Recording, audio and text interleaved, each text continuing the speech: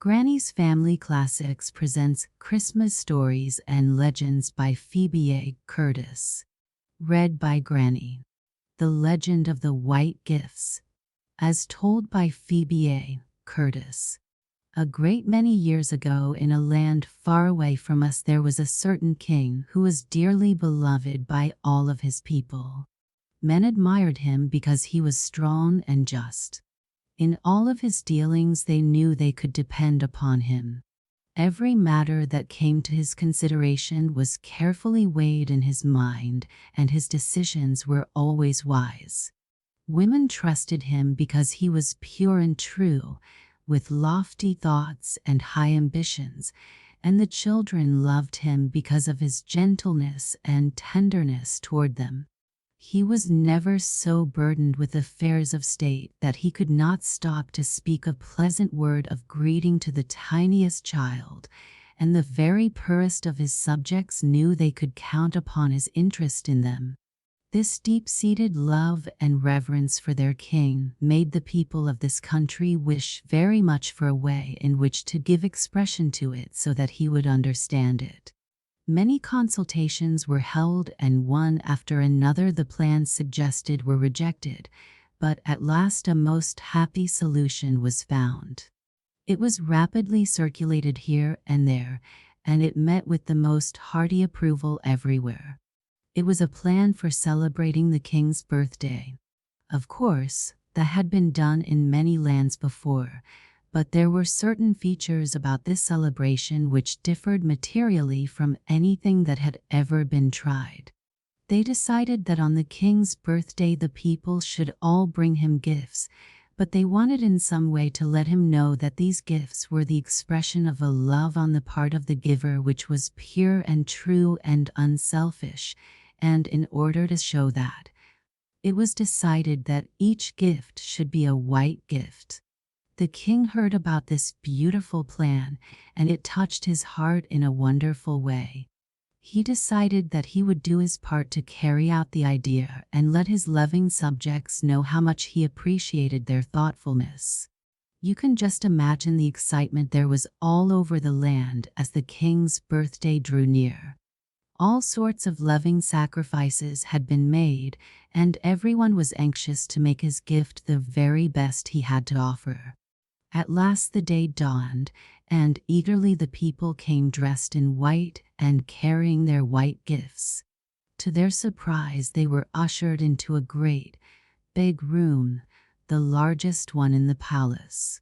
They stood in silence when they first entered it, for it was beautiful beyond all expression.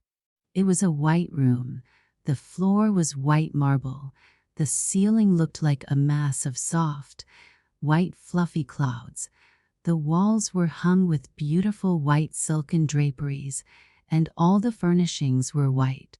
In one end of the room stood a stately white throne, and seated upon it was their beloved ruler, and he was clad in shining white robes, and his attendants, all dressed in white, were grouped around him.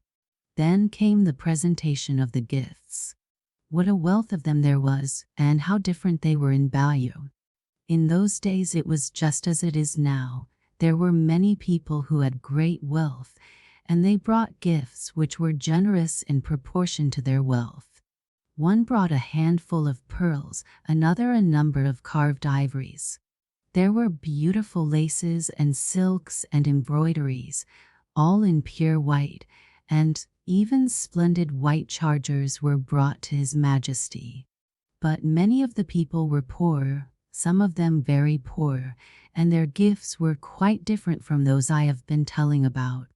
Some of the women brought handfuls of white rice, some of the boys brought their favorite white pigeons, and one dear little girl smilingly gave him a pure white rose. It was wonderful to watch the king as each one came and kneeled before him as he presented his gift. He never seemed to notice whether the gift was great or small. He regarded not one gift above another so long as all were white. Never had the king been so happy as he was that day, and never had such real joy filled the hearts of the people. They decided to use this same plan every year, and so it came to pass that year after year on the king's birthday the people came from here and there and everywhere and brought their white gifts, the gifts which showed that their love was pure, strong, true, and without stain. And year after year the king sat in his white robes on the white throne in the great white room, and it was always the same. He regarded not one gift of another so long as all were white. Her Birthday Dream ** by Nellie C. King. Marcia Brownlow came out of the church and walked rapidly down the street. She seemed perturbed, her gray eyes flashed, and on her cheeks glowed 2 red spots. She was glad she was not going home, so she wouldn't have to take a car, but could walk the short distance to Aunt Sophie's, where she had been invited to dine and visit with her special chum, Cousin Jack, who was home from college for the short Thanksgiving vacation. She slowed up as she reached her destination and waited a little before going in. She wanted to get calmed down a bit, for she didn't want her friend to see her when she felt so riled up. Back of it was a secret reluctance to meet Jack. He was so different since the Gypsy Smith revival. Of course, he was perfectly lovely and unchanged toward her, but somehow she felt uncomfortable in his presence, and she didn't enjoy having her self-satisfaction disturbed. As she entered the dining room, she was greeted with exclamations of surprise and pleasure. "Why, Marcia," said Aunt Sophia, "we had given you up. I almost never knew of your being late in keeping an appointment. You must excuse me, Auntie, and lay this offense to the charge of our Sunday school superintendent," answered Marcia. "I suppose Mr. Robinson is laying his plans for Christmas," remarked Uncle John. "He believes in taking time by the forelock, and a very commendable habit it is, too." "Yes," answered Marcia laconically. Jack glanced at her keenly. "Is there anything new in the Christmas line?" he asked. The gray eyes grew black, and the red spots burned again, as Marcia replied, "Well, I should think so. He proposes to turn things topsy-turvy." "My, what does he want to do?" inquired Cousin Augusta. "Oh, he calls it the White Gift Christmas, but the long and short of the matter is that he proposes to turn down Santa Claus and all the old time-honored customs connected with Christmas that are so dear to the hearts of the children, and have the school do the giving. He has a big banner hung up in the Sunday school room bearing the words, 'Gifts for the Christ Child.'" "An excellent idea," exclaimed Uncle John, "but I don't see much of an innovation about that. You have always made the children's giving a part of your Christmas celebration, have you not?" "Certainly," rejoined Marcia. "They have always brought their little gifts for the poor, and that is all right, but this time there are no gifts to the Sunday school at all." "Not even to the primary school?" asked Augusta. "Well," admitted Marcia, "Mr. Robinson gave the children their choice today, whether they would have the old Christmas or the White Gift Christmas, and they all voted for the new idea." "Why then should the children be obliged to have gifts if they don't want them?" laughed Augusta. "Oh, children are always taken with novelty, and Mr. Robinson told it to them in such a way that fancy was captivated, but I don't think they really understood what they were giving up." "Marcia, it seems to me that you're emphasizing the wrong side of the subject if I understand it aright," said Jack. "Why, do you know about it?" asked Marcia in surprise. "Not much," replied Jack, "but I read the White Gift story in the Sunday School Times, and the report of the Painesville experiment." "Well, Jack, tell us what you know about this mysterious white gift," commanded his father. "I would rather Marcia should tell it, father. I know so little." "Oh, go on, Jack," urged Marcia. "You can't possibly know less about it than I do." For I confess I was so full of the disappointment of the little ones that the other side of it didn't impress me very much. "Well, as I remember it," said Jack, "the gist of the plan is this: that Christmas is Christ's birthday, and we should make our gifts to him, instead of to one another. And the idea of the white gift was suggested by the story of the Persian king named Kublai Khan, who was a wise and good ruler and greatly beloved. On his birthday his subjects kept what they called the White Feast. This was celebrated in an immense great white banqueting hall, and each one of his subjects brought to their king a white gift to express that the love and loyalty of their hearts was without stain. The rich brought white chargers, ivory and alabaster. The poor brought white pigeons, or even a measure of rice, and the great king regarded all gifts alike, so long as they were white. "Have I told it right, cousin?" queried Jack. "Yes, I think so. It is a beautiful thought, I must confess, and might be all right in a large, rich Sunday school, but in a mission school like ours I am sure it will be a failure. It will end in our losing our scholars. I don't believe in taking up new ideas without considering whether they're adapted to our needs or not. But please, dear folkses, don't let us say anything more about it," pleaded Marcia, and so the subject was dropped. That evening, as Jack Thornton bade his cousin goodbye, he placed in her hand a little package, saying, "I am so sorry, Marcia, that I can't be here for your birthday, but here is my remembrance. Now don't you dare open it before Tuesday, and dear, you may be sure it is a white gift, and may you have a white birthday." And before she could say a word, he had opened the door and was gone. Touched by his thoughtful gift and his words, she said to herself, "A white birthday. I always have perfectly beautiful birthdays." And so she did, for she was always looking out for other people's birthdays and making much of them, and so she always got the gospel measure: "Give, and it shall be given unto you.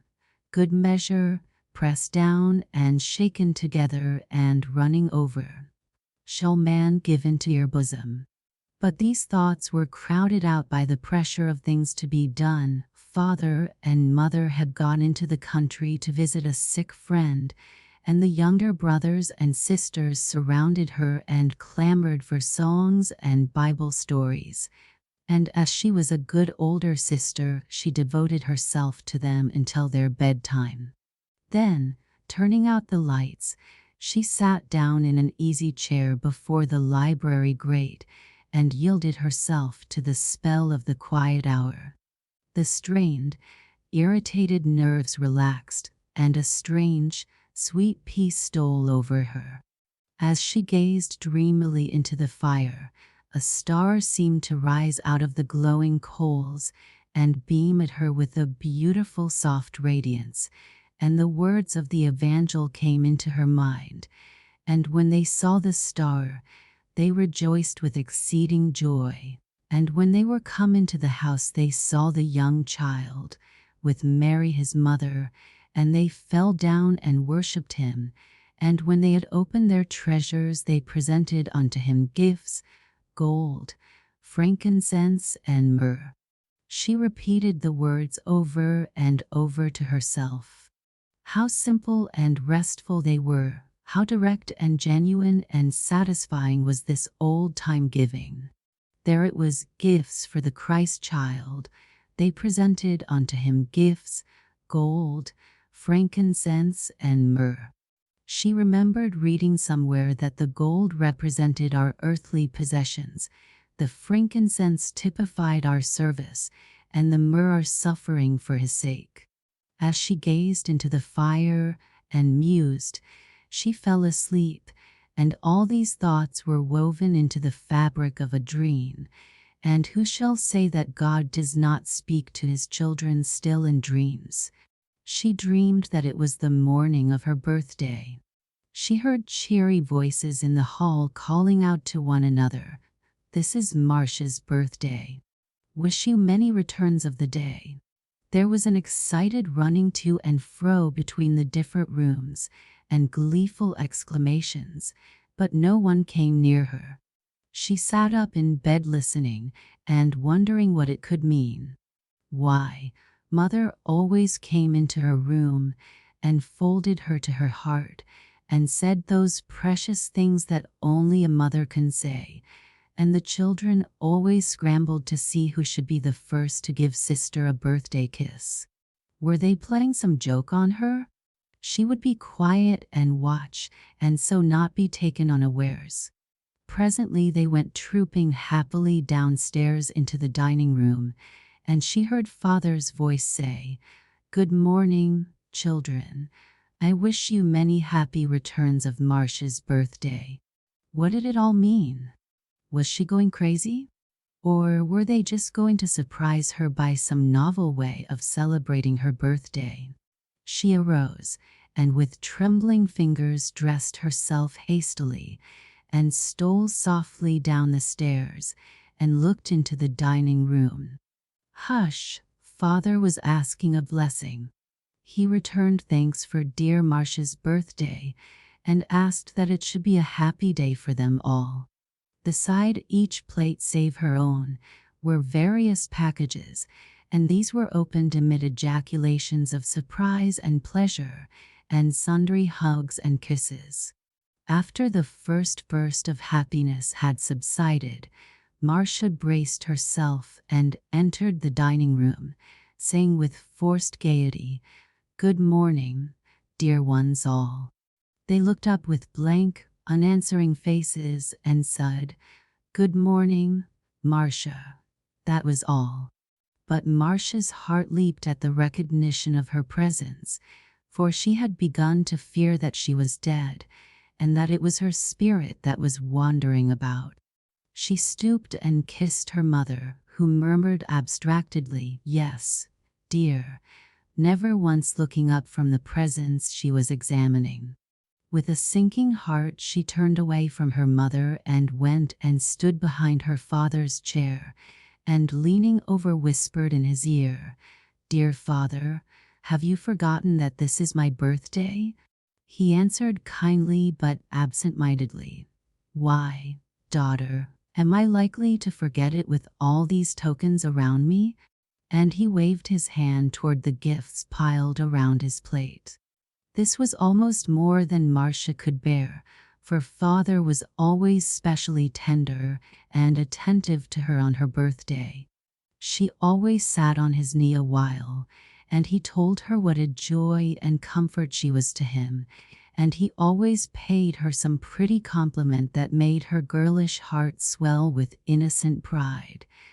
For every girl knows that compliments from one's father are a little sweeter than any others. In vain she hung around waiting for some clue to this mysterious, unnatural conduct of the family. They were all absorbed in plans for spending this birthday, Marcia's birthday, but no reference whatever was made to what she liked. No one consulted her as to what she wanted to do, or to have done. The boys were going skating in the forenoon. The little girls were to invite 4 of their friends to help serve the first dinner in the new doll's house, and in the afternoon Father would take them all for an automobile ride into the country to a dear friend's, all but Marcia, who couldn't bear to get into an auto since a terrible accident she had been in a few weeks ago. A troop of her girl friends came in, and in a conventional way wished her many happy returns of the day, and then proceeded to ignore her and gave gifts to other members of the family. It is a wonder, thought Marcia bitterly, that they didn't have a birthday party for Marcia with Marcia left out. And so it went on all through that strange, miserable day, While they were all busy celebrating her birthday, she herself was neglected and ignored as she sat in the quiet house alone in the twilight, for she had no heart to light the gas. Just homesick for the personal love which had characterized all her birthdays and all her home life heretofore, there came a timid knock on the door, and as Marcia opened it, there stood little crippled Joe, one of her scholars in the mission Sunday school. As he saw her, he gave a little exclamation of surprise and delight, and said, "Oh, Miss Marcia, I heard last night 'twas your birthday today, and I wanted to give yer suthin white, like Mr. Robinson he told us 'bout, don't yer know, and cause yer as allers treated me so white, and I didn't hev nothin', and so I axed him, you know, what you telled us 'bout in Sunday school, Jesus, who died on the cross, and who's allers willin' to help a poor feller, and I axed him to help me get suthin real nice and white for your birthday, and I kep' me eyes peeled all day expectin' it, and just now a real swell feller bite a paper of me, and then he guv he this here bunch UV white sweet smellin' posies, 'thout my sayin' a word. Here they be, Miss Marcia Ferrier. Gaminy, teacher, ain't them pretty?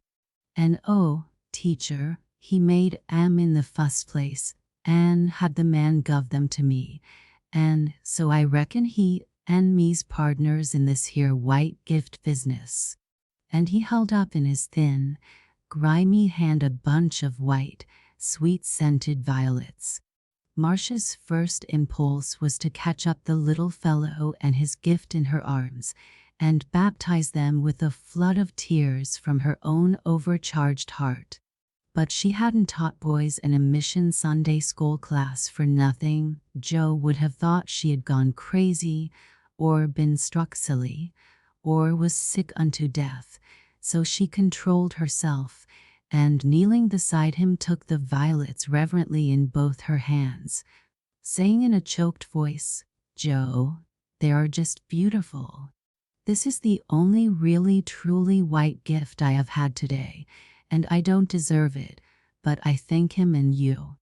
The boy looked at her with shining face, drew his hand across his eyes, and then answered brightly, "Oh, that's all right, Miss Marcia.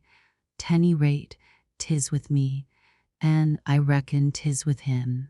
And seizing his crutch, he hopped like a little sparrow through the door and onto the street, and she heard his boyish voice calling out, "Evenin' papers, last edition, all 'bout the big graft 'sposure."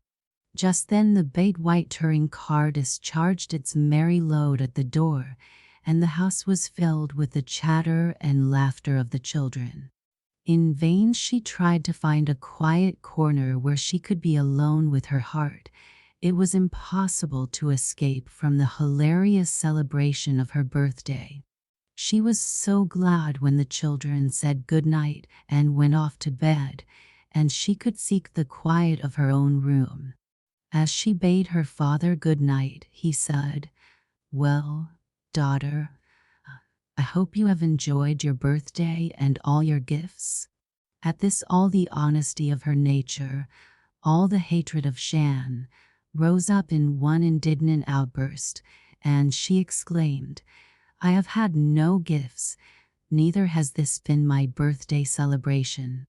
"Why, Marcia," said her father in an aggrieved tone, "this certainly is your birthday, and we have been very happy in keeping it for love of you." "I have failed to see any manifestation of love to me," retorted Marcia. "You may have had a happy time, but I have not been in it. You have given gifts to one another, but I have had just one," and she held up the bunch of violets.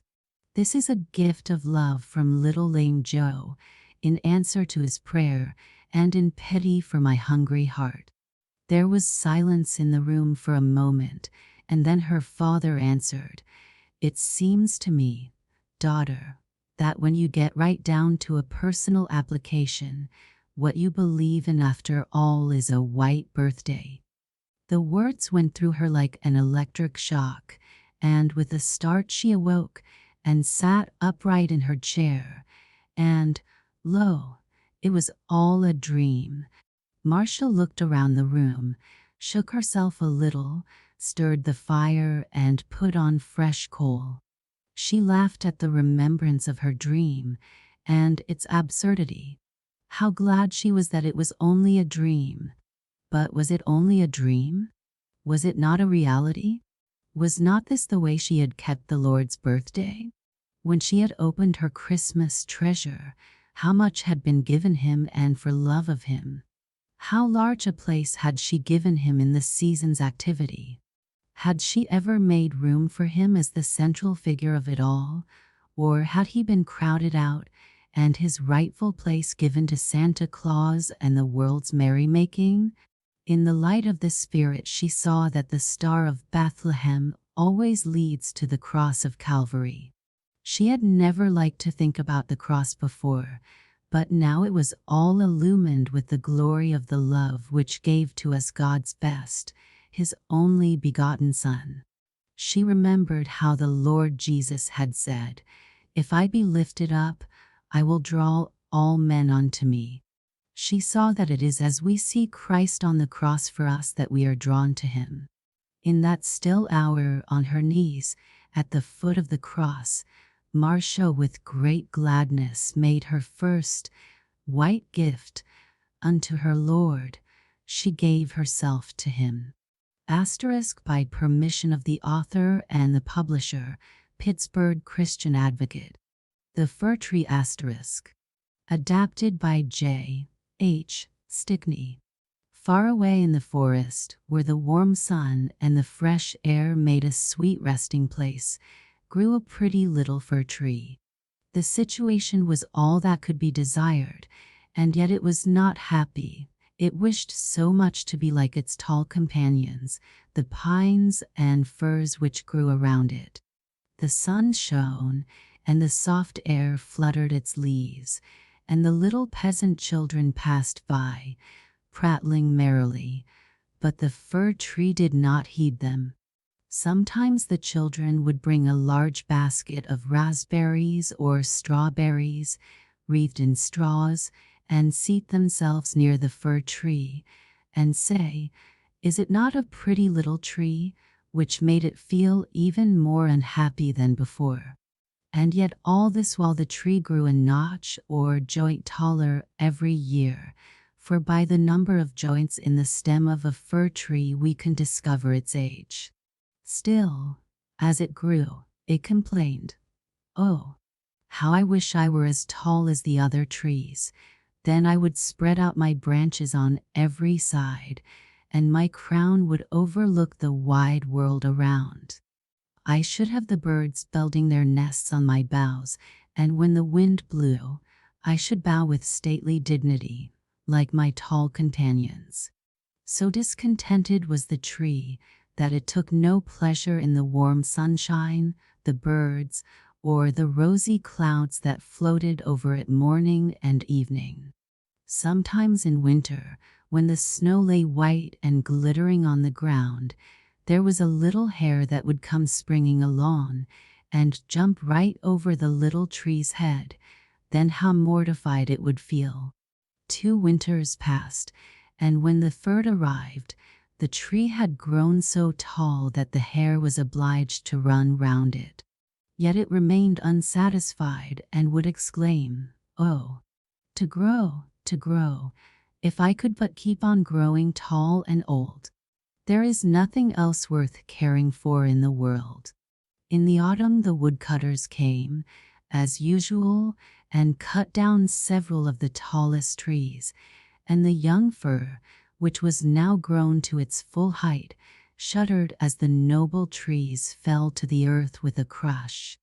After the branches were lopped off, the trunks looked so slender and bare that they could scarcely be recognized. Then they were placed, one upon another, upon wagons and drawn by horses out of the forest. Where could they be going? What would become of them? The young fir tree wished very much to know. So in the spring, when the swallows and the storks came, it asked, "Do you know where those trees were taken? Did you meet them?" The swallows knew nothing, but the stork, after a little reflection, nodded his head and said, "Yes, I think I do. As I flew from Egypt, I saw several new ships, and they had fine masts that smelt like fir. These must have been the trees, and I assure you they were stately. They sailed right gloriously." "Oh, I wish I were tall enough to go on the sea," said the fir tree. "Tell me, what is the sea, and what does it look like?" "It would take too much time to explain, a great deal too much," said the stork, flying quickly away.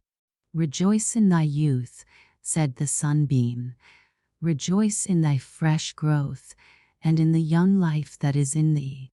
And the wind kissed the tree, and the dew watered it with tears, but the fir tree regarded them not. Christmas time drew near, and many young trees were cut down, some that were even smaller and younger than the fir tree, who enjoyed neither rest nor peace with longing to leave its forest home. These young trees, which were chosen for their beauty, kept their branches and were also laid on wagons and drawn by horses far away out of the forest. "Where are they going?" asked the fir tree. "They are not taller than I am. Indeed, one is not so tall." "And why do they keep all their branches?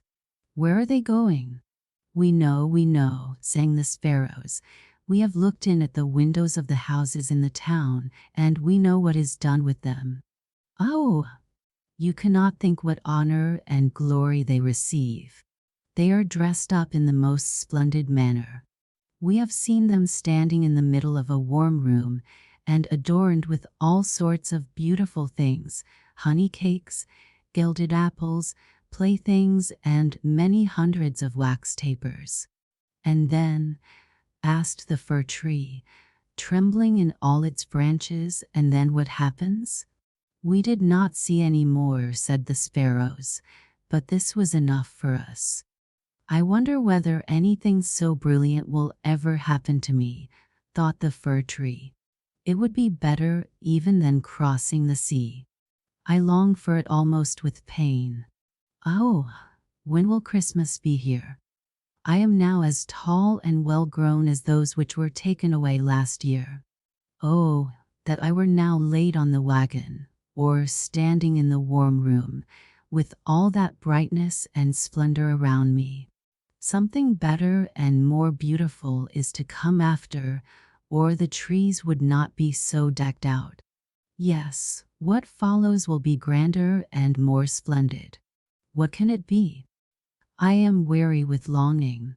I scarcely know what it is that I feel." "Rejoice in our love," said the air and the sunlight. "Enjoy thine own bright life in the fresh air."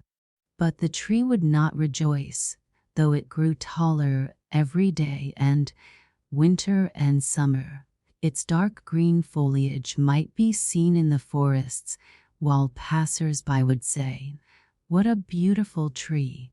A short time before Christmas, the discontented fir tree was the first to fall.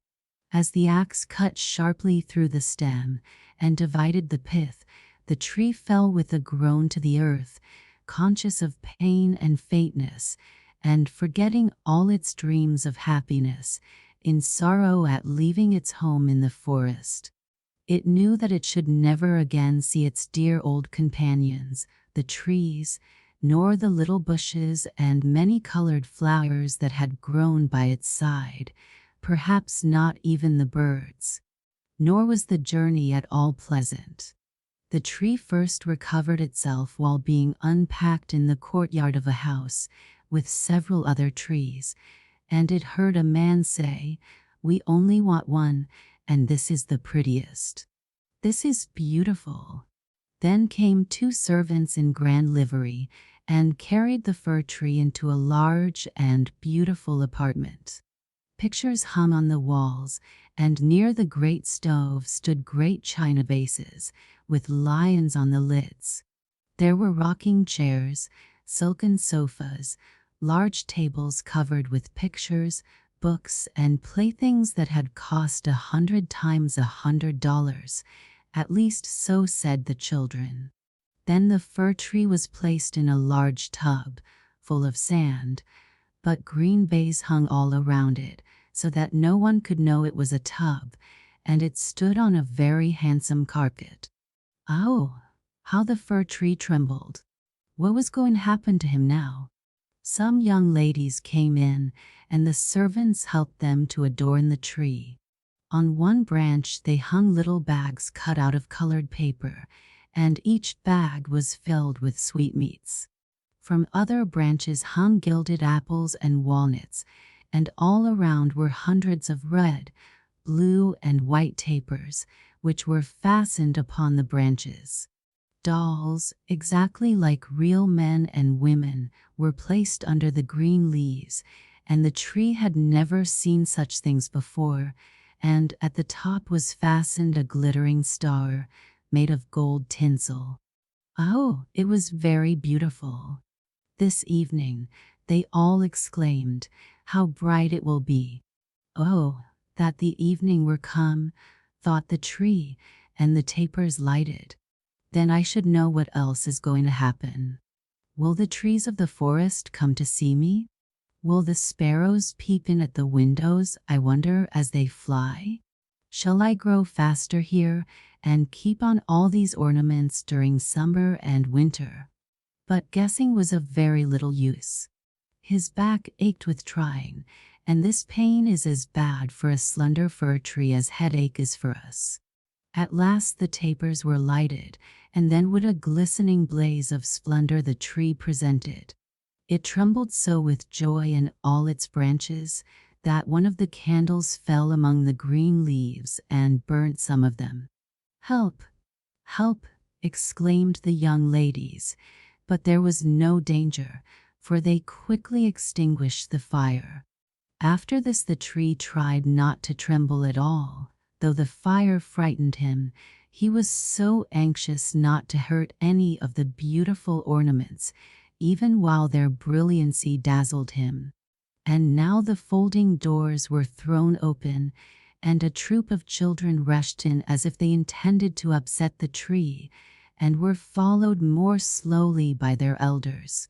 For a moment the little ones stood silent with astonishment, and then they shouted for joy till the room rang, and they danced merrily round the tree, while one present after another was taken from it.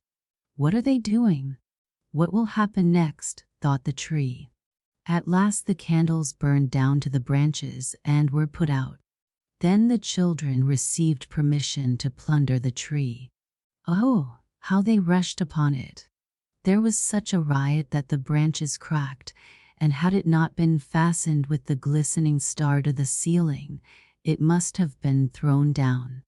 Then the children danced about with their pretty toys, and no one noticed the tree, except the children's maid, who came and peeked among the branches to see if an apple or a fig had been forgotten.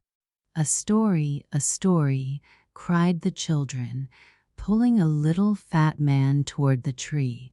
Now we shall be in green shade, said the man, as he seated himself under it, and the tree will have the pleasure of hearing also, but I shall only relate one story. What shall it be? Evita Vede, or Humpty Dumpty, who fell downstairs, but soon got up again, and at last married a princess. Evita Vede, cried some. Humpty Dumpty, cried others, and there was a famous uproar. But the fir tree remained quite still, and thought to himself, shall I have anything to do with all this? Ought I to make a noise too? But he had already amused them as much as they wished. Then the old man told them the story of Humpty Dumpty, how he fell downstairs and was raised up again, and married a princess. And the children clapped their hands and cried, tell another, for they wanted to hear the story of Evita Vede, but this time they had only Humpty Dumpty. After this the fir tree became quite silent and thoughtful. Never had the birds in the forest told such tales as Humpty Dumpty who fell downstairs and yet married a princess. Ah, yes. So it happens in the world, thought the fir tree. He believed it all because it was related by such a pleasant man. Ah, well, he thought, who knows? Perhaps I may fall down too and marry a princess. And he looked forward joyfully to the next evening, expecting to be again decked out with lights and playthings, gold and fruit. Tomorrow I will not tremble, thought he. I will enjoy all my splendor, and I shall hear the story of Humpty Dumpty again, and perhaps Evita Vede. And the tree remained quiet and thoughtful all night.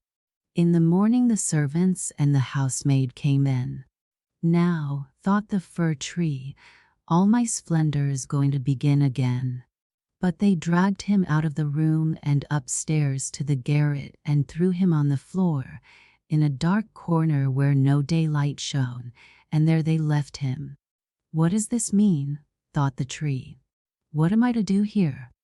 I can hear nothing in a place like this, and he leaned against the wall and thought and thought.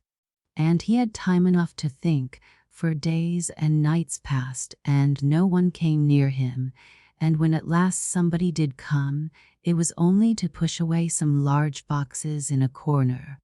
So the tree was completely hidden from sight as if it had never existed. It is winter now, thought the tree. The ground is hard and covered with snow, so that people cannot plant me. I shall be sheltered here, I dare say, until spring comes.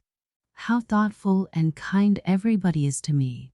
Still, I wish this place were not so dark and so dreadfully lonely, with not even a little hare to look at. How pleasant it was out in the forest while the snow lay on the ground, when the hare would run by, yes, and jump over me too, although I did not like it then.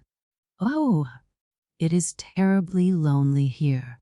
Squeak, squeak, said a little mouse, creeping cautiously towards the tree. Then came another, and they both sniffed at the fir tree and crept in and out between the branches. Oh, it is very cold here, said the little mouse. If it were not, we would be very comfortable here, wouldn't we, old fir tree? I am not old, said the fir tree. There are many who are older than I am. Where do you come from? Asked the mice, who were full of curiosity. And what do you know? Have you seen the most beautiful places in the world, and can you tell us all about them? And have you been in the storeroom, where cheeses lie on the shelf and hams hang from the ceiling? One can run about on tallow candles there. One can go in thin and come out fat. I know nothing of that, said the fir tree, but I know the wood where the sun shines and the birds sing. And then the tree told the little mice all about its youth. They had never heard such an account in their lives, and after they had listened to it attentively, they said, "What a number of things you have seen. You must have been very happy." "Happy!" exclaimed the fir tree, and then, as he reflected on what he had been telling them, he said, "Ah, yes. After all, those were happy days." But when he went on and related all about Christmas Eve, and how he had been dressed up with cakes and lights, the mice said, "How happy you must have been, you old fir tree." "I am not old at all," replied the tree. "I only came from the forest this winter. I am not checked in my growth." "What splendid stories you can tell," said the little mice. And the next night 4 other mice came with them to hear what the tree had to tell. The more he talked, the more he remembered, and then he thought to himself, yes, those were happy days, but they may come again. Humpty Dumpty fell downstairs, and yet he married a princess. Perhaps I may marry a princess too." And the fir tree thought of the pretty little birch tree that grew in the forest. A real princess, a beautiful princess, she was to him. "Who is Humpty Dumpty?" asked the little mice. And then the tree related the whole story. He could remember every single word. And the little mice were so delighted with it that they were ready to jump to the top of the tree. The next night a great many more mice made their appearance, and on Sunday 2 rats came with them, but they said it was not a pretty story at all, and the little mice were very sorry, for it made them also think less of it. "Do you know only that one story?" asked the rats. "Only that one," replied the fir tree. "I heard it on the happiest evening of my life, but I did not know I was so happy at the time." "We think it is a very miserable story," said the rats. "Don't you know any story about bacon or tallow in the storeroom?" "No," replied the tree.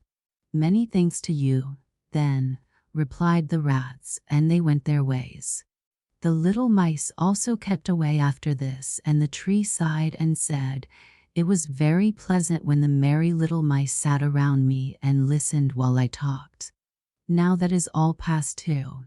However, I shall consider myself happy when someone comes to take me out of this place." But would this ever happen? Yes. One morning people came to clear up the garret. The boxes were packed away, and the tree was pulled out of the corner and thrown roughly on the floor. Then the servants dragged it out upon the staircase where the daylight shone. "Now life is beginning again," said the tree, rejoicing in the sunshine and fresh air. Then it was carried downstairs and taken into the courtyard so quickly that it forgot to think of itself, and could only look about. There was so much to be seen. The court was close to a garden where everything looked blooming. Fresh and fragrant roses hung over the little palings.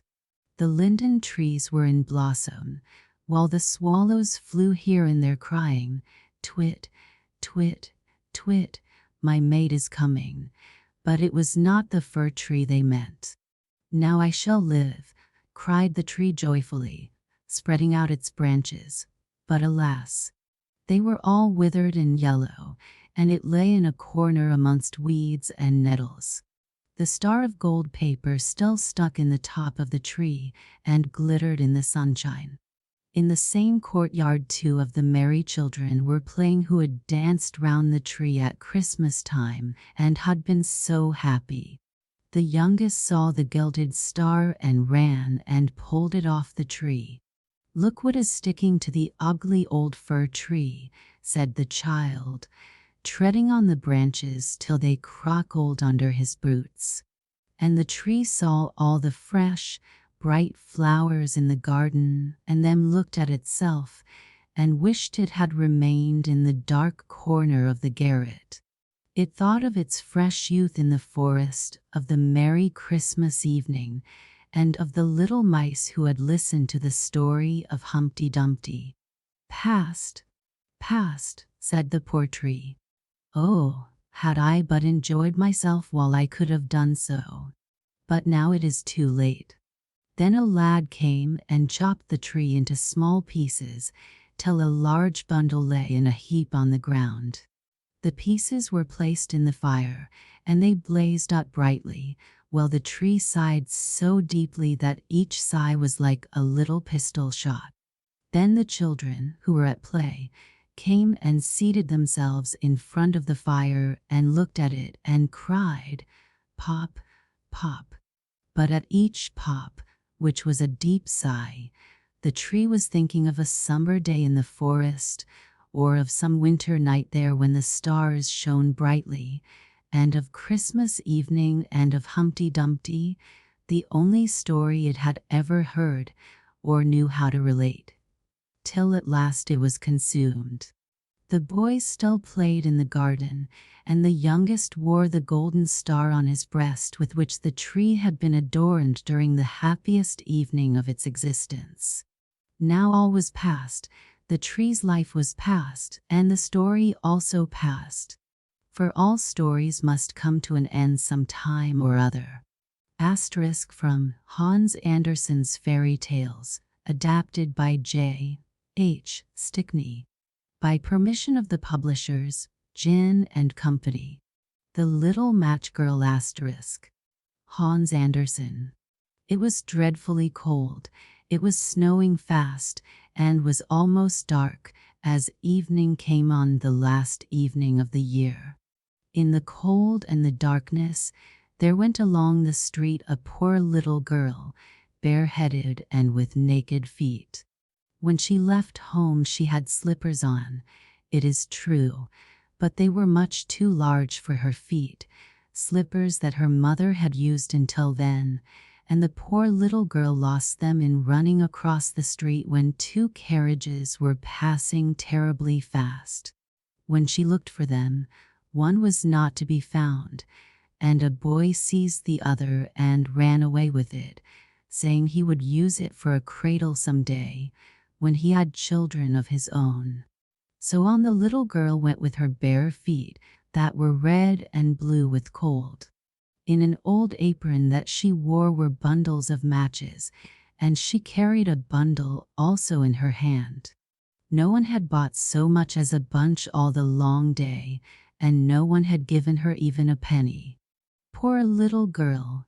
Shivering with cold and hunger she crept along, a perfect picture of misery. The snowflakes fell on her long flaxen hair, which hung in pretty curls about her throat, but she thought not of her beauty nor of the cold. Lights gleamed in every window, and there came to her the savory smell of roast goose, for it was New Year's Eve.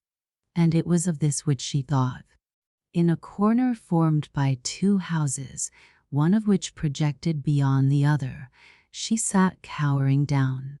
She had drawn under her little feet, but still she grew colder and colder, yet she dared not go home, for she had sold no matches and could not bring a penny of money. Her father would certainly beat her, and, besides, it was cold enough at home, for they had only the house roof above them, and, though the largest holes had been stopped with straw and rags, there were left many through which the cold wind whistled. And now her little hands were nearly frozen with cold. Alas! A single match might do her good if she might only draw it from the bundle, rub it against the wall, and warm her fingers by it. So at last she drew one out. Wished! How it blazed and burned! It gave out a warm, bright flame like a little candle as she held her hands over it. A wonderful little light it was. It really seemed to the little girl as if she sat before a great iron stove, with polished brass feet and brass shovel and tongs. So blessedly it burned that the little maiden stretched out her feet to warm them also. How comfortable she was! But lo!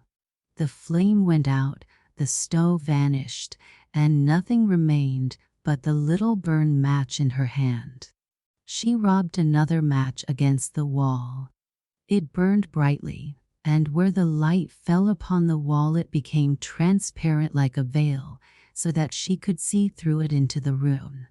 A snow-white cloth was spread upon the table, on which was a beautiful china dinner service, while a roast goose, stuffed with apples and prunes, steamed famously and sent forth a most savory smell.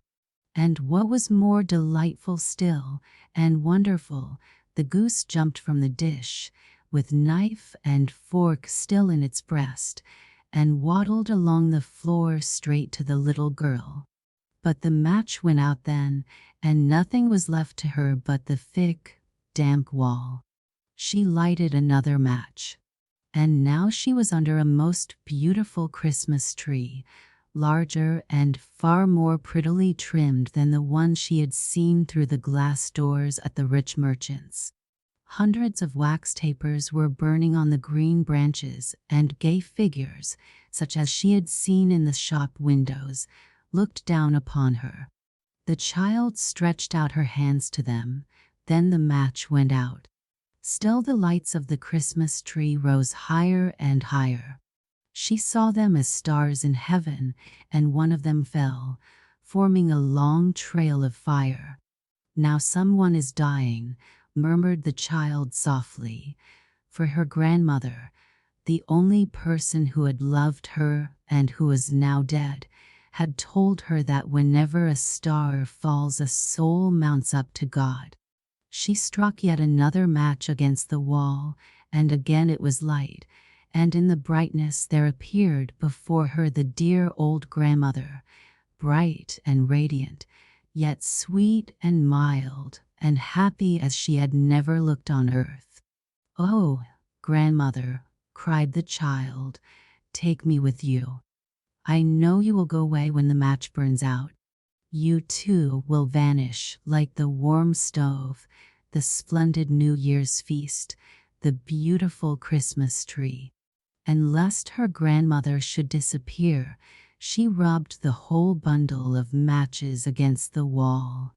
And the matches burned with such a brilliant light that it became brighter than noonday. Her grandmother had never looked so grand and beautiful. She took the little girl in her arms, and both flew together, joyously and gloriously, mounting higher and higher, far above the earth, and for them there was neither hunger, nor cold, nor care. They were with God. But in the corner, at the dawn of day, sat the poor girl, leaning against the wall, with red cheeks and smiling mouth, frozen to death on the last evening of the old year. Stiff and cold she sat with the matches, one bundle of which was burned. She wanted to warm herself, poor little thing, people said. No one imagined what sweet visions she had had, or how gloriously she had gone with her grandmother to enter upon the joys of a new year. Asterisk from Hans Andersen's Fairy Tales. By permission of publishers, Gin and Company. Little Piccola asterisk. Suggested by one of Mrs. Celia Thaxter's poems. Storytelling is a real strengthening spirit bath. Froebel. Piccola lived in Italy, where the oranges grow, and where all the year the sun shines warm and bright. I suppose you think Piccola a very strange name for a little girl, but in her country it was not strange at all, and her mother thought it the sweetest name a little girl ever had. Piccola had no kind father, no big brother or sister, and no sweet baby to play with and love. She and her mother lived all alone in an old stone house that looked on a dark, narrow street. They were very poor, and the mother was away from home almost every day, washing clothes and scrubbing floors, and working hard to earn money for her little girl and herself. So you see, Piccola was alone a great deal of the time, and if she had not been a very happy, contented little child, I hardly know what she would have done. She had no playthings except a heap of stones in the backyard that she used for building houses, and a very old, very ragged doll that her mother had found in the street one day. But there was a small round hole in the stone wall at the back of her yard, and her greatest pleasure was to look through that into her neighbor's garden. When she stood on a stone and put her eyes close to the hole, she could see the green grass in the garden and smell the sweet flowers, and even hear the water splashing into the fountain. She had never seen anyone walking in the garden, for it belonged to an old gentleman who did not care about grass and flowers. One day in the autumn her mother told her that the old gentleman had gone away and had rented his house to a family of little American children who had come with their sick mother to spend the winter in Italy. After this, Piccola was never lonely, For all day long the children ran and played and danced and sang in the garden. It was several weeks before they saw her at all, and I am not sure they ever would have done so, but one day the kitten ran away, and in chasing her they came close to the wall and saw Piccola's black eyes looking through the hole in the stones.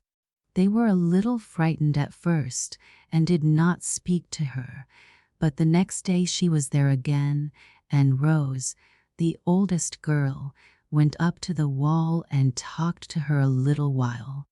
When the children found that she had no one to play with and was very lonely, they talked to her every day and often brought her fruits and candies and passed them through the hole in the wall. One day they even pushed the kitten through, but the hole was hardly large enough for her, and she mewed and scratched and was very much frightened.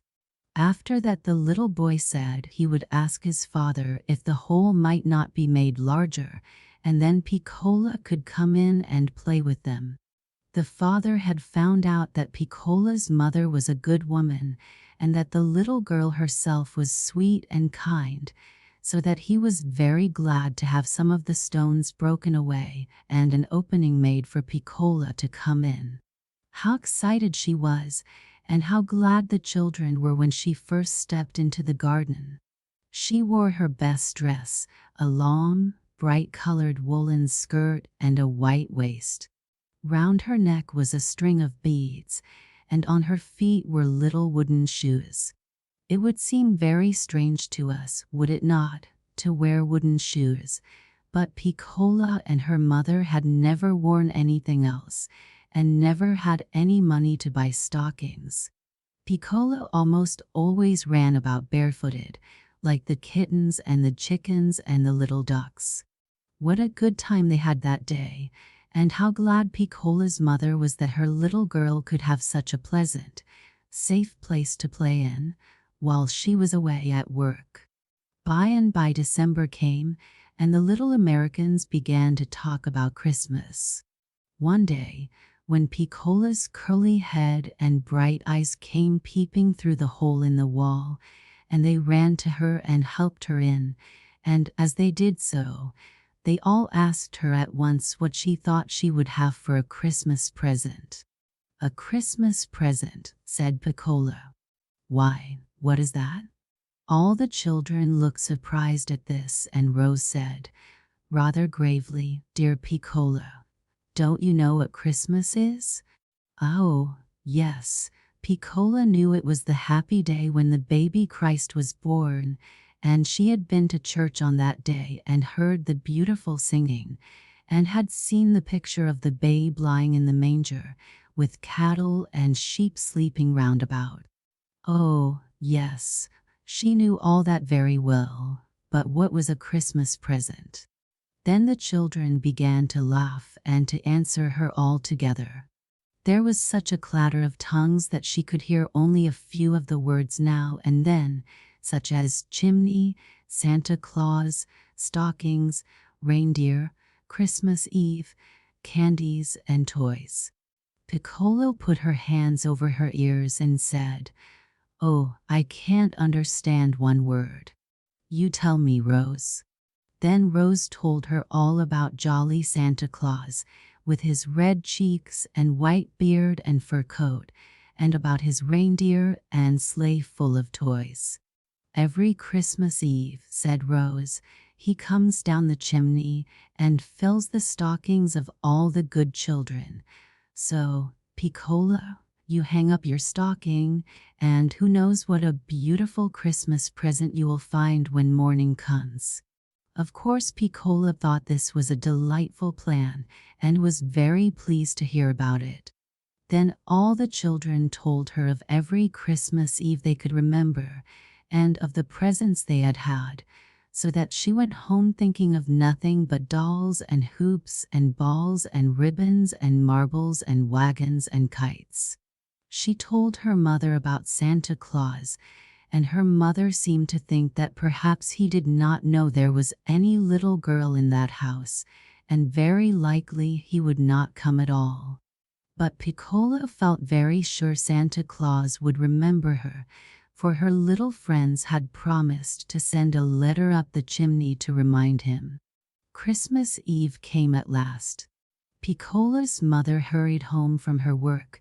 They had their little supper of soup and bread, and soon it was bedtime, time to get ready for Santa Claus. But, oh, Piccola remembered then for the first time that the children had told her she must hang up her stocking, and she hadn't any, and neither had her mother. How sad it was. Now Santa Claus would come, and perhaps be angry because he couldn't find any place to put the present. The poor little girl stood by the fireplace, and the big tears began to run down her cheeks. Just then her mother called to her, "Hurry, Piccola, come to bed." What should she do? But she stopped crying and tried to think, and in a moment she remembered her wooden shoes and ran off to get one of them. She put it close to the chimney and said to herself, "Surely Santa Claus will know what it's there for. He will know I haven't any stockings, so I gave him the shoe instead." Then she went off happily to her bed and was asleep almost as soon as she had nestled close to her mother's side.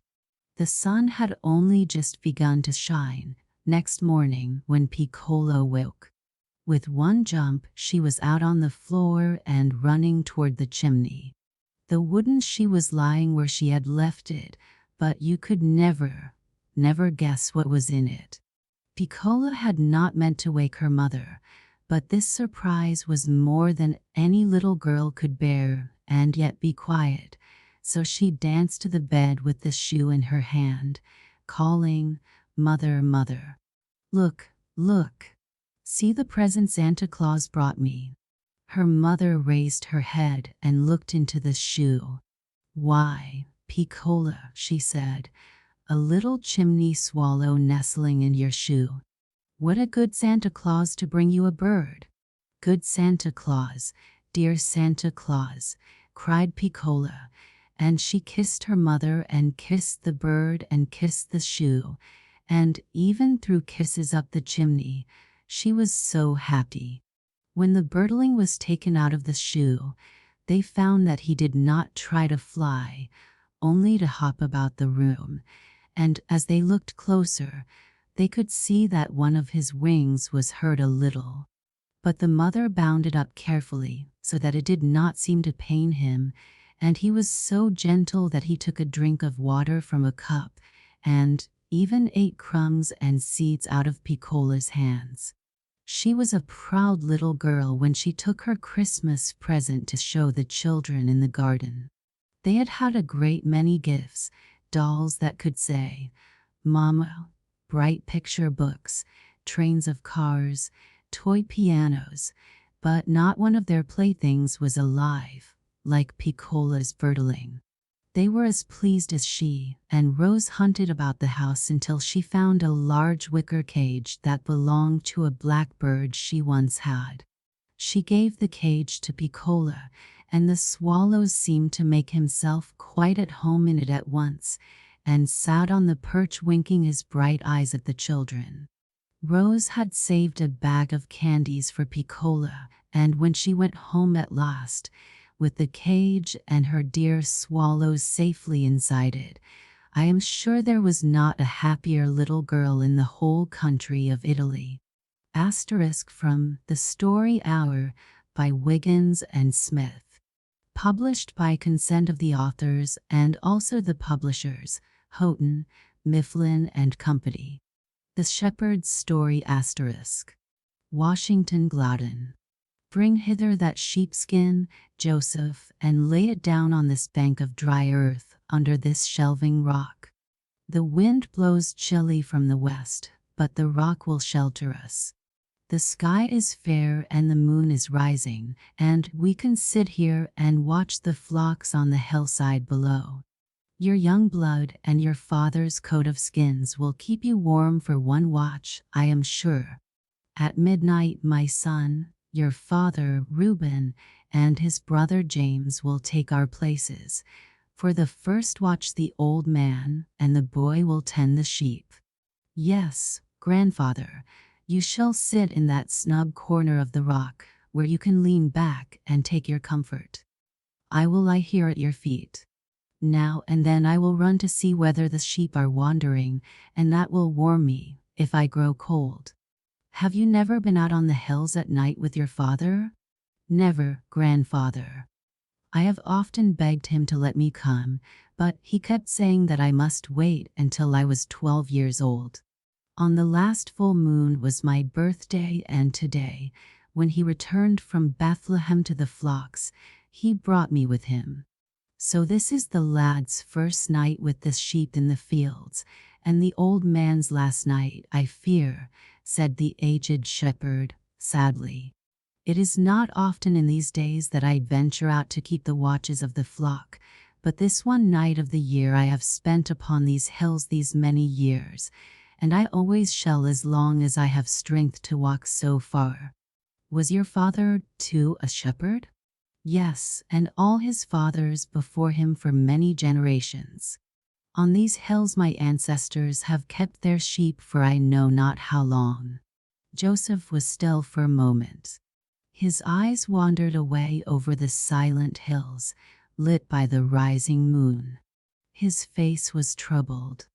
At length he said gently, "Grandfather, I heard Rabbi Eliezer saying the other day in the synagogue that a shepherd's life is not a noble life."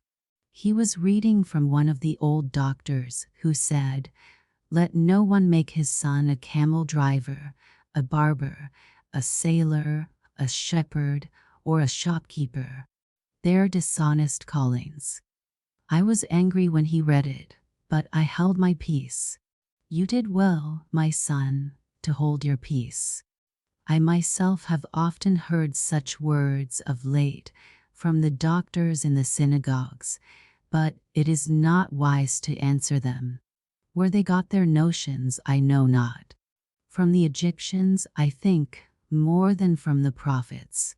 All Egyptians hate shepherds, and can never speak of them without sneering. Perhaps they have not yet forgotten how the shepherds conquered and ruled them for generations. Nevertheless, there is some reason why the calling of the shepherds should be despised. Many of them are rude and fierce men. Living out of doors so constantly makes their manners rough and their temper harsh. They are often quarrelsome.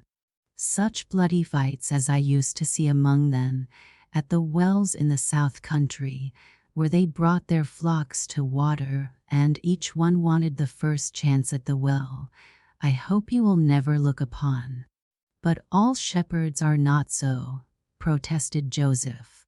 No, indeed. Brave men they must be, fleet of foot and strong of limb and stout of heart, but brave men are not always quarrelsome.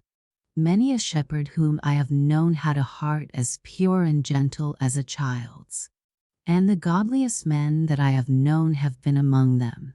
If the shepherd has but learned to think, to commune with his own soul, he has time for thought and time for prayer. More than one with whom I have watched upon these hills knew all the Psalms of David by heart and many of the books of the prophets. The doctors in the synagogues teach only the law. The shepherds love best the Psalms and the prophets. They do not forget that King David was himself a shepherd's lad. It was upon these very hills that he kept his father's sheep. It was in that ravine over yonder, on that hillside, that he, a mere stripling, caught by the beard and killed the lion and the bear that attacked the sheep. It was on that slope, just a little to the south, that the messenger found him with his flocks when he was called home to be anointed by Samuel the prophet. When the doctors talk so contemptuously about the shepherds, I wonder if they do not remember that the great king wrote, "The Lord is my shepherd." How can our calling be so mean as they say, when David, who was called from the sheepfolds, praises the Eternal One himself as his shepherd. But hark! What noise is that I hear? There is some trouble among the sheep. Let me run and see, answers the boy, and I will come and bring you word. So saying, Joseph cast off his father's shaggy coat, seized the sling in his left hand and the crook in his right, and ran swiftly out to the brow of the hill. He was a strong lad, large of frame and a swift runner, and the sling in his hand was a sure weapon. The old man looked after him with pride as he bounded over the rocks, and said to himself, "Some evil beast, I doubt not. But the lad's heart is brave, and he must learn to face dangers. I will wait a moment." Presently the sheep came huddling round the hill in terror. The quick, faint bleat of the youth showed that they had seen a foe. The old man arose and hurried in the direction in which the lad had disappeared. Joseph was just returning, breathless, from the ravine below. It was a wolf, grandfather. The sheep on the side of the ledge had seen him and were flying. Just as I reached the brow of the hill, he was creeping round the end of the ledge below, ready to spring upon a ewe that was feeding near. The first thing he knew, a stone from my sling hit him, and he went howling down the hill. I think I broke his leg, for he went on 3 legs and I gained on him as I ran after him, but he crawled into a narrow place among the rocks in the gorge down yonder, and I could not follow him. "Well done, my lad," said the ancient Stephanus proudly. "You will make a good shepherd. These single wolves are cowards. It is always safe to face them. When they come in packs, it is quite another thing. But this fellow will keep at a safe distance for the rest of the night, you may depend. Let us go back to our shelter and call the sheep together." It was several minutes before Stephanus and Joseph could collect the sheep that the wolf had scattered, but at length, with the aid of the dog, who was not a very brave specimen, and who had taken to his heels when he saw the wolf coming, they succeeded in driving them into a safe neighborhood, and then, with their blood quickened by the adventure, they sat down again beneath the overhanging rock. "You said, grandfather, that you always spent this night with the flocks in the fields. Why this night?" asked the boy. "Do you not know, my boy, that this is the night of the year on which the Lord Christ was born?" "Oh, yes," answered the lad. "My father told me as we were walking hither today, but I had forgotten it. And you were with the sheep that night?" "Aye." "Where was it?" "Here, on this very spot." The boy's eyes began to grow and fill with wonder, and there was a slight tremor in his voice as he hurriedly plied the aged man with his eager questions. Stephanus drew his shepherd's cloak around him and leaned forward a little and looked out upon the silent moonlit hills and then up into the sky. "How long ago was that, grandfather?" "Just 50 years ago this night." "And how old were you then?" 14, and a stout boy for my age. I had been for 2 years in the fields with my father, and had tasted to the full the hardships and dangers of the shepherd's life. "Who were with you on that night?" "My father, and his brother, James, and Hosea, the son of John, a neighbor and kinsman of ours. On that year, as on this year and often, there came in the midwinter a dry and warm season between the early and the latter rain. We had driven forth our flocks from Bethlehem and were dwelling by night in the shelter of the tower on the hillside yonder, watching and sleeping 2 and 2. My father and I were wont to keep the early watches. At midnight we would call James and Hosea, and they would watch till the morning. But that night, when the sun went down and the stars came out, we were sitting here, upon this hillside, talking of the troubles of Israel and of the promises of deliverance spoken by the prophets, and James and Hosea were asking my father questions, and he was answering them, for he was older than they, and all the people of Bethlehem reverenced him as a wise and devout man. Some even said that, if the people of Israel had not ceased to look for prophets, they would have counted him a prophet. I remember well that, when he rose in the synagogue, it seemed as if some wisdom from on high touched his lips, and he would speak with such hope and courage of the light that should yet shine in our darkness and of the help that should yet arise to Judah, that the people's faces would glow with joyful expectation. Stephanus paused a moment and started forward, as his eye was turned toward his own shadow upon the rock, cast by the rising moon. Did the old man's figure that he saw remind him of the patriarch of whom he was talking? Soon he went on. Ah, but they should have heard my father talking here by night under the stars. It was here upon these hills where the royal shepherd used to sing, that his tongue was loosed and he spoke wonderful words. So it was that night 50 years ago. I remember it as if it were yesterday. My father sat in this very niche, where I am sitting now. James and Hosea were on either side of him. I was lying at their feet as ye now lie at mine. Their faces kindled, and the tremor of deep feeling was in their voices as they talked together, and the other two had lingered here 3 or 4 hours after the sun had set. It was not a moonlit night like this, but all the stars were out and all the winds were still. Suddenly I saw my father rise to his feet. Then the other men sprang up, with astonishment and wonder upon their faces. It had grown light all at once, lighter than the brightest moon, and as I turned my face in the direction in which the others were looking, I saw, standing there upon that level place, a figure majestic and beautiful beyond all the power of words to tell. Were you not afraid, grandfather? Indeed, I was, my boy. My heart stopped beating.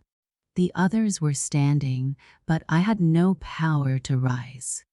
I lay there motionless upon the earth. My eyes were fixed upon that wonderful face, upon those clear, shining eyes, upon that brow that seemed to beam with the purity of the soul within. It was not a smile with which that face was lighted. It was something too noble and exalted to call by that name. It was a look that told of power and peace, of joy and triumph. Did you know that it was an angel? I knew not anything. I only knew that what I saw was glorious, too glorious for mortal eyes to look upon. Yet, while I gazed, and in far less time than I have now taken to tell you of what I saw, the terribleness of the look began to disappear, the sweetness and grace of the soul shone forth, and I had almost ceased to tremble before the angel opened his mouth. And when he spoke, his voice, clearer than any trumpet and sweeter than any lute, charmed away all my fears. Be not afraid, he said, for behold, I bring you good tidings of great joy, which shall be to all people. For there is born to you this day, in the city of David, a Savior, which is Messiah, the King. And this is the sign unto you. Ye shall find a babe wrapped in swaddling clothes and lying in a manger. Oh, that voice, my boy! It makes my heart beat now to remember its sweetness. It seemed to carry these words into our innermost hearts, to print them on our memory, so that we never could forget one syllable of what he said. And then, before we had time to make reply, he turned aside a little and lifted his face toward heaven, and, in a tone far louder than that in which he had spoken to us, but yet so sweet that it did not startle us at all, came forth from his lips the first strain of the great song. Glory to God in the highest. When he had uttered that, He paused a moment, and the echoes, one after another, from hills that were near and hills that were far away, came flying home to us, so that I knew for once what the prophet meant when he said that all the mountains and the hills should break forth into singing. But before the echoes had all faded, we began to hear other voices above our heads, a great chorus, taking up the strain that the angel first had sung. At first it seemed dim and far away, but gradually it came nearer and filled all the air, filled all the earth, filled all our souls with the most entrancing sweetness. Glory to God in the highest. That was the grandest part. It seemed as though there could be no place so high that that strain would not mount up to it, and no place so happy that that voice would not make it thrill with new gladness. But then came the softer tones, less grand, but even sweeter. Peace on earth, goodwill to men. Oh, my boy, if you had heard that music as I did, you would not wonder when I tell you that it has been hard for me to wait here, in the midst of the dreary noises of earth, for 50 years before hearing it again. But earth that night was musical as heaven. You should have heard the echoes that came back when the angels' chorus ceased, from all these mountains and all these little hills on every side. There is music enough even in this world, if one can only call it forth, chords divine that will vibrate with wonderful harmony. It only needs an angel's hand to touch the trembling strings. Did you see the choir of angels overhead, grandfather? Nay, I saw nothing. The brightness was too dazzling for mortal eyes. We all stood there, with downcast eyes, listening spellbound to the wonderful melody, until the chorus ceased, and the echoes, one after another, died away, and the glory faded out of the sky, and the stars came back again. And no sound was heard but the faint voice of a young lamb, calling for its mother. The first to break the silence was my father. "Come," he said, in a solemn voice. "Let us go at once to Bethlehem, and see this thing which is come to pass, which the Lord hath made known unto us." So the sheep were quietly gathered into the fold at the tower, and we hastened to Bethlehem. Never shall I forget that journey by night. We spake not many words as we traveled swiftly the 20 furlongs. Talk seemed altogether tame. But now and then my father broke forth in a song, and the others joined in the chorus. We were not so spent with running, but that we could find voice for singing, and such words as these of the prophet were the only ones that could give voice to our swelling hearts. Sing, O heavens, and be joyful, O earth, and break forth into singing, O mountains. For the Lord hath comforted his people, and will have mercy on his afflicted. How beautiful upon the mountains are the feet of him that bringeth good tidings, that publisheth peace, that bringeth good tidings of good, that publisheth salvation. It was midnight when we climbed the hill to the little city of Bethlehem. The constellation Cecil, called by the Greeks Orion, was just setting in the west. We knew not whither to go. We had only the sign of the angel by which we should know the infant Messiah. He was a babe of 1 day. He was lying in a manger.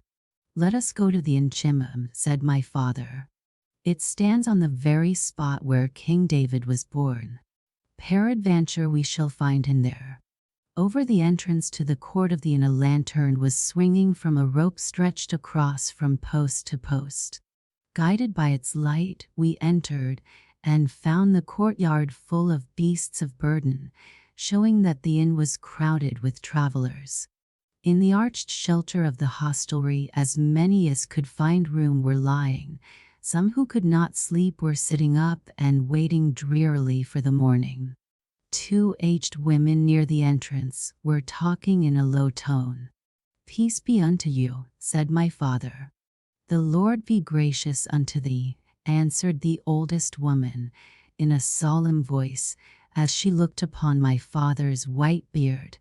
"But," she quickly added, "there is scanty cheer in this place for late comers." "We seek not lodging," said my father, "but know ye whether among these guests is an infant born this day?" "Verily there is," answered the aged dame, "a man-child more beautiful than any my eyes have ever beheld. He is lying in a manger there in the cave that serves for stable." We hastened to the mouth of the cave, and there beheld our king. The oxen and the asses were lying near, and a strong man, with a grave and benignant face, was leaning on his staff above the manger. A beautiful young mother lay close beside it, her cheek resting on her hands that were clasped over the edge of the rock-hewn crib. Into this a little straw had been thrown, and over it a purple robe had been cast, whereon the infant lay. A lamp, set upon a projection of the wall of the cave, burned brightly near. The great eyes of the wonderful child were wandering about the room. His hand touched his mother's lips. I waited to hear him open his mouth and speak. There was a moment of silence after we entered the cave. My father broke it with his salutation. "Hail, thou blessed among women," he cried. "This child of thine is a prince and a savior." And then we all bowed low upon our faces before him and worshipped him with praise and gladness. The two aged women with whom we had spoken had followed us to the door of the stable, and, seeing us worshipping there, had run to call others who were awake in the inn, so that when we arose quite a company were standing at the door or just within, gazing upon the king in his beauty and listening to our thanksgiving with great wonder. Then my father told them all the things that we had heard and seen, the message of the angel, the song in the air, the glory of the Lord that had appeared to us, and how we had quickly come to Bethlehem and had found things as the angel had told us. "And it is even," he cried, "as the prophet himself hath spoken, thou Bethlehem Ephratah, though thou be little among the thousands of Judah, yet out of thee shall he come forth unto me that is to be ruler in Israel, whose going forth hast been of old, even from everlasting." All that heard were full of astonishment, all save the mother. I saw no wonder on her face. The great things that my father told caused her no astonishment. She listened with a quiet and solemn joy, like one who was saying in her heart, "I knew it all before." When my father had finished speaking, we all bowed low again before the young child, and the mother lifted him in her arms and placed his cheek against her own, smiling graciously on us, but uttering no word. And we came forth from the stable and stood again beneath the stars in the courtyard of the inn. By this time many of the travelers were awake, and an eager company had gathered around us, all of whom desired to be told of the sign that had been shown to us. To one and another we rehearsed our story, lingering long to make known the good tidings, until the morning star appeared, and the dawn began to kindle over the eastern hills. Then we hastened to our own homes in the city, and told our kindred what had happened unto us. In the early morning we came back again unto our pastures and our flocks, rejoicing to stand again in the place where the glory of God had shone and the music of heaven had filled the air. Stephanus paused, his face all aglow with the tale that he had been telling. His eyes swept again the circuit of the moonlit hills and were lifted reverently up to the sky. "Did you ever see the Lord Christ after that?" asked Joseph. "Once only. My father and I were at Jerusalem at the Passover. It was the year before my father died, 17 years ago, it was the same week on which our Lord was crucified. My father was then an aged man, 85 years old. Our tent was pitched on the slope of the Mount of Olives, near the Bethany road. While we sat there one morning, a great noise of shouting was heard, and presently we saw one riding on an ass, followed by a great company, crying, "Hosanna!" As we drew nearer, we heard them say that it was Jesus of Nazareth, and, when we saw his face, we knew that it was he, by the wonderful eyes, though it was the face of a bearded man, and not of an infant, and was very pale and sad.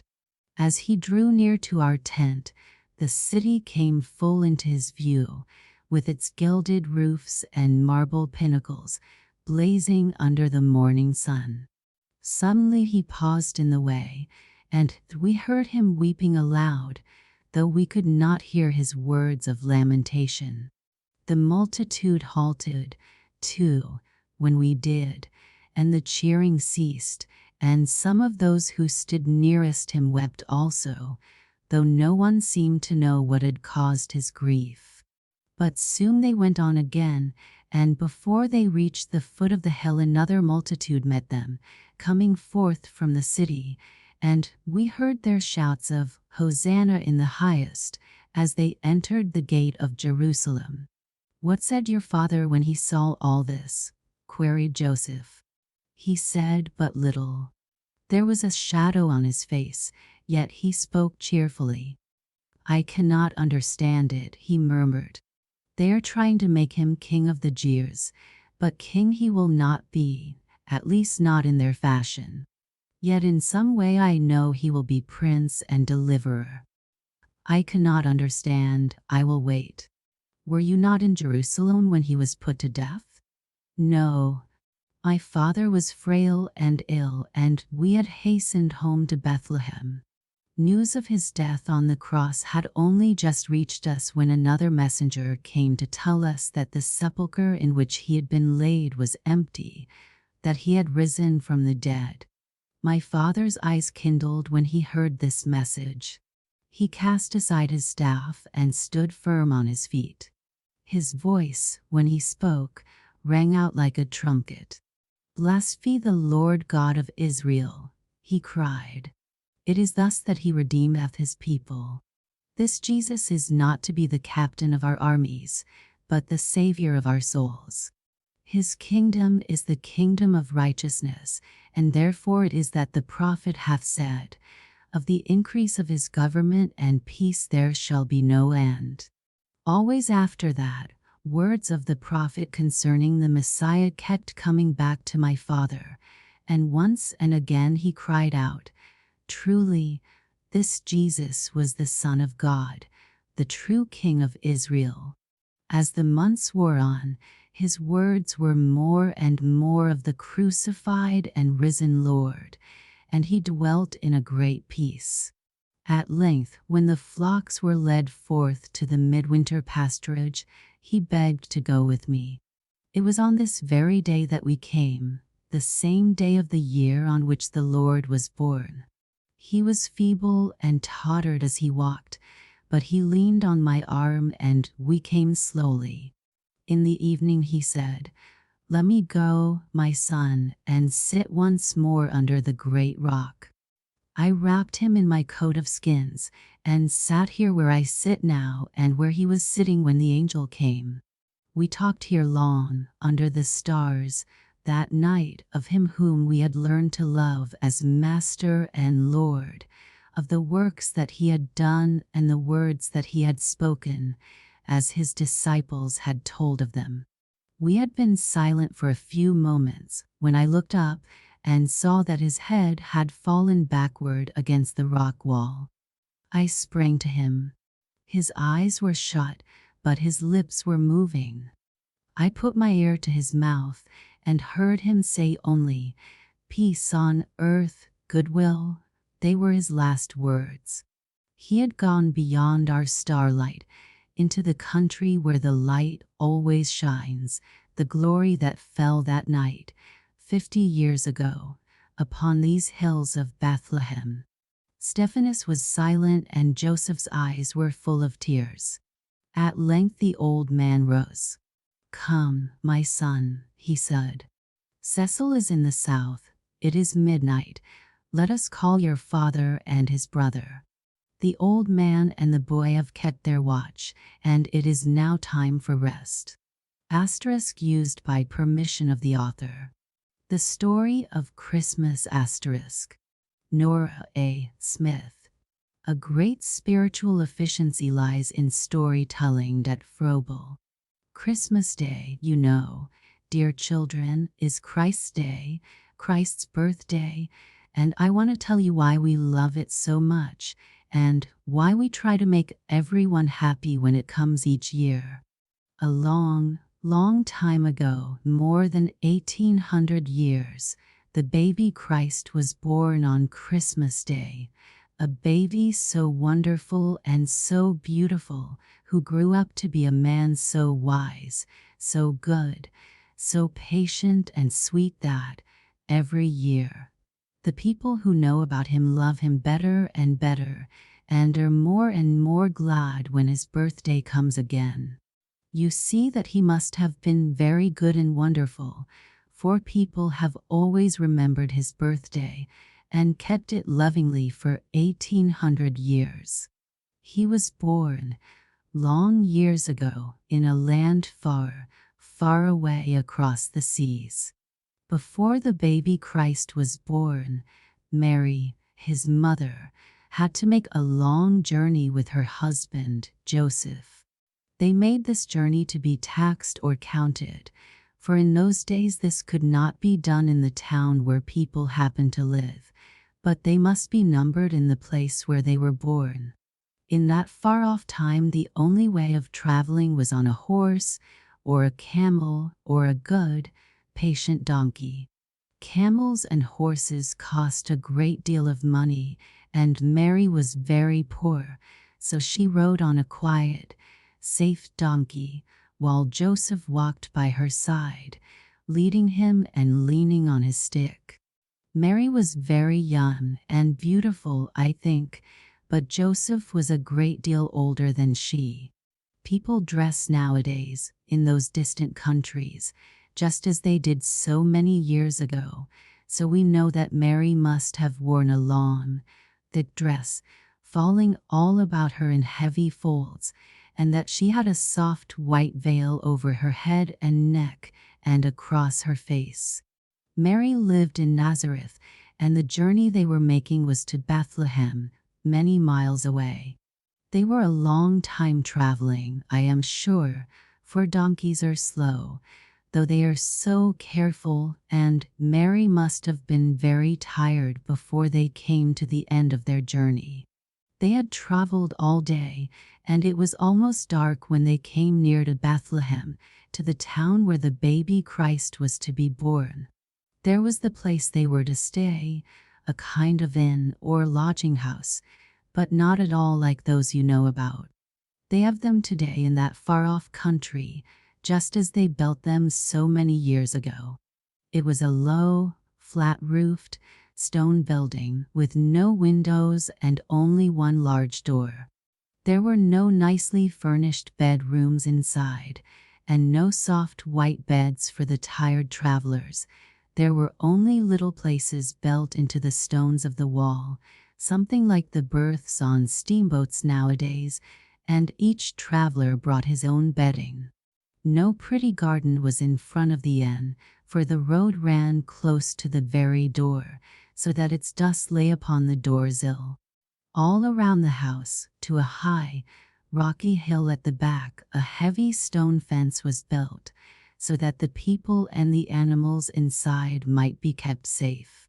Mary and Joseph could not get very near the inn, for the whole road in front was filled with camels and donkeys and sheep and cows, while a great many men were going to and fro, taking care of the animals.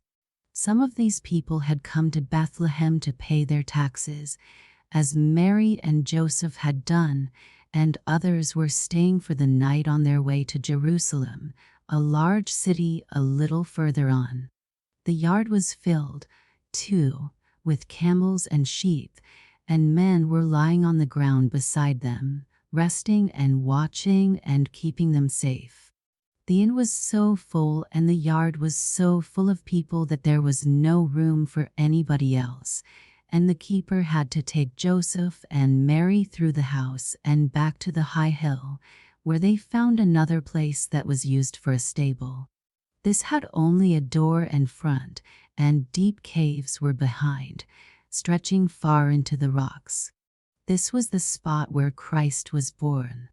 Think how poor a place, but Mary was glad to be there, after all, and when the Christ child came, he was like other babies, and had so lately come from heaven that he was happy everywhere. There were mangers all around the cave, where the cattle and sheep were fed, and great heaps of hay and straw were lying on the floor. Then, I think, there were brown-eyed cows and oxen there, and quiet, woolly sheep, and perhaps even some dogs that had come in to take care of the sheep.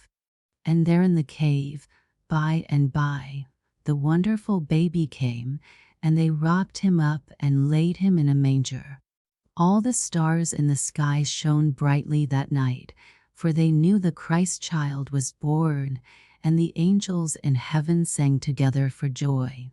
The angels knew about the lovely child, and were glad that he had come to help the people on earth to be good.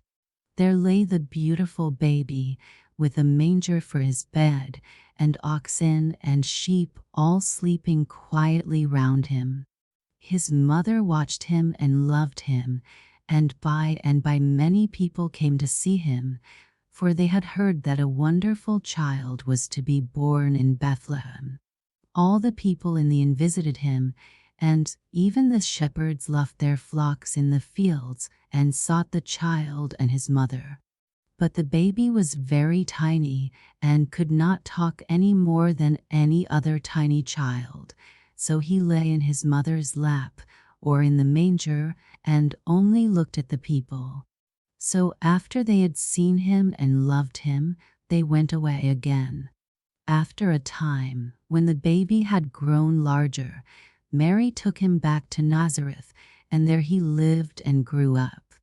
And he grew to be such a sweet, wise, loving boy, such a tender, helpful man, and he said so many good and beautiful things that everyone who knew him loved him.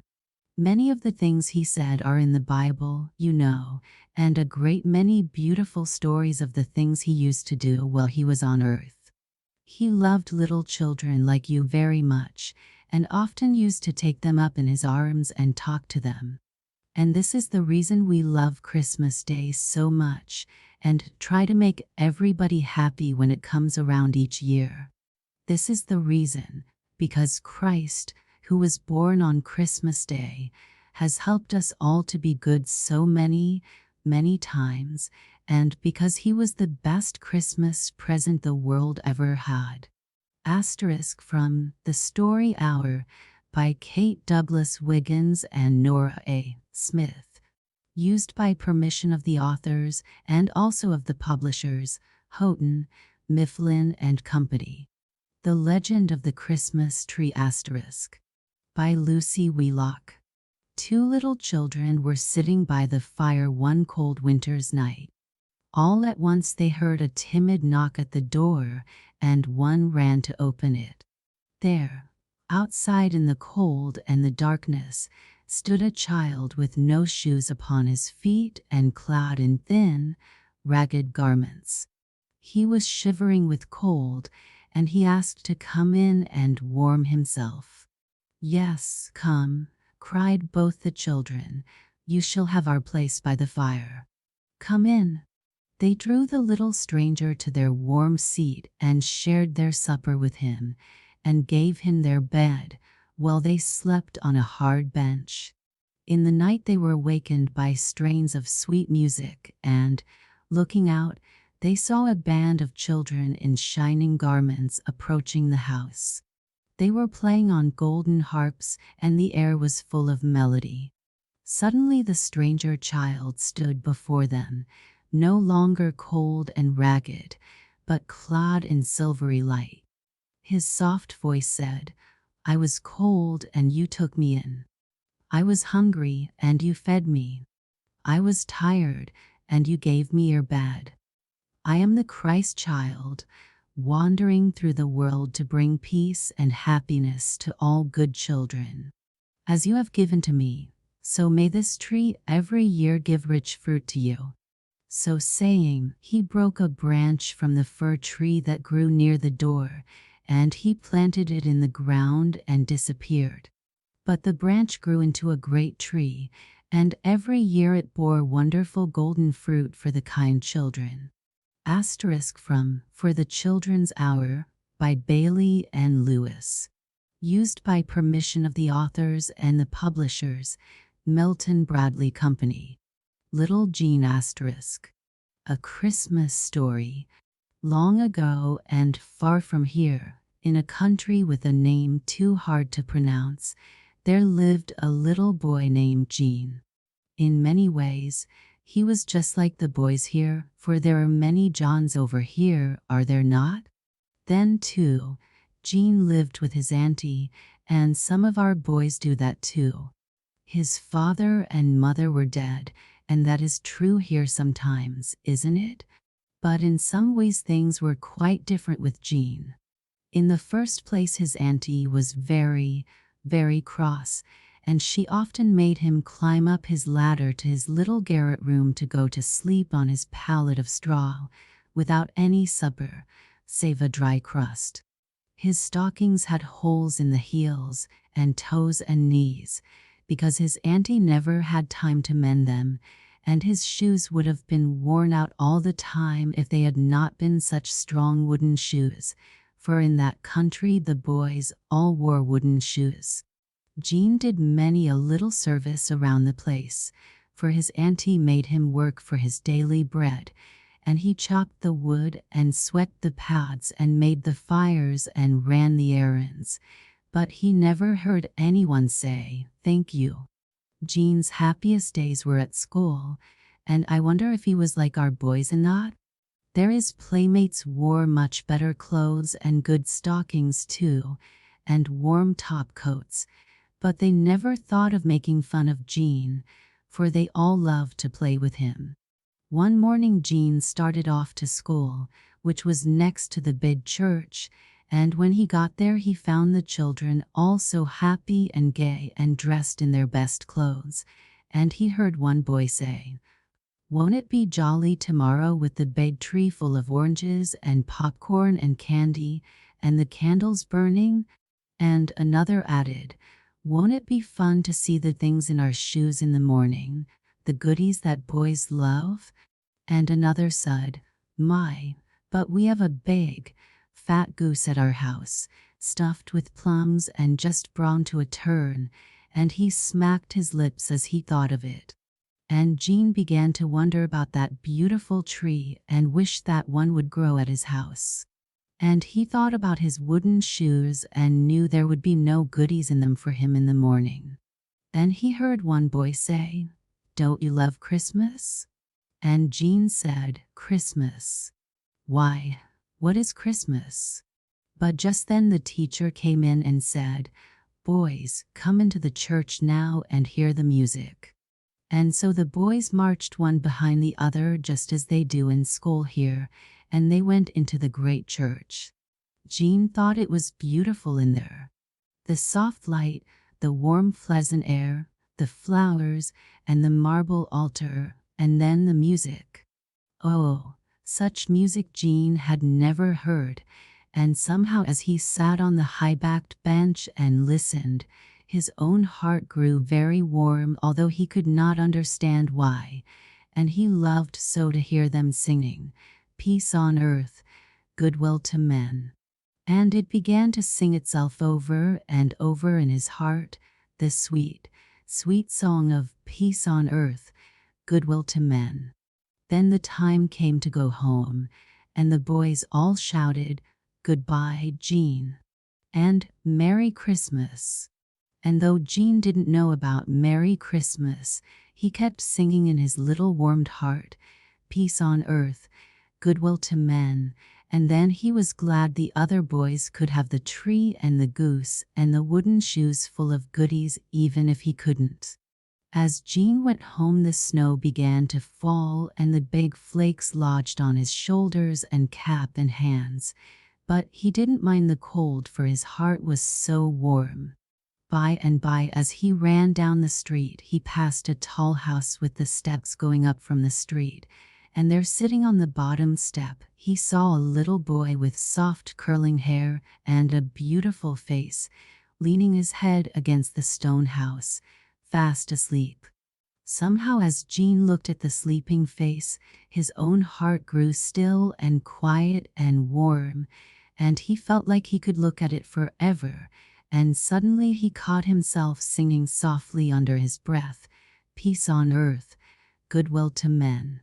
And then he looked down at the little boy's feet, and he saw that he was barefooted, and his little feet were purple with the cold.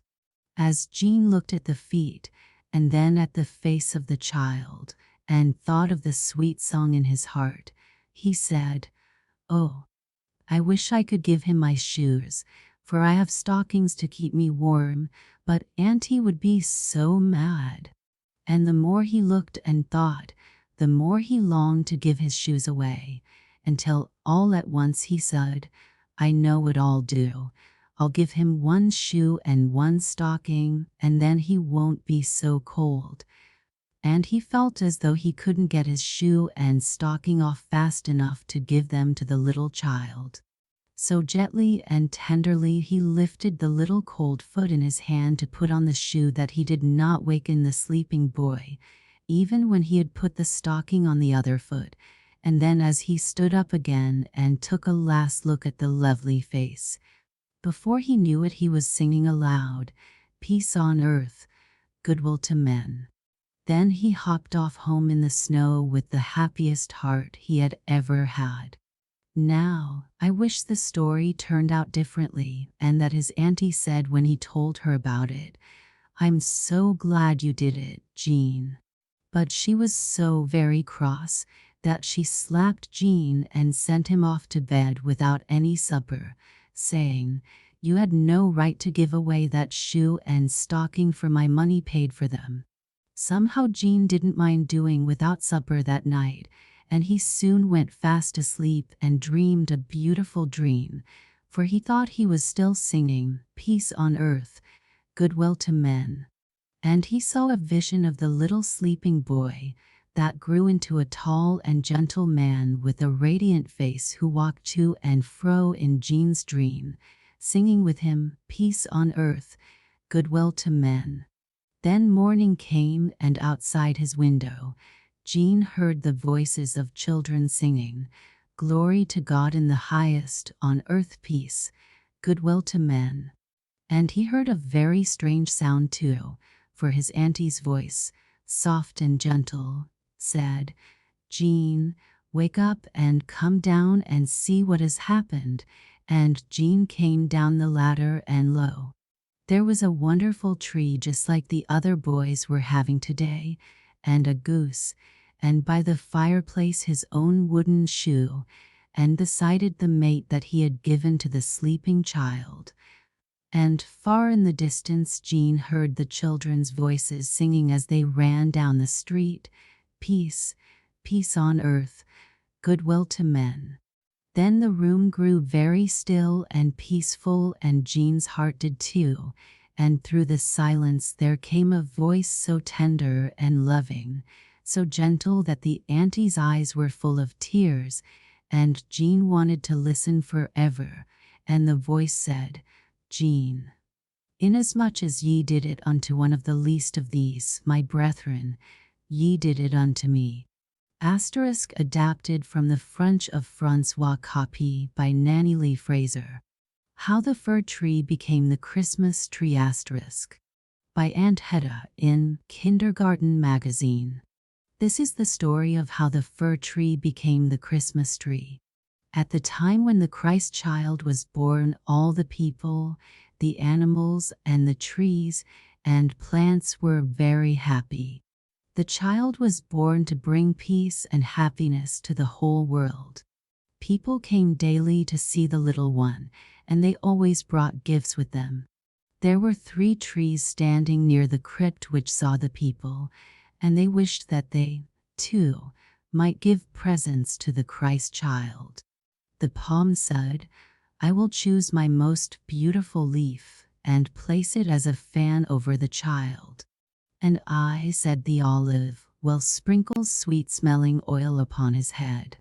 "What can I give to the child?" asked the fir, who stood near. "You," cried the others. "You have nothing to offer him. Your needles would prick him, and your tears are sticky."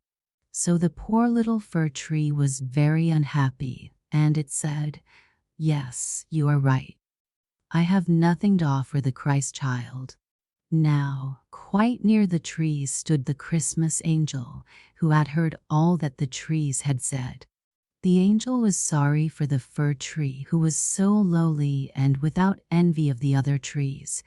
So, when it was dark and the stars came out, he begged a few of the little stars to come down and rest upon the branches of the fir tree.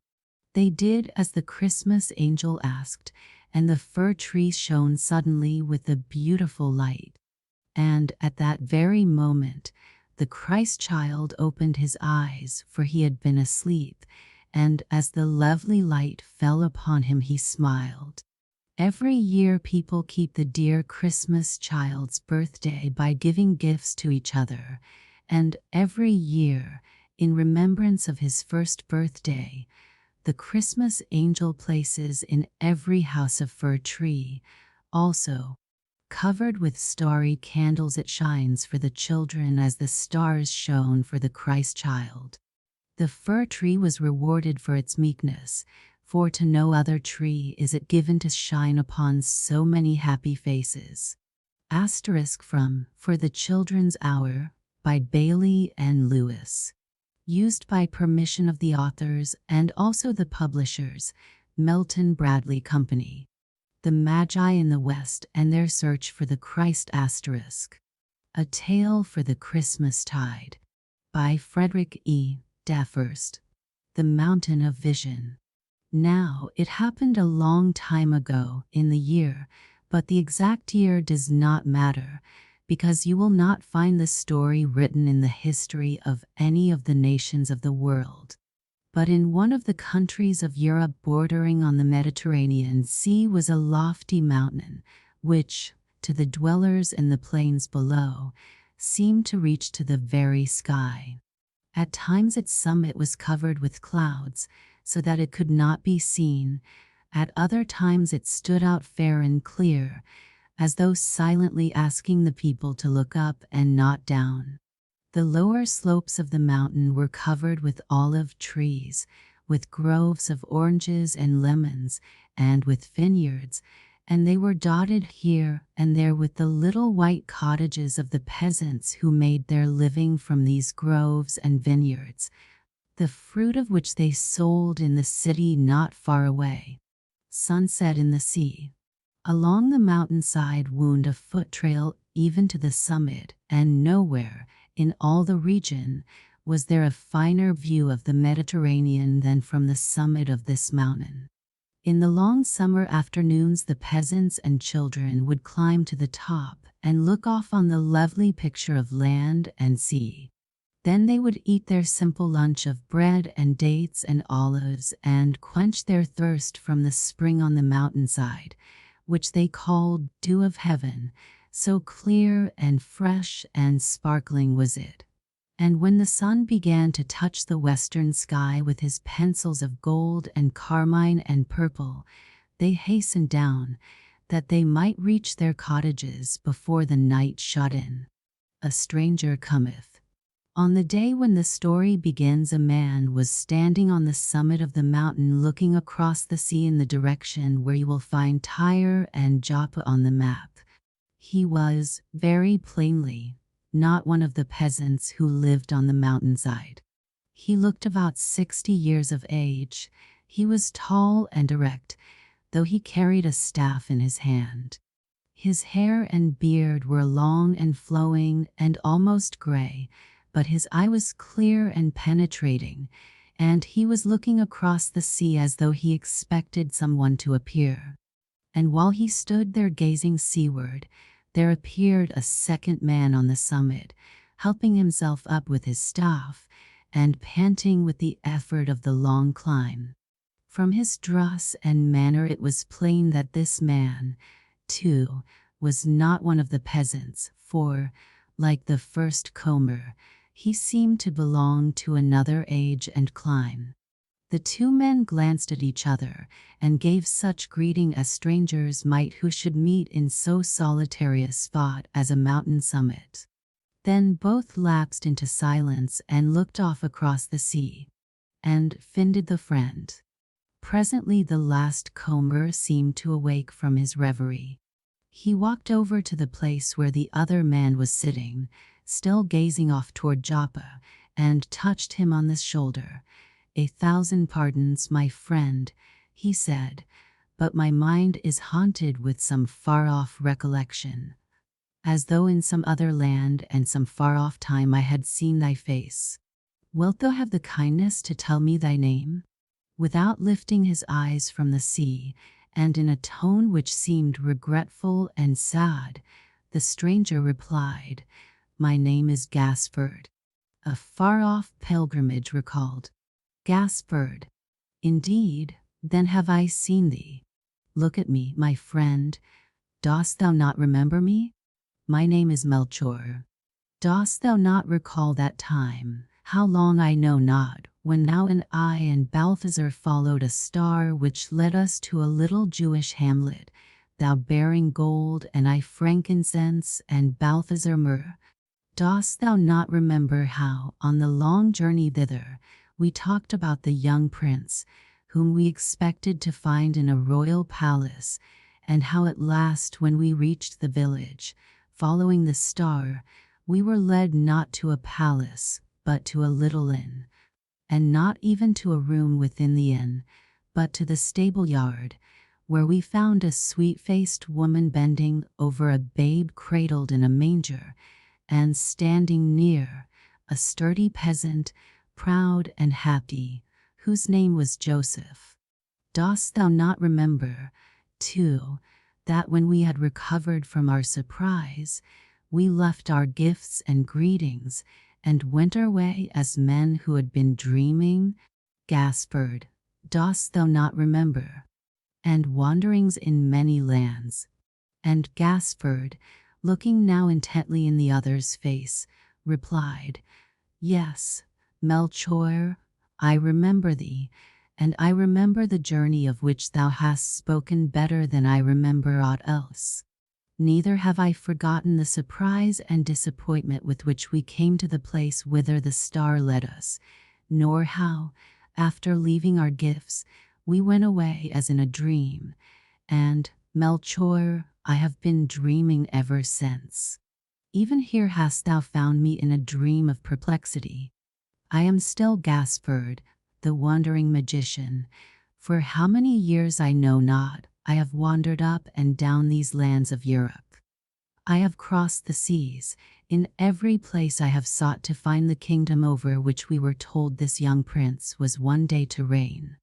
Dost thou not remember that we were told his kingdom was to last forever, that he would reign in it himself forever and would never die? Alas! I have lost the old power of the magician's art. I can summon no star to guide me to the place where I shall find this kingdom and its king. If only Balthazar were here."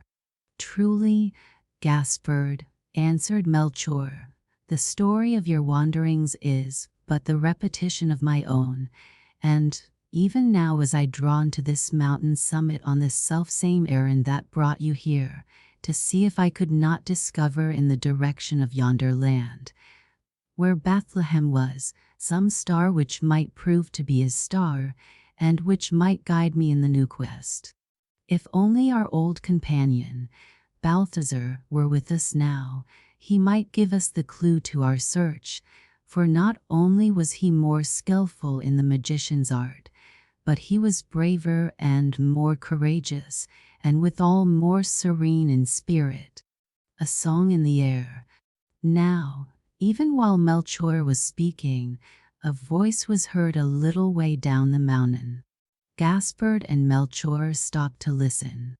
The voice was singing, and the words of the song floated up to them distinctly. If the sun has hid its light, if the day has turned to night, if the heavens are not the nine, if the stars refuse to shine, heart of man, lose not thy hope. Door, there's none that shall not ope. Path, there's none that shall not clear. Heart of man, why shouldst thou fear? If for years should be thy quest, if for years thou hast no rest, if thou circlest earth and sea, if thou worn and weary be, heart of man, lose not thy hope. Door, there's none that shall not ope. Path, there's none that shall not clear. Heart of man, why shouldst thou fear? Balthazar cometh. That, exclaimed Gaspard and Melchior together, is the voice of Balthazar, and they hastened to meet him, for he was now almost at the summit, and the refrain of his song was still upon his lips. At that moment Balthazar sprang up from the sloping path into full view of the two men, and, giving each a hand, exclaimed, Gaspard, Melchior, beloved companions, I have found you at last. The peasants below were not mistaken. From their description, I was certain I should find you here. And you, too, have been searching these long years for the kingdom of the Christ. And, like me, you have met with disappointment. But, comrades, be not of faint heart. Door, there's none that shall not ope. Path, there's none that shall not clear. Let us hasten down the mountain, for see, the sky is already growing gold and crimson beyond the pillars of Hercules. Let us seek the wayfarers' lodging with the hospitable peasants in the valley, and tomorrow let us begin our search for the Christ anew. We have wandered alone. Let us invoke now the star to guide us together. Forget not hospitality. That night, therefore, the three strangers lodged with the simple peasant people in the valley, partaking with thankfulness of the coarse bread, the dates, and the red wine, the common fare of their daily life. Nor did they fail to notice a motto inscribed above the fireplace in rude Greek letters. On the morrow they were ready to begin their search together for the Christ, and they hoped not to wander far before they should find at least the outskirts of his kingdom. But whither should they go? In what direction should they first turn their steps? Once more a star. While they were thus wondering and debating, Balthazar suddenly exclaimed, I see the star. And behold, a little way before them, and at no great distance above their heads, they discerned in the gray of the early morning a star of pale, opal light, which seemed to move forward as the men moved toward it. We must follow the star, Balthazar said in a whisper. Silently and breathlessly his companions followed on.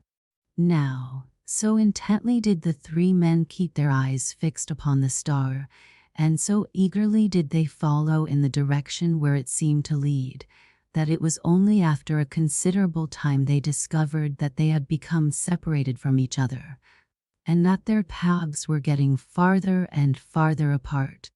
Yet, there before each of them was the star, shining with its soft, opalescent light, and still ringing in their ears were the words of Balthazar, we must follow the star. The star stands still. So each followed the star, each by himself alone.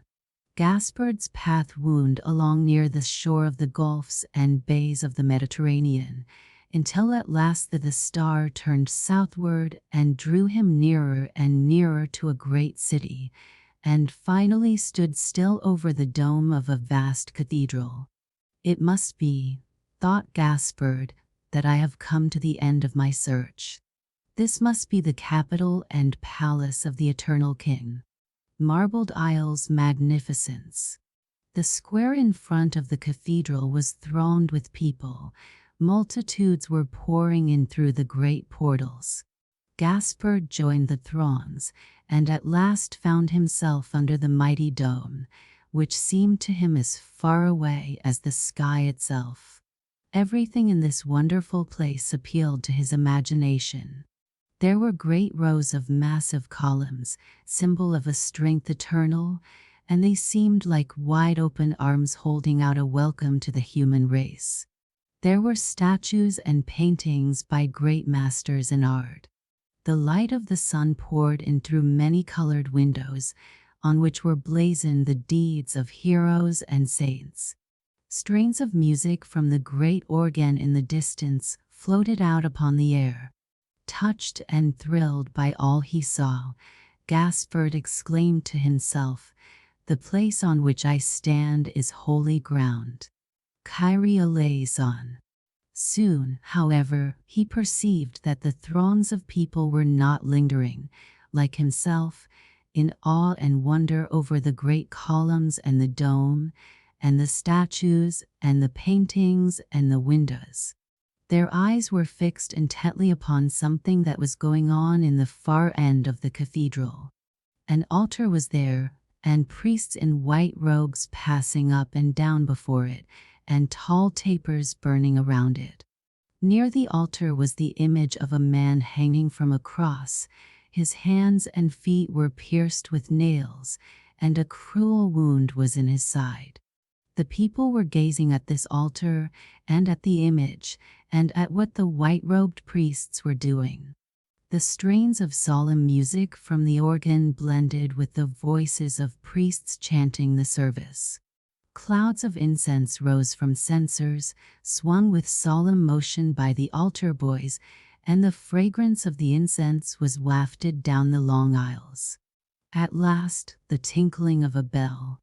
The organ became silent for an instant, as though it felt within its heart the awful solemnity of the moment, and then it burst forth into new rapture, and the people began pouring out through the great doors. "We must follow the star." Gaspard went forth with the throng into the cathedral square. "And this," he said, "is the end of my search. I have found the Christ. His kingdom is in the imagination of man. How beautiful, how wonderful, how strange it was. Dominus vobiscum, did not the priest say? Here, then, at last I have found the city of the great king." But as he lingered, behold, the star which had stood over the dome of the cathedral was now before him, as at first, and seemed to waver and tremble, as if beckoning him on. So, although his feet seemed bound to the spot, and his heart was still throbbing with the deep feelings the cathedral service had created in him, remembering the words of Balthazar, "We must follow the star," he slowly and reluctantly walked on. The just shall live by faith. In the meantime, Melchior also had followed faithfully the path along which the star seemed to lead. Through forests in which he almost lost his way, across rivers difficult and dangerous to ford, still he followed on. At length Melchior's star seemed to tarry over the spire of a Gothic church, into which the people were going in throngs. Waiting a moment, to be sure that the star was actually standing still, Melchior went in with the rest. In this place was no altar, such as Gaspard saw, no image on the cross, no white-robed priests, no swinging censers. But as Melchior entered, he heard strains from the organ, and a chorus of voices was singing an anthem beginning with the words, "Te Deum laudamus." And when the anthem came to a close, a man clothed in a black robe, such as scholars were wont to wear, rose in his place upon a platform elevated above the people, and began to speak to them about the kingdom of Christ. Melchior listened in eager expectancy. "The truth shall make you free. The kingdom of the Christ," the preacher said, "is the kingdom of the truth, and the truth is to be continued and kept alive by the strength of man's belief. Those things which have been handed down by holy men and sacred oracles since Christ was here upon the earth are the truths by which we live.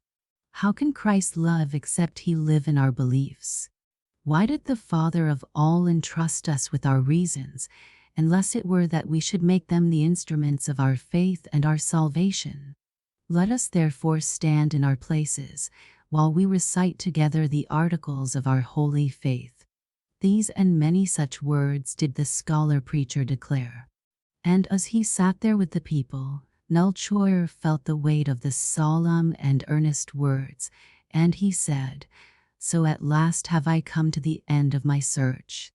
The kingdom of Christ is in the might of man. His kingdom is the kingdom of the truth. More light shall break forth."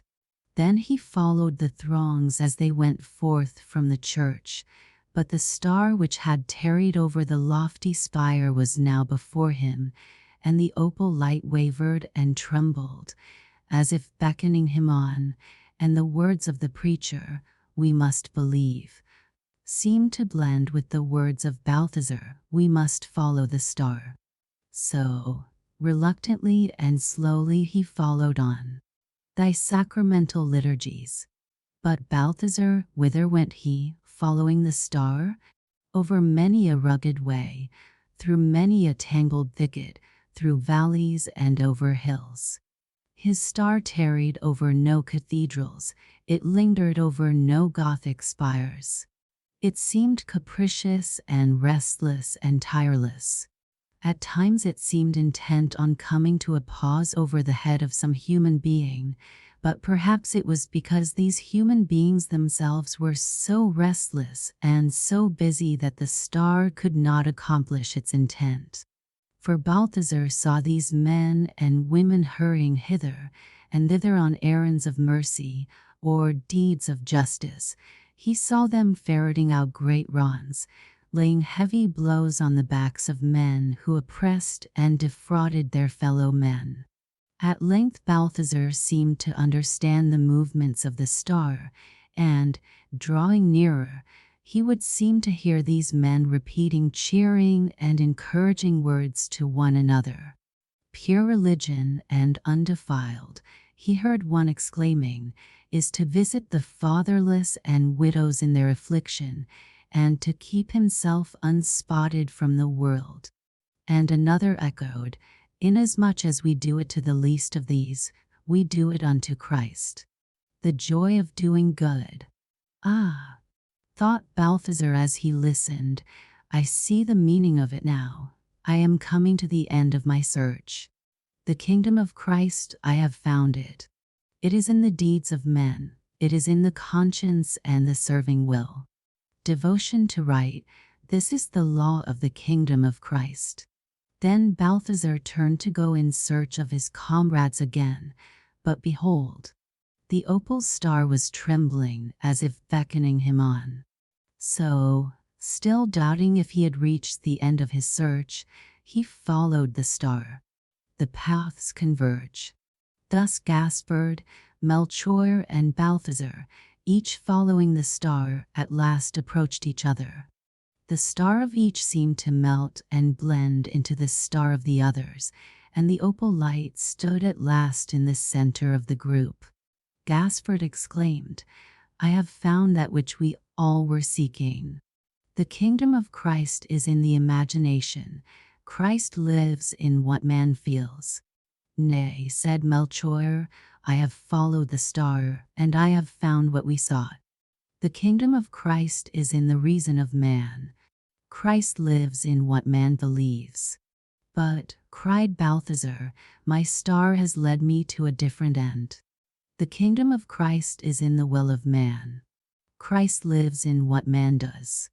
"The truth," once more exclaimed Melchior, is the law of the kingdom. Not truth, declared Balthazar, but justice, righteousness, goodness, and purity. These are its laws and its marks. Nay, comrades beloved, hearken to me, answered Gaspard. It is the miracle of the divine presence. It is God among men, realized in the Holy Mass. I beheld it all in yonder cathedral. But lo, once more the star began to tremble and to change its place. Let us follow the star, Balthazar whispered. We will follow it, echoed the other two. Once more the quest. Then the star led them on, and they followed together until they came at length to the doorway of a little cottage, and within the cottage they saw a woman bending over a cradle, and in the cradle a little child lay sleeping. She was a peasant woman. Her clothing was not rich. The furnishing of the cottage was humble and scanty. The cradle itself was rude, as if put together by hands unskillful in tasks like that. But when the mother looked at her babe, a sweet smile played about her lips, and a light was in her eyes.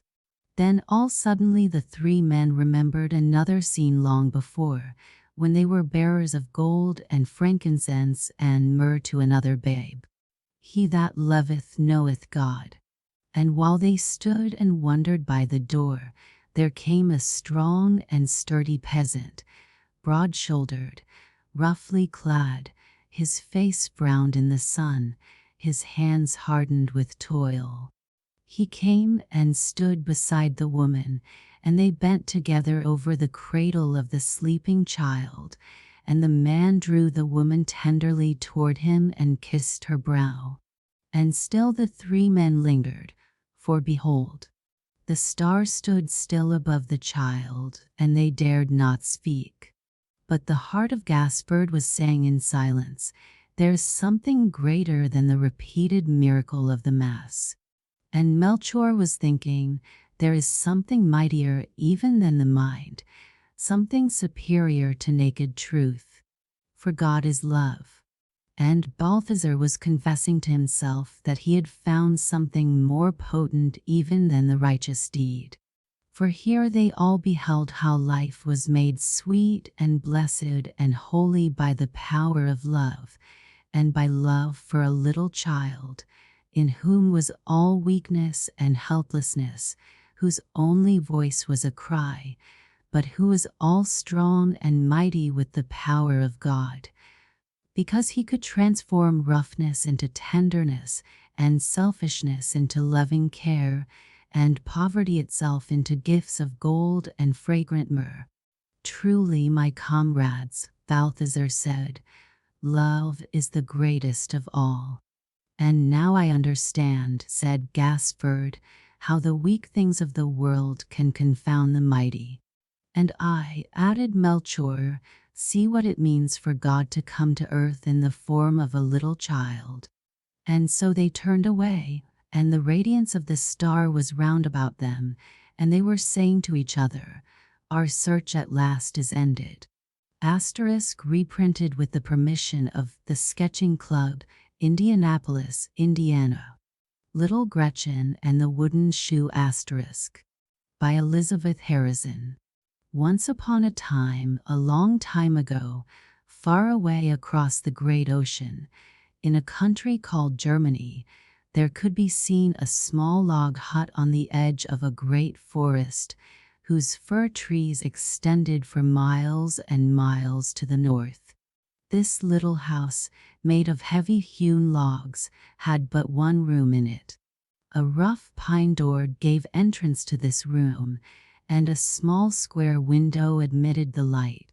At the back of the house was built an old-fashioned stone chimney, out of which in winter curled a thin, blue smoke, showing that there was not very much fire within.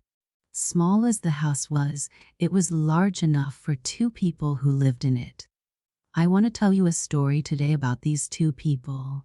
One was an old gray-haired woman, so old that the little children of the village, nearly half a mile away, often wondered whether she had come into the world with the huge mountains and the giant fir trees, which stood like giants back of her small hut.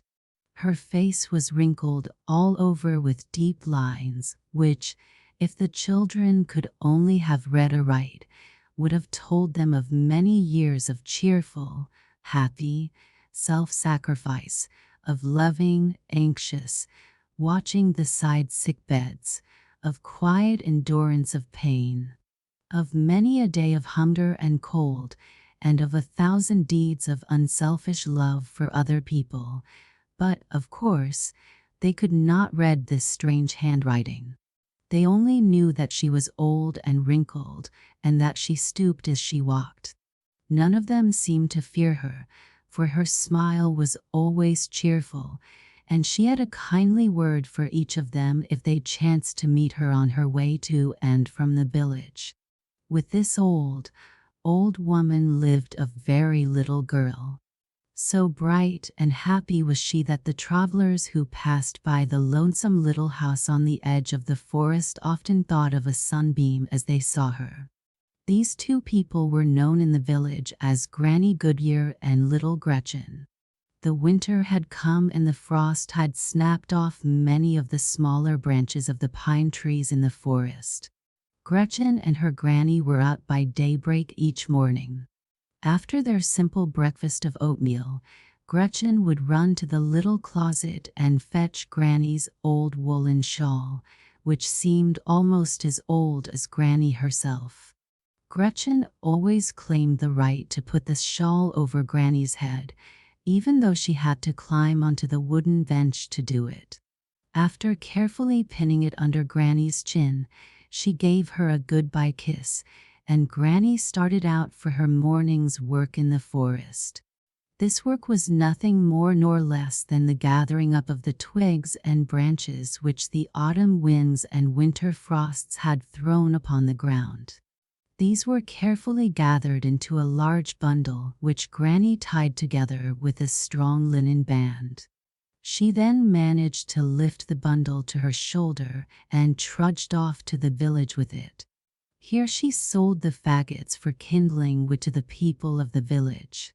Sometimes she would get only a few pence each day, and sometimes a dozen or more, but on this money little Gretchen and she managed to live.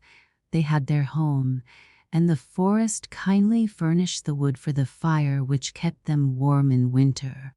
In the summertime Granny had a little garden at the back of the house, where she raised, with little Gretchen's help, a few potatoes and turnips and onions.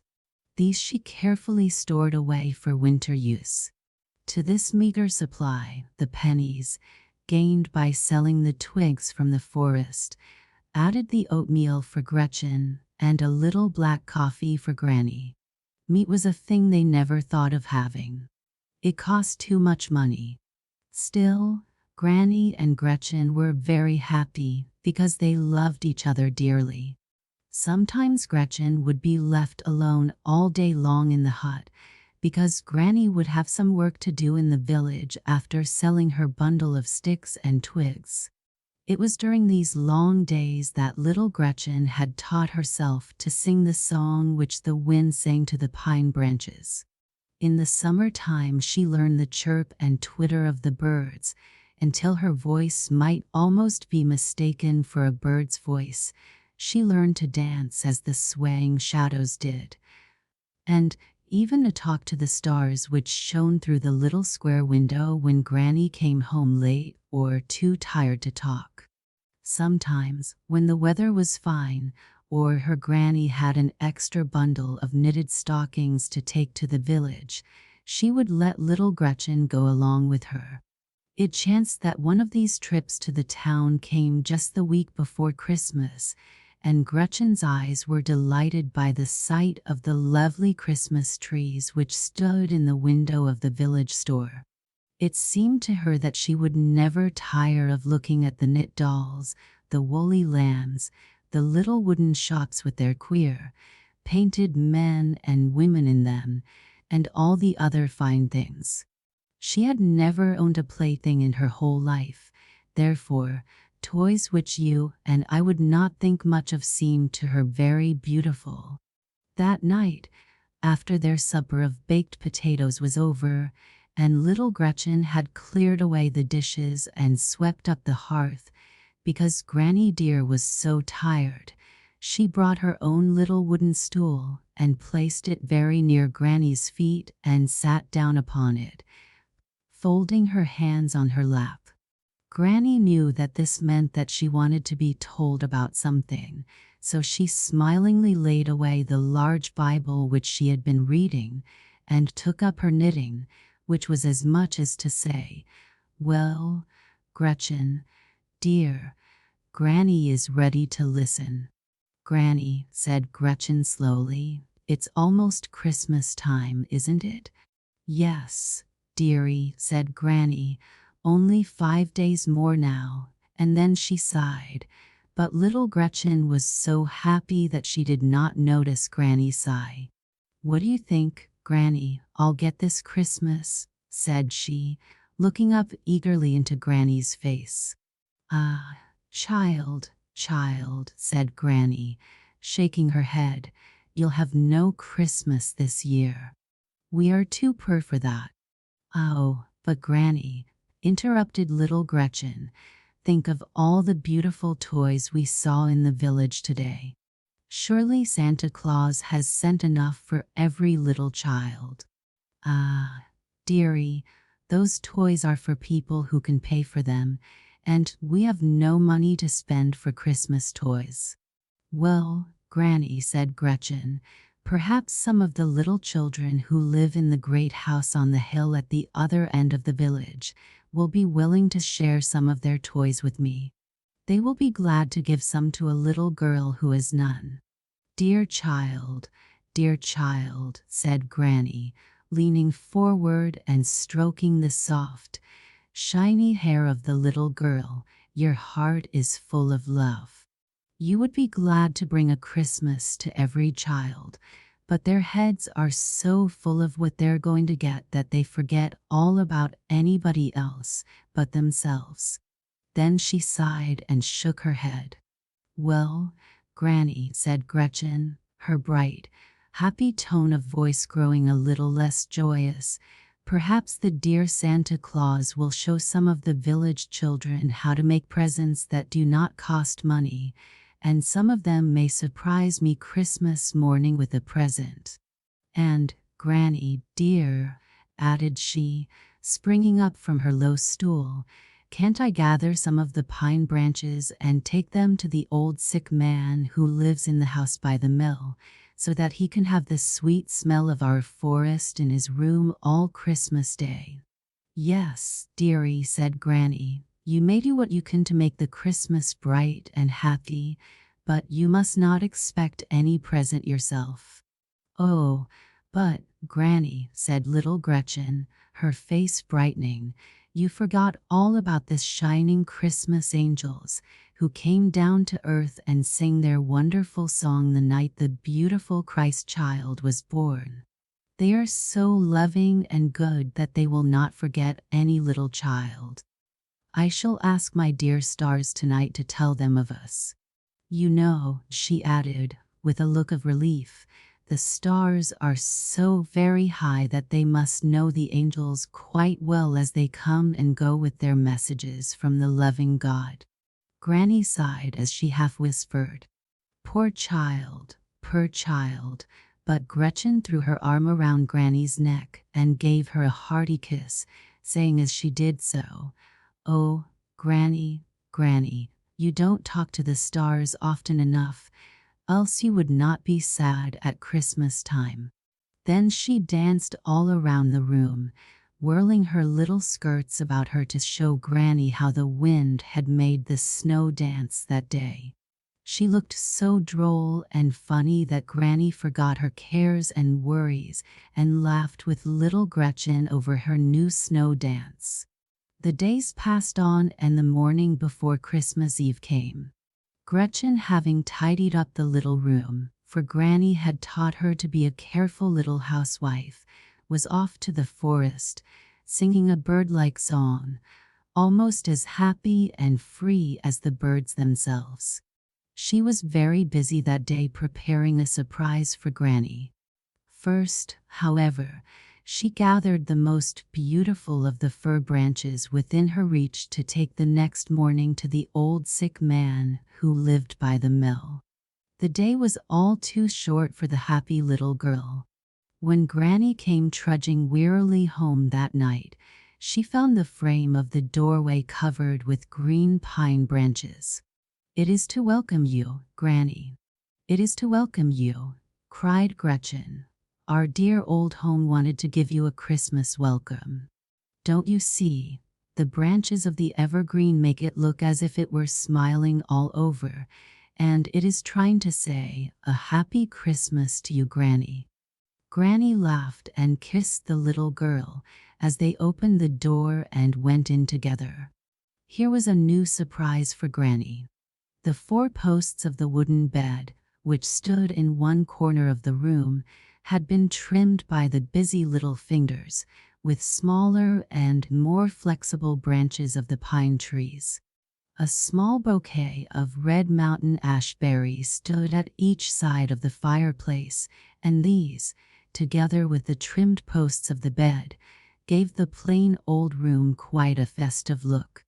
Gretchen laughed and clapped her hands and danced about until the house seemed full of music to poor, tired Granny, whose heart had been sad as she turned toward their home that night, thinking of the disappointment that must come to loving little Gretchen the next morning. After supper was over, little Gretchen drew her stool up to Granny's side, and laying her soft little hands on Granny's knee, asked to be told once again the story of the coming of the Christ child. How the night that he was born the beautiful angels had sung their wonderful song, and how the whole sky had become bright with a strange and glorious light, never seen by the people of earth before. Gretchen had heard the story many, many times before, but she never grew tired of it, and now that Christmas Eve had come again, the happy little child wanted to hear it once more. When Granny had finished telling it, the two sat quiet and silent for a little while thinking it over. Then Granny rose and said that it was time for her to go to bed. She slowly took off her heavy wooden shoes, such as are worn in that country, and placed them beside the hearth. Gretchen looked thoughtfully at them for a minute or two, and then she said, "Granny, don't you think that somebody in all this wide world will think of us tonight?" "Nay, Gretchen, I do not think anyone will." "Well, then, Granny," said Gretchen, "the Christmas angels will, I know. So I am going to take one of your wooden shoes and put it on the windowsill outside, so that they may see it as they pass by. I am sure the stars will tell the Christmas angels where the shoe is." "Ah, you foolish, foolish child," said Granny, "you are only getting ready for a disappointment. Tomorrow morning there will be nothing whatever in the shoe. I can tell you that now." But little Gretchen would not listen. She only shook her head and cried out, "Ah, Granny, you do not talk enough to the stars." With this she seized the shoe, and opening the door, hurried out to place it on the windowsill. It was very dark without, and something soft and cold seemed to gently kiss her hair and face. Gretchen knew by this that it was snowing, and she looked up to the sky, anxious to see if the stars were in sight, but a strong wind was tumbling the dark, heavy snow clouds about, and had shut away all else. "Never mind," said Gretchen softly to herself, "the stars are up there, even if I can't see them, and the Christmas angels do not mind snowstorms." Just then a rough wind went sweeping by the little girl, whispering something to her which she could not understand, and then it made a sudden rush up to the snow clouds and parted them, so that the deep mysterious sky appeared beyond. and shining down out of the midst of it was Gretchen's favorite star. "Ah, little star," said the child, laughing aloud, "I knew you were there, though I could not see you. Will you whisper to the Christmas angels as they come by that little Gretchen wants so very much to have a Christmas gift tomorrow morning, if they have one to spare, and that she has put one of Granny's shoes upon the windowsill for it." A moment more and the little girl, standing on tiptoe, had reached the windowsill and placed this shoe upon it, and was back again in the house beside Granny and the warm fire. The two went quietly to bed, and that night as little Gretchen knelt to pray to the Heavenly Father, she thanked him for having sent the Christ child into the world to teach all mankind to be loving and unselfish, and in a few minutes she was sleeping, dreaming of the Christmas angels. The next morning, very early, even before the sun was up, little Gretchen was awakened by the sound of sweet music coming from the village. She listened for a moment, and then she knew that the choir boys were singing the Christmas carols in the open air of the village street. She sprang up out of bed and began to dress herself as quickly as possible, singing as she dressed. While Granny was slowly putting on her clothes, little Gretchen, having finished dressing herself, unfastened the door and hurried out to see what the Christmas angels had left in the old wooden shoe. The white snow covered everything, trees, stumps, roads, and pastures, until the whole world looked like fairyland. Gretchen climbed up on a large stone which was beneath the window and carefully lifted down the wooden shoe. The snow tumbled off of it in a shower over the little girl's hands, but she did not heed that. She ran hurriedly back into the house, putting her hand into the toe of the shoe as she ran. "Oh, Granny, Granny," she exclaimed, "you did not believe the Christmas angels would think about us, but see, they have. Here is a dear little bird nestled down in the toe of your shoe. Oh, isn't he beautiful?" Granny came forward and looked at what the child was holding lovingly in her hand. There she saw a tiny chickadee, whose wing was evidently broken by the rough and boisterous winds of the night before, and who had taken shelter in the safe, dry toe of the old wooden shoe. She gently took the little bird out of Gretchen's hands and skillfully bound his broken wing to his side, so that he need not hurt himself trying to fly with it. Then she showed Gretchen how to make a nice warm nest for the little stranger, close beside the fire, and when their breakfast was ready, she let Gretchen feed the little bird with a few moist crumbs. Later in the day Gretchen carried the fresh, green boughs to the old sick man by the mill, and on her way home stopped to enjoy the Christmas toys of some other children that she knew, never once wishing they were hers. When she reached home she found that the little bird had gone to sleep. Soon, however, he opened his eyes and stretched his head up, saying just as plain as a bird can say, "Now, my new friends, I want you to give me something more to eat." Gretchen gladly fed him again, and then, holding him in her lap, she softly and gently stroked his gray feathers until the little creature seemed to lose all fear of her. That evening Granny taught her a Christmas hymn and told her another beautiful Christmas story. Then Gretchen made up a funny little story to tell the birdie. He winked his eyes and turned his head from side to side in such a droll fashion that Gretchen laughed until the tears came. As Granny and she got ready for bed that night, Gretchen put her arms softly around Granny's neck and whispered, "What a beautiful Christmas we have had today, Granny. Is there anything more lovely in all the world than Christmas?" "Nay, child, nay," said Granny, not to such loving hearts as yours. Asterisk reprinted by permission of the author from her collection, Christmas Died. Published by the Chicago Kindergarten College. The Little Shepherd Asterisk. By Maud Lindsay.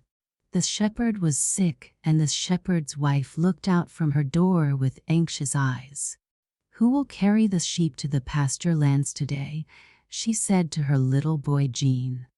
"I will," cried Jean, "I will. Mother, let me." Jean and his father and mother lived long ago in a sunny land across the sea, where flowers bloom and birds sing, and shepherds feed their flocks in the green valleys. Every morning, as soon as it was light, Jean's father was up and away with his sheep. He had never missed a morning before, and the sheep were bleating in the fold as if to say, "Don't forget us today." The sheep were Jean's playfellows. There was nothing he liked better than to wander with them in the pleasant pastures, and already they knew his voice and followed at his call. "Let the lad go," said his old grandfather. "When I was no older than he, I watched my father's flock." Jean's father said the same thing, so the mother made haste to get the little boy ready. "Eat your dinner when the shadows lie straight across the grass," she said as she kissed him goodbye. "And keep the sheep from the forest paths," called his sick father. "And watch, for it is when the shepherd is not watching that the wolf comes to the flock," said the old grandfather. "Never fear," said little Jean. "The wolf shall not have any of my white lambs." They were white sheep and black sheep and frolicsome lambs in the shepherd's flock, and each one had a name of its own. There was Babette and Nanette and Pierrot and Jeanette. I cannot tell them all, but Jean knew every name. "Come, Bettine and Marie. Come, Pierrot and Crozet. Come, pretty ones all," he called as he led them from the fold that day. "I will carry you to the meadows where the daisies grow." "Bah," answered the sheep, well satisfied, as they followed him down the king's highway and over the hill to the pasture lands. The other shepherds were already there with their flocks, so Jean was not lonely. He watered his sheep at the dancing brook that ran through the flowers, and led them along its shady banks to feed in the sunny fields beyond, and not one lambkin strayed from his care to the forest paths. The forest lay dim and shadowy on one side of the pasture lands. The deer lived there, and the boars that fed upon acorns, and many other creatures that loved the wild woods. There had been wolves in the forest, but the king's knights had driven them away, and the shepherds feared them no longer. Only the old men like Jean's grandfather, and the little boys like Jean, talked of them still. Jean was not afraid. Oh no, there was not a lamb in the flock so merry and fearless as he. He sang with the birds and ran with the brook, and laughed till the echoes laughed with him as he watched the sheep from early morn to noon, when the shadows fell straight across the grass, and it was time for him to eat his dinner. There were little cakes in Jean's dinner basket. He had seen his mother put them there, but he had not tasted a single one when, out on the king's highway, beyond the hill, he heard the sound of pipes and drums, and the tramp of many feet. The other shepherds heard too, and they began to listen and to stare and to run. "The king and his knights are coming," they cried. "Come, let us see them as they pass by." "Who will take care of the sheep?" asked Jean, but nobody answered, so he too left his dinner and ran with the rest, away from the pastures and up the hillside path that led to the highway. "How pleased my mother will be when I tell her that I have seen the king," he said to himself, and he was hurrying over the hilltop when all at once he remembered the forest and the wolf and his grandfather's words. "Come on," called the others. "I must stay with the sheep," answered he, and he turned and went back, though the pipes and the drums all seemed to say, "Come this way, come this way." He could scarcely keep from crying as he listened. There was nothing in sight to harm the sheep, and the pasture lands were quiet and peaceful, but into the forest that very day a hungry gray wolf had come. His eyes were bright, and his ears were sharp, and his 4 feet were as soft as velvet as he came creeping, creeping, creeping under the houses and through the tanglewood. He put his nose out and sniffed the air, and he put his head out and spied the sheep left alone in the meadows. "Now's my chance," he said, and out he sprang just as little Jean down the hill. "Wolf, wolf, wolf," shouted Jean. "Wolf, wolf, wolf." He was only a little boy, but he was brave, and his voice rang clear as a bugle call over the valley and over the hill. "Wolf, wolf, wolf." The shepherds and knights and the king himself came running and riding to answer his cry, and as for the gray wolf, he did not even stop to look behind him as he sped away to the forest shades.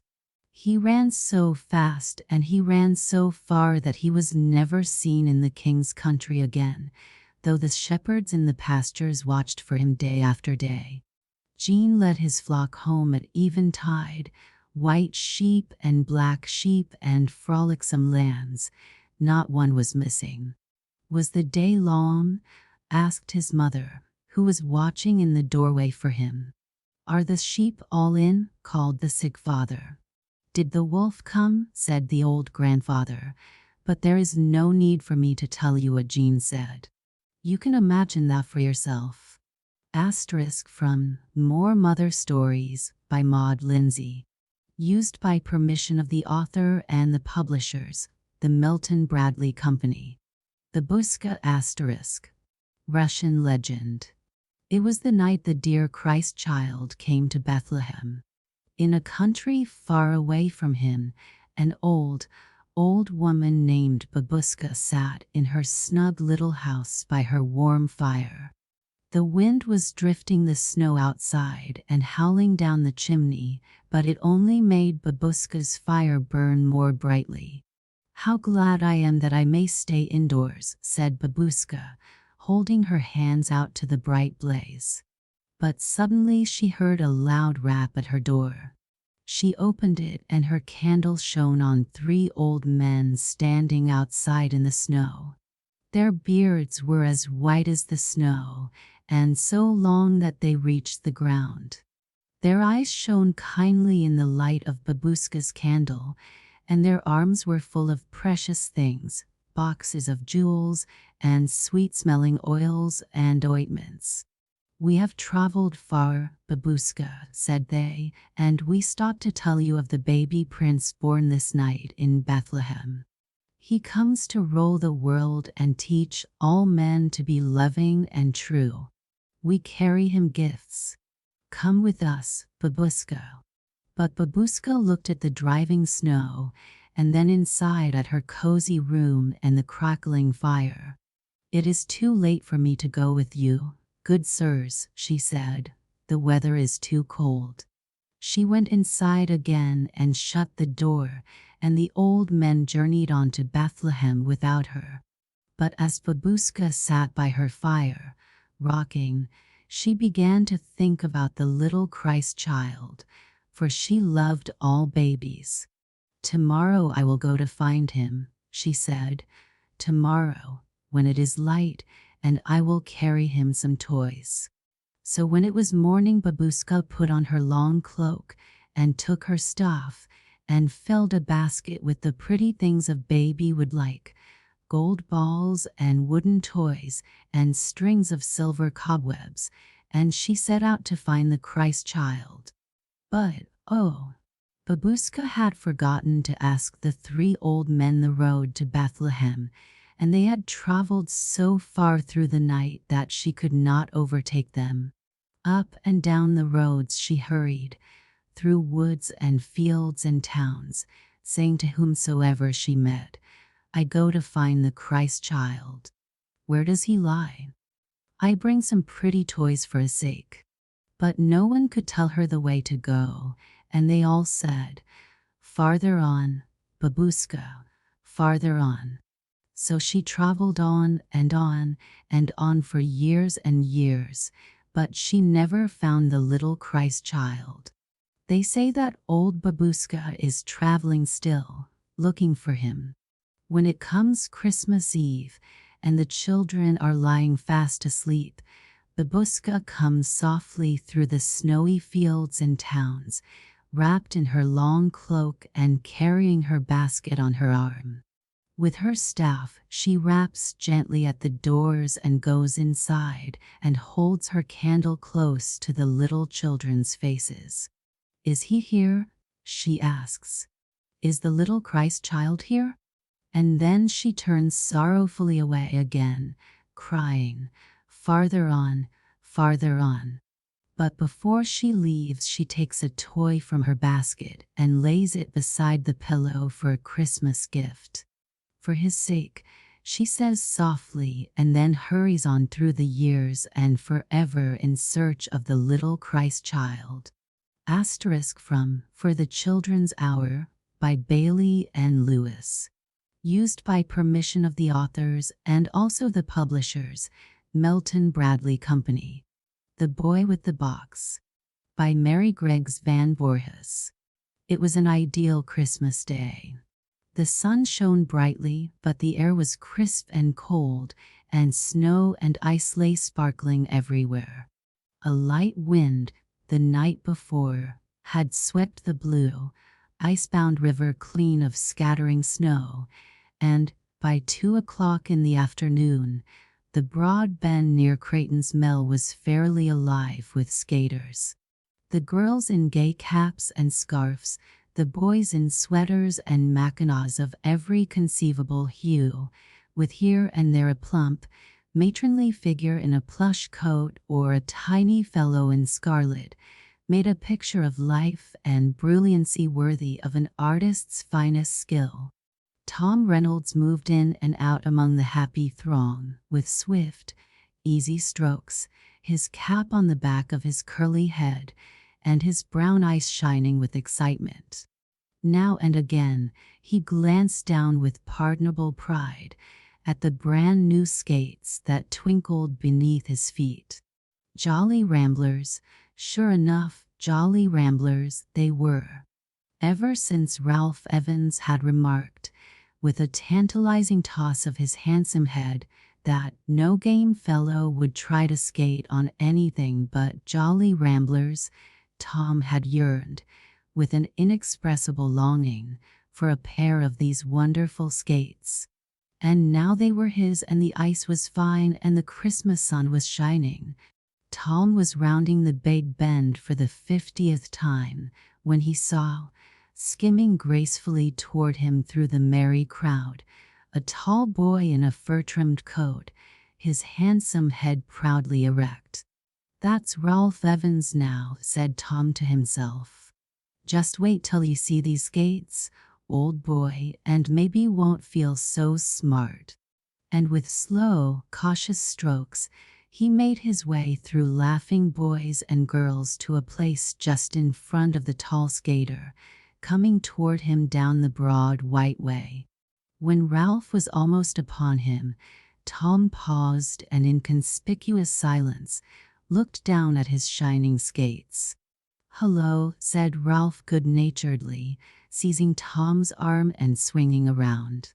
Then, taking in the situation with a careless glance, he added, "Get a new pair of skates for Christmas?" "Jolly Ramblers," said Tom impressively, "the best jolly Ramblers in the market."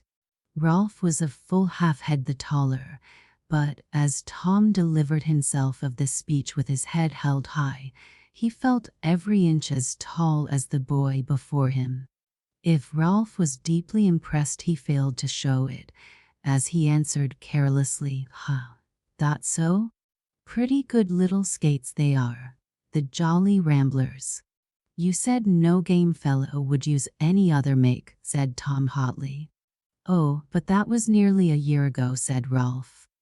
I got a new pair of skates for Christmas, too, he added, as if it had just occurred to him. Clubhouse skates, something new in the market just this season. Just look at the curve of that skate. Well, he added, lifting a foot for inspection, and that clamp that you couldn't shake off if you had to. They're guaranteed for a year, too, and if anything gives out, you get a new pair for nothing. $3.50 they cost at Mr. Harrison's hardware store. I gave my Jolly Ramblers to a kid about your size. A mighty good little skate they are. And with a long, graceful stroke, Ralph Evans skated away. And it seemed to Tom Reynolds that all his Christmas joy went skimming away behind him.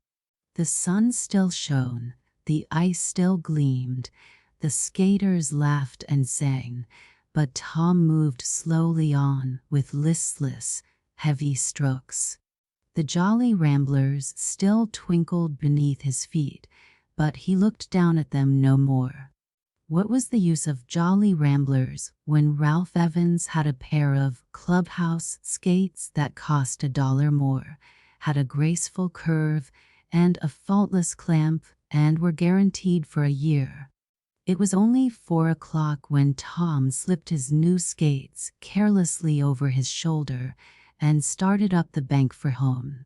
He was slouching down the main street, head down, hands thrust deep into his pockets, when, on turning a corner, he ran plump into a full moon.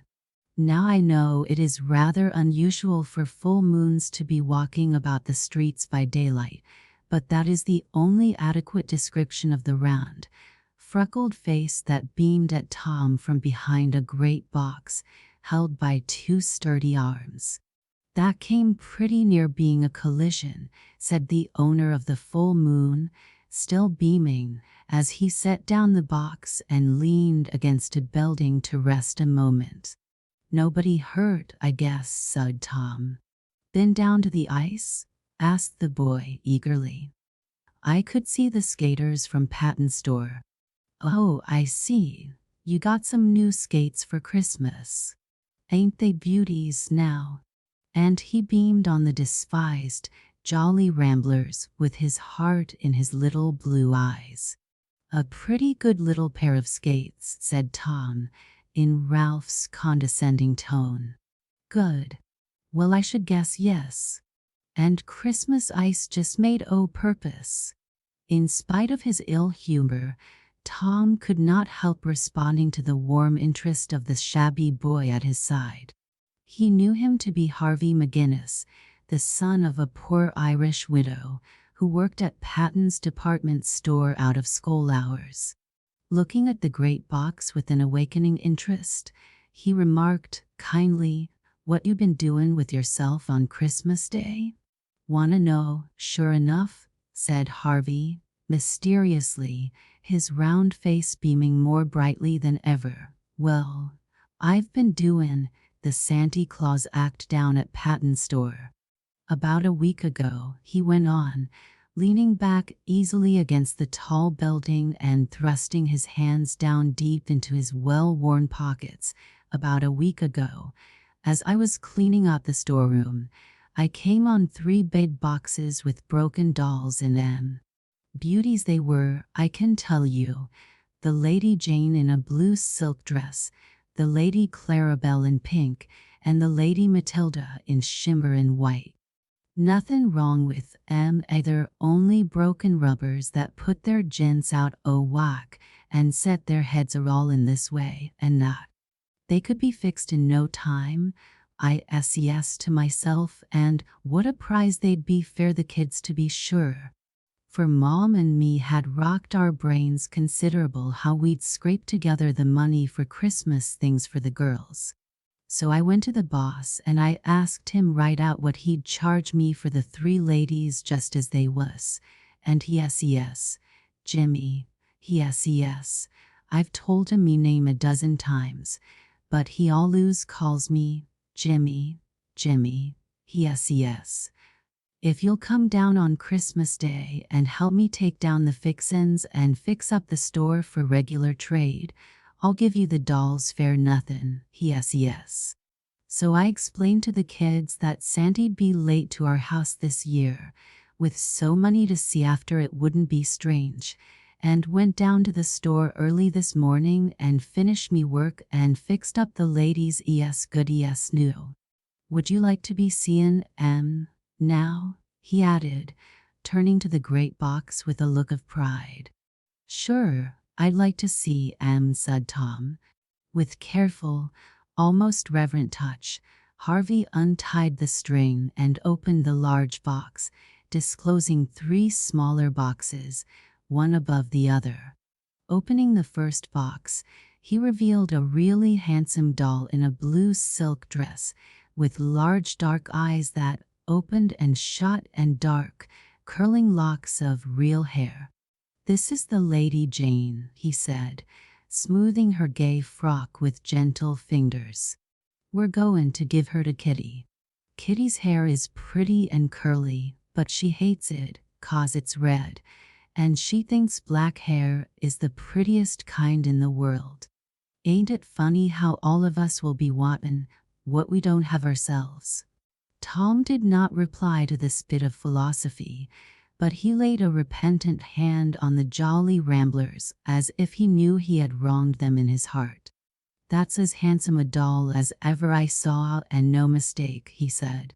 Pleased with this praise, Harvey opened the second box and disclosed the Lady Matilda with fair golden curls and a dress of shimmerin' white. The Lady Matilda goes to Josephine, said Harvey. Josephine has black hair, straight as a string, and won't she laugh, though, to see them fetchin' yellow curls? She surely ought to be glad, said Tom. The Lady Clarabelle was another fair-haired lady in a gown of the brightest pink. This here beauty's for the baby, said Harvey, his eyes glowing. She don't care if the hair's black or yellow, but won't that stunning dress make her eyes pop out? They'll surely believe in Santy when they see those beauties, said Tom. That's just what I was sayin' to Mom this morning, said Harvey. Kitty's had some doubts. She's almost 9, but when she sees those fine ladies she'll be dead sure Mom and I didn't buy 'em. If I had a Santa Claus suit, I'd dress up and hand 'em out myself. Tom's face lighted with a bright idea. My brother Bob's got a Santa Claus suit that he used in a show last Christmas, he said. Say, let me dress up and play Santa for you. The girls would never guess who I was.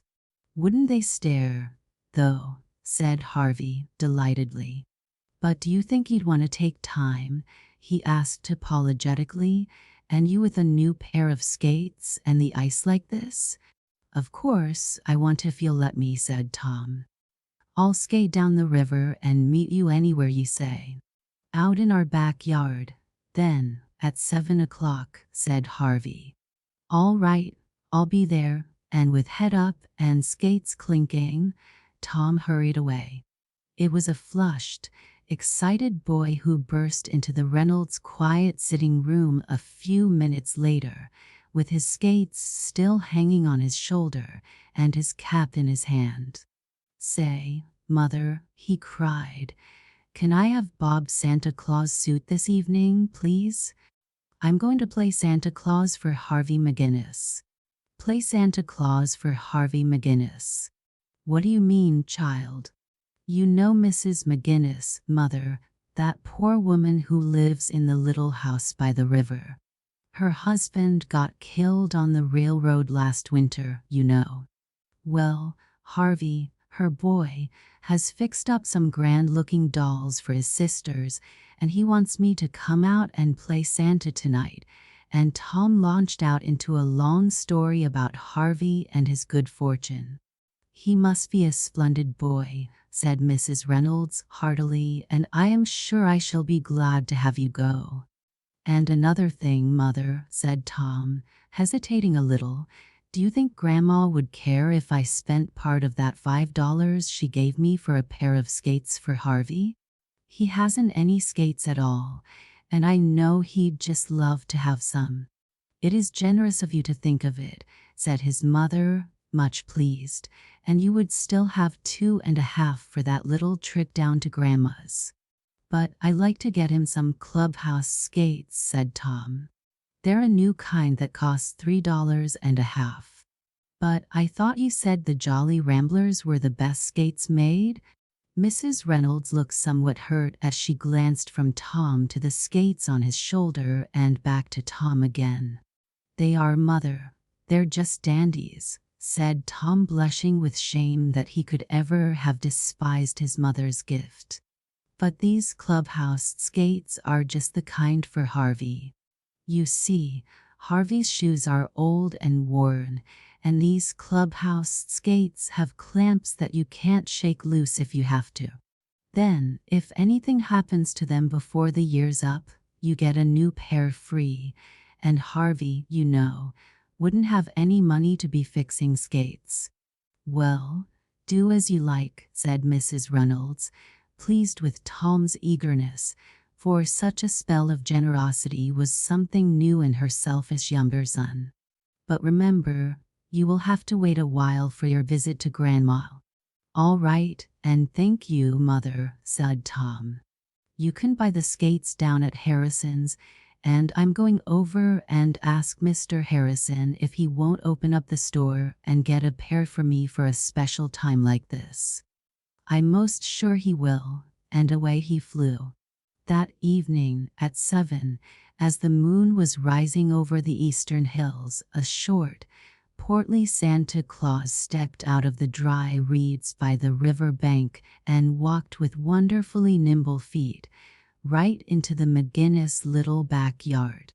As he neared the small back porch, a dark figure rose to greet him, one hand held up in warning, the other holding at arm's length a bulky grain sack, full to the brim.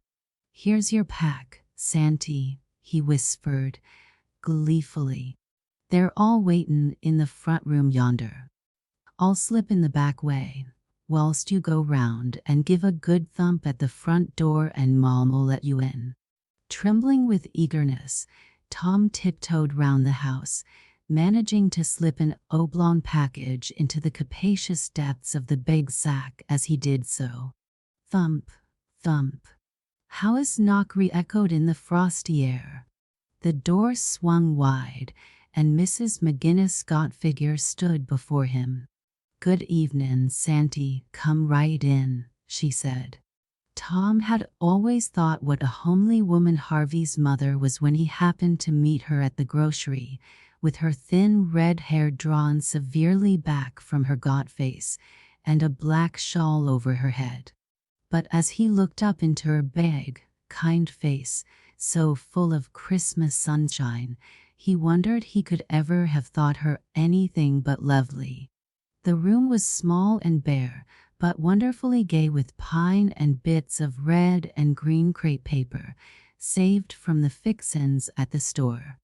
And on a large bed in the corner sat the 3 little girls, Kitty with her bright curls bobbing, Josephine with her black braids sticking straight out, and the baby with tiny blue eyes that twinkled and shone like Harvey's.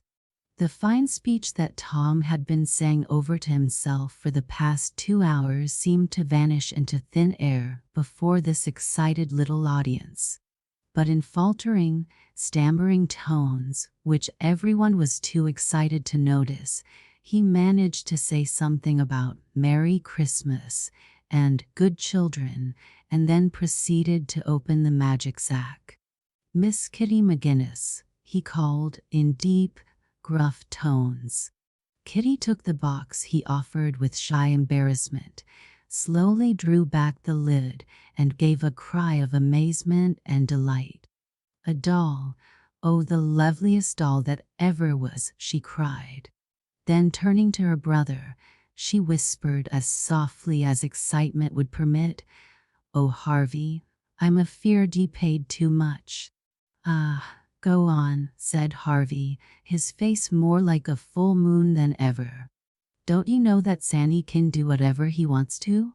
The other dolls were received with raptures, Josephine stroking the golden curls of the Lady Matilda with wondering fingers, and the baby dancing round and round, waving the pink-robed Lady Clarabelle above her head. Mr. Harvey McGinnis, came the gruff tones of Santa Claus, and Harvey smiled over to his mother as he drew out a pair of stout cloth gloves. "Mrs. McGinnis." And that good lady smiled back as she shook out a dainty white apron with a coarse embroidery ruffle. "I reckon Santy wanted you to wear that of a Sunday afternoon," said Harvey, awkwardly. "And I'll be proud to do it," said his mother. Little sacks of candy were next produced, and everyone settled down to enjoy it, thinking that the bottom of the big sack must be reached, when Santa called out in tones that trembled beneath the gruffness, "Another package for Mr. Harvey McGinnis." "Fare me." "Why, what?" said Harvey, taking the heavy oblong bundle. Then, as the sparkling clubhouse skates met his view, his face lit up with a glory that Tom never forgot. The glory lasted but a moment. Then he turned a troubled face toward the bulky old saint. "You never ought to 'a' done it," he said. "These must have cost a lot." "Ah, go on," was the reply in a distinctly boyish tone. "Don't you know that Sandy can do whatever he wants to?" And, with a prodigious bow, old Santa was gone. A few minutes later, a slender boy with a bundle under his arm was skating swiftly down the shining river in the moonlight. As he rounded the bend, a tall figure in a fur-trimmed coat came skimming slowly toward him, and a voice called out in Ralph Evans' condescending tones, "Well, how are the Jolly Ramblers doing tonight?" But the answer this time was clear and glad and triumphant. "The best in the world," said Tom. "And isn't this the glorious night for skating?" The Worker in Sandalwood *, by Marjorie L. C. Pickthall. The good cure of Terminazin says that this tale of hyacinths is all a dream. But then Madame points triumphantly to the little cabinet of sandalwood in the corner of her room. It had stood there for many years now, and the dust has gathered in the fine lines of the little bird's feathers and softened the petals of the lilies carved at the corners. And the wood is taken on a golden gleam like the memory of a sunset. "What of that, my friend?" says Madame, pointing to the cabinet. And the old cure bows his head. "It may be so. God is very good," he says gently. But he is never quite sure what he may believe. On that winter day long ago, Hyacinth was quite sure of one thing, and that was that the workshop was very cold. There was no fire in it, and only one little lamp when the early dark drew on.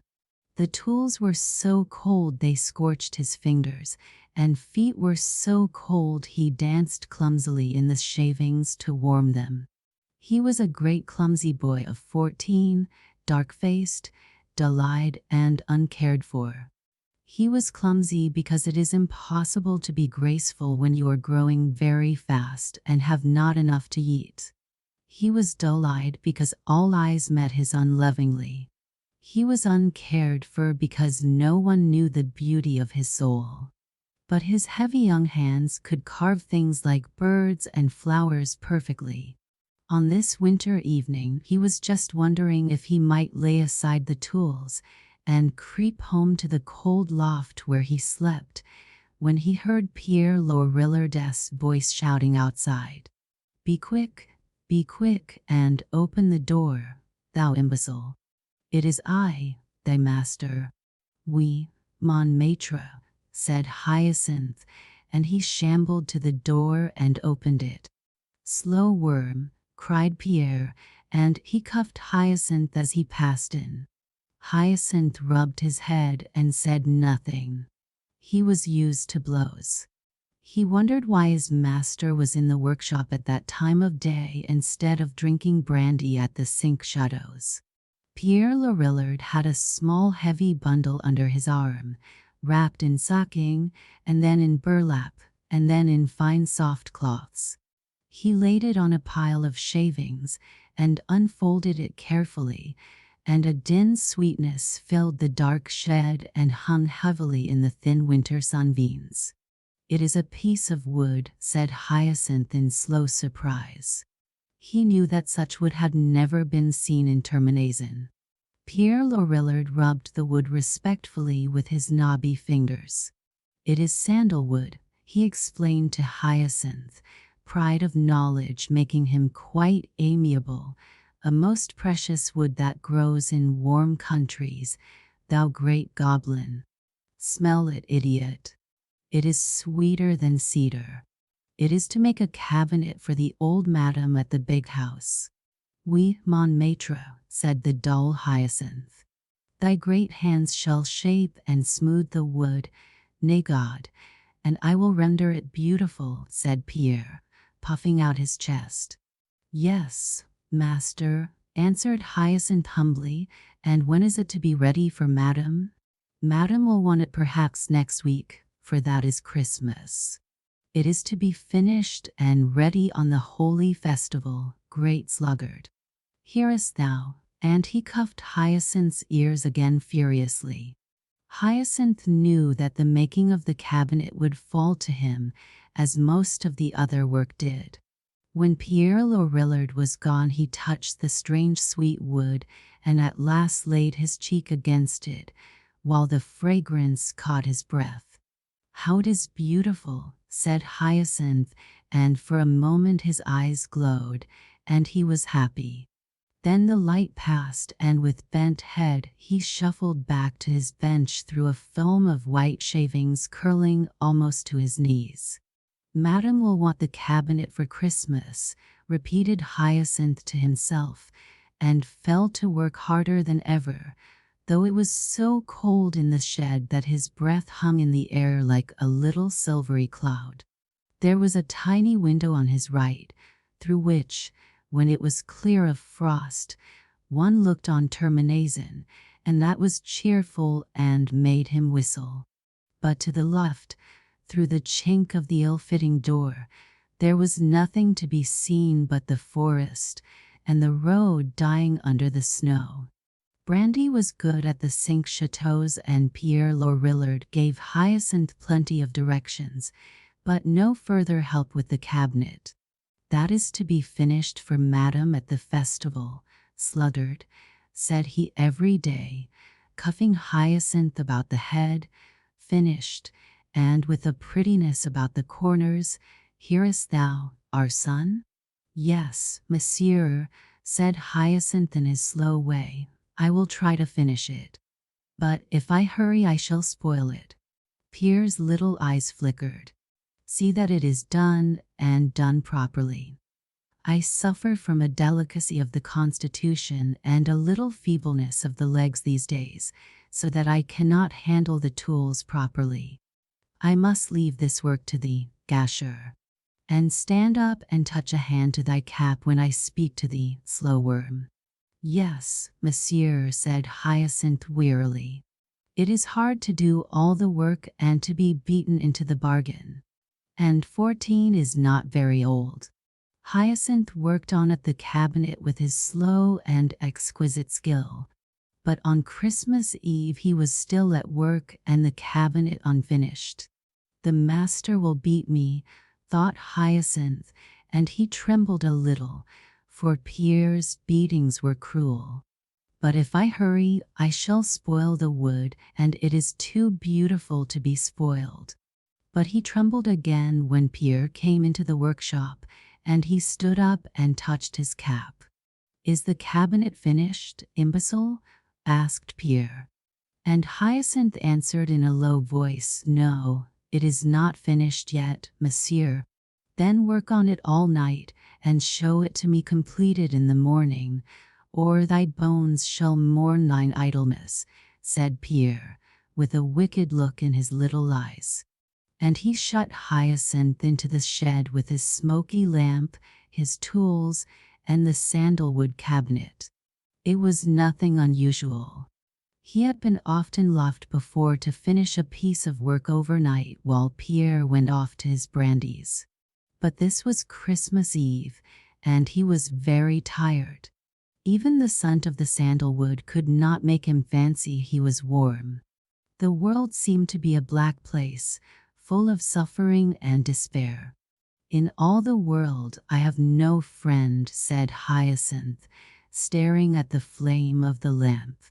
In all the world there is no one to care whether I live or die. In all the world, no place, no heart, no love. O kind God, is there a place, a love for me in another world?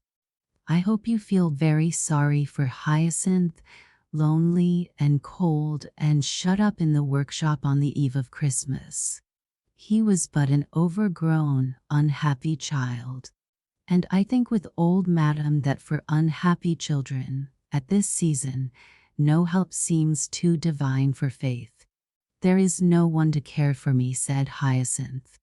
And he even looked at the chisel in his hand, thinking that by a touch of that he might lose it all, and be at peace, somewhere, not far from God. Only it was forbidden. Then came the tears, and great sobs that shook him, so that he scarcely heard the gentle rattling of the latch. He stumbled to the door, opening it on the still woods and the frosty stars. And a lad who stood outside in the snow said, I see you are working late, comrade. May I come in? Hyacinth brushed his ragged sleeve across his eyes and nodded yes. Those little villages strung along the great river see strange wayfarers at times. And Hyacinth said to himself that surely here was such a one. Blinking into the stranger's eyes, he lost for a flash the first impression of youth, and received one of incredible age or sadness. But the wanderer's eyes were only quiet, very quiet, like the little pools in the wood where the wild does went to drink. As he turned within the door, smiling at Hyacinth and shaking some snow from his cap, he did not seem to be more than 16 or so. It is very cold outside, he said. There is a big oak tree on the edge of the fields that had split in the frost and frightened all the little squirrels asleep there. Next year it will make an even better home for them. And see what I found close by. He opened his fingers and showed Hyacinth a little sparrow lying unruffled in the palm. Pauvrette, said the dull Hyacinth. Pauvrette, is it then dead? He touched it with a gentle forefinger. No, answered the strange boy, it is not dead. We will put it here among the shavings, not far from the lamp, and it will be well by the morning. He smiled at Hyacinth again, and the shambling lad felt dimly as if the scent of the sandalwood were sweeter and the lamp flame clearer. But the stranger's eyes were only quiet. Have you come far? Asked Hyacinth. It is a bad season for traveling and the wolves are out. A long way, said the other. A long way. I heard a child cry. There is no child here, put in Hyacinth. Monsieur Lorillard says children cost too much money. But if you have come far, you must need food and fire, and I have neither. At the 5 chateaux you will find both. The stranger looked at him again with those quiet eyes, and Hyacinth fancied that his face was familiar. I will stay here, he said. You are late at work and you are unhappy. Why, as to that, answered Hyacinth, rubbing his cheeks and ashamed of his tears, most of our sad at one time or another, the good God knows. Stay here and welcome if it pleases you, and you may take a share of my bed, though it is no more than a pile of balsam boughs and an old blanket in the loft. But I must work at this cabinet, for the drawers must be finished, and the handles put on and the corners carved, all by the holy morning, or my wages will be paid with a stick. You have a hard master, put in the other, if he would pay you with blows upon the feast of Noel. He is hard enough, said Hyacinth, but once he gave me a dinner of sausages and white wine, and once, in the summer, melons. If my eyes will stay open, I will finish this by morning. Stay with me an hour or so, comrade, and talk to me of your travels, so that the time may pass more quickly.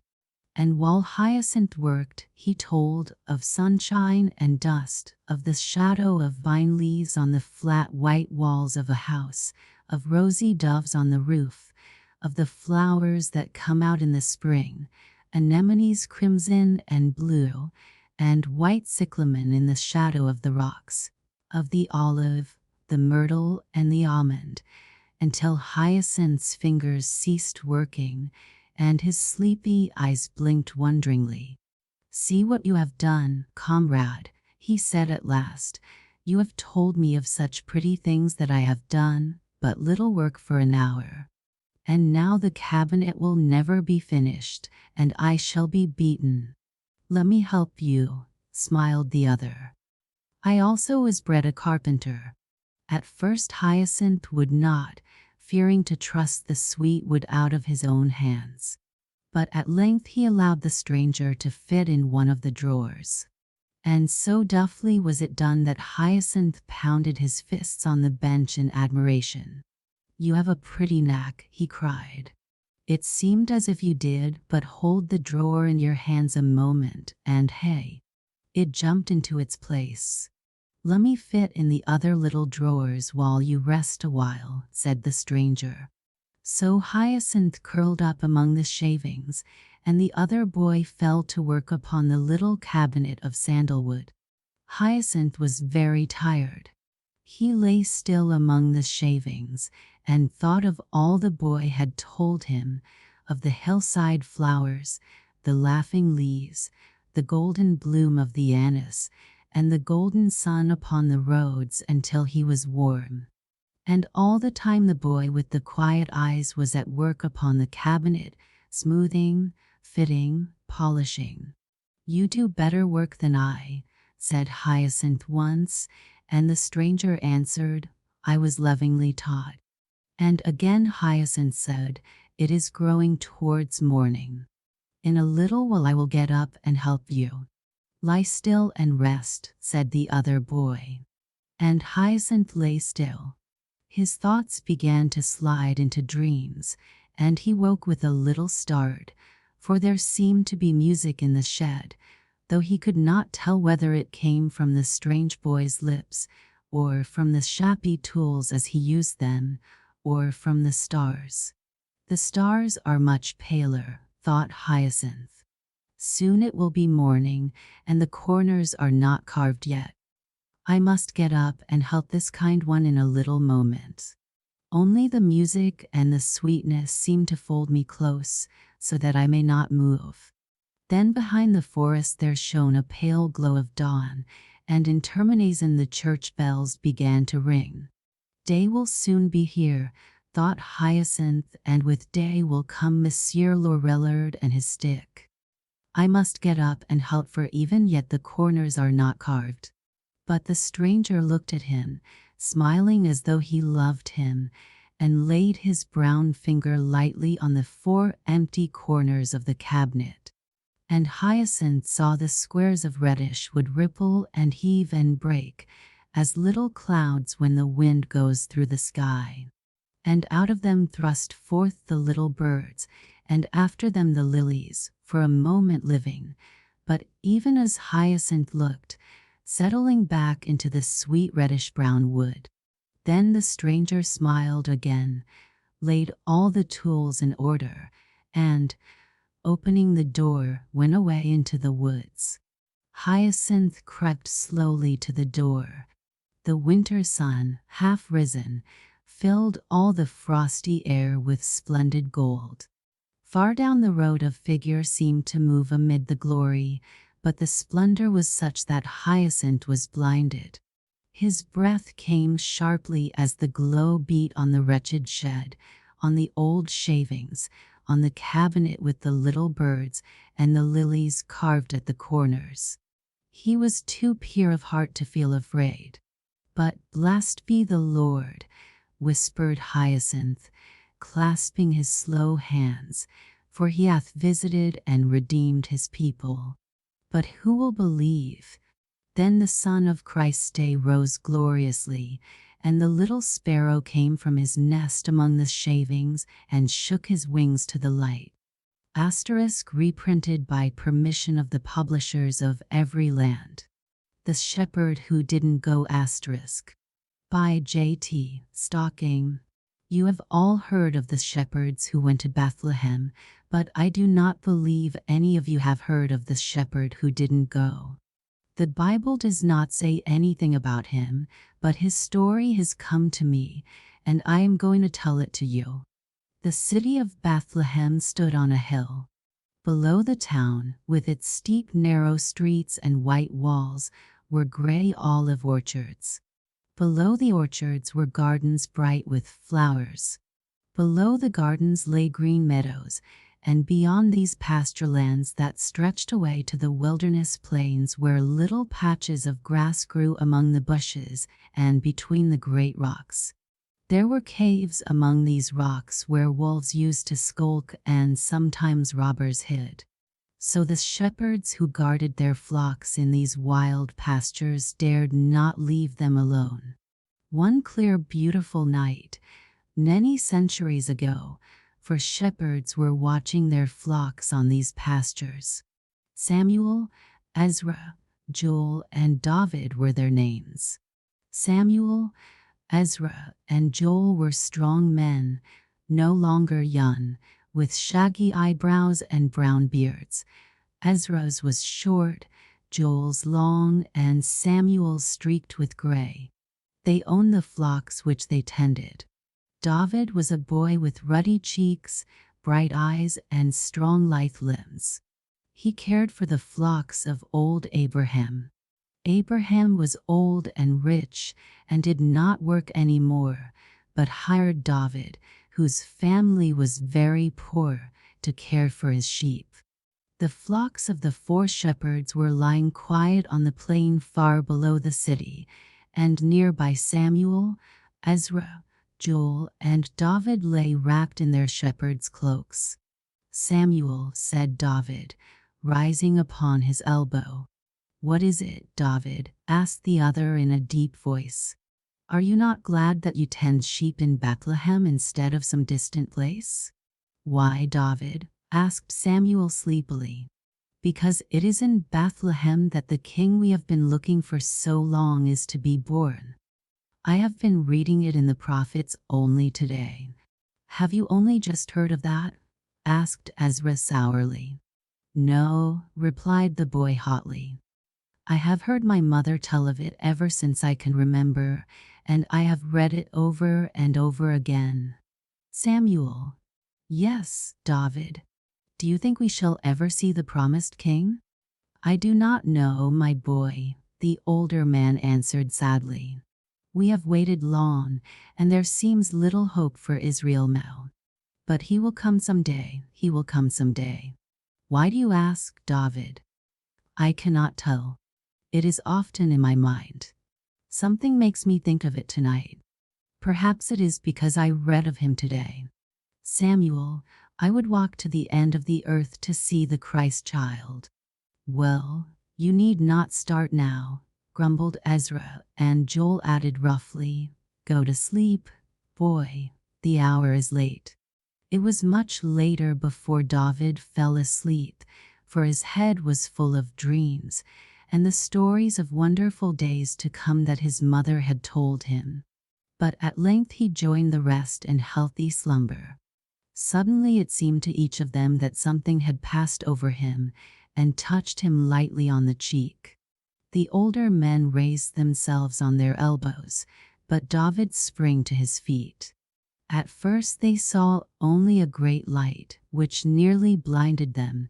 Then they discerned a shining form in the sky, and heard a voice saying, "Be not afraid, for behold, I bring you good tidings of great joy, which shall be to all the people.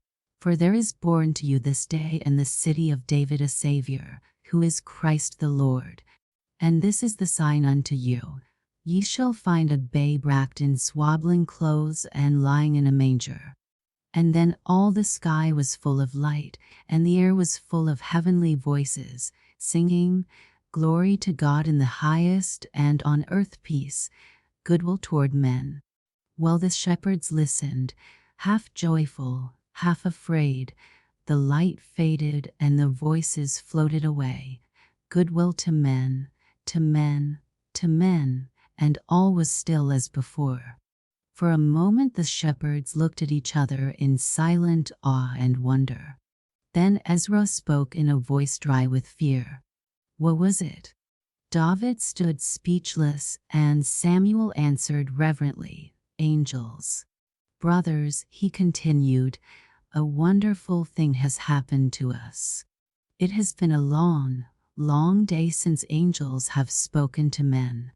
Then he girded his shepherd's cloak about him and seized his staff. "Come, Ezra, Joel, David, let us be going."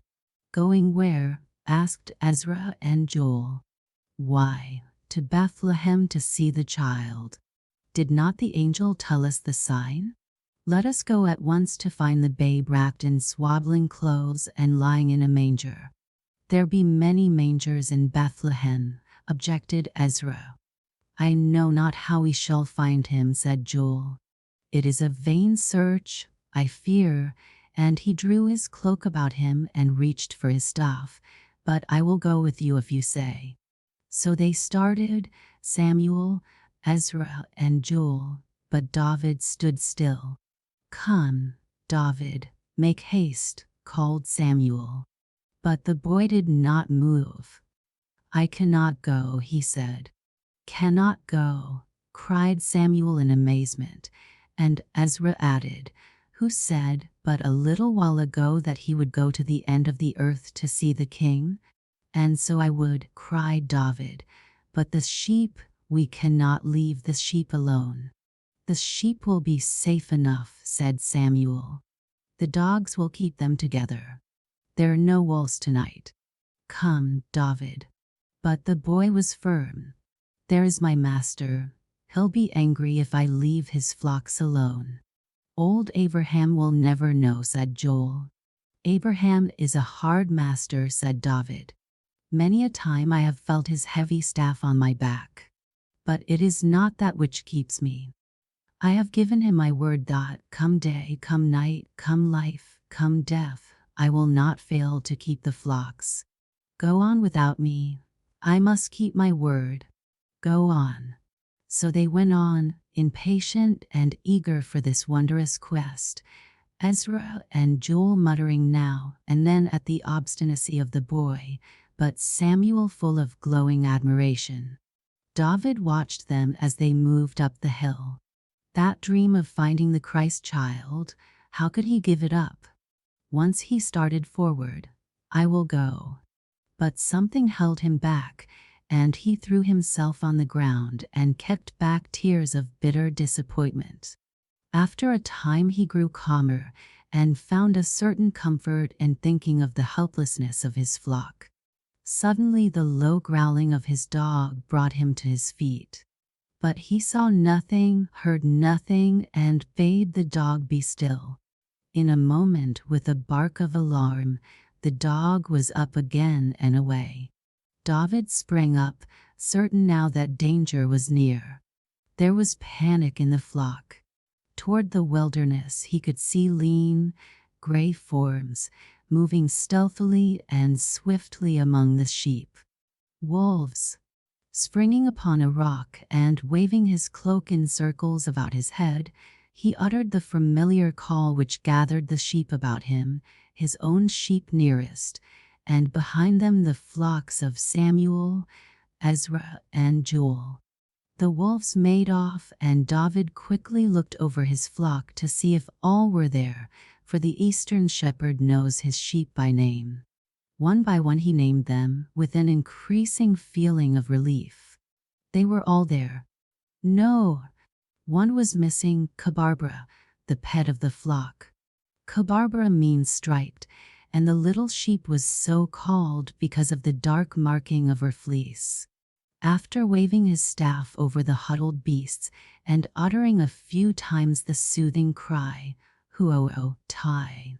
Huo-o, Tai!" he rushed off in the direction which the wolves had taken.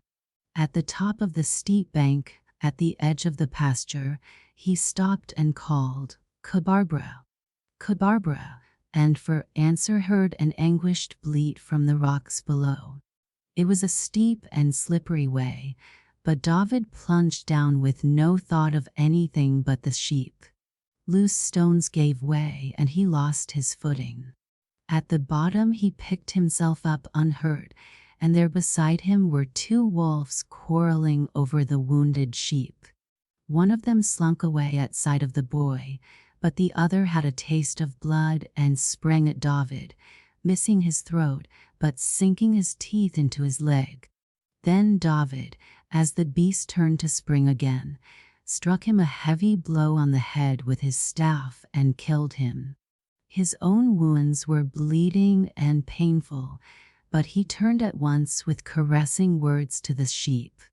"Kabarbara, they have hurt you, little sheep, but they have not killed you. I reached you just in time. You cannot walk, can you? And I am afraid I cannot carry you, but I can help. There, put your head on my arm." He groaned with pain. "No," the other one. So he talked to her as to a child, as the wounded boy and the wounded sheep slowly made their way up the steep hillside and over the rough rocks. It was not a long way, and half an hour before, the sturdy shepherd lad would have bounded over it quickly enough. But now the wounded leg was slow, the wounded arm was weak, and the wounded lamb seemed very heavy. It was a weary journey with many stops. When at last they reached the flock, still huddled trembling together, David had only strength to give one reassuring "Huo-o, Tai," then fell exhausted. How long he lay there he did not know, but the dawn was growing bright when 3 men appeared from the direction of the town. It was not the shepherds, but old Abraham and 2 of his servants. As the old man caught sight of his flock, but he saw no shepherd, he raged with anger. "David," he shouted fiercely. "David." There was no answer. "The young vagabond.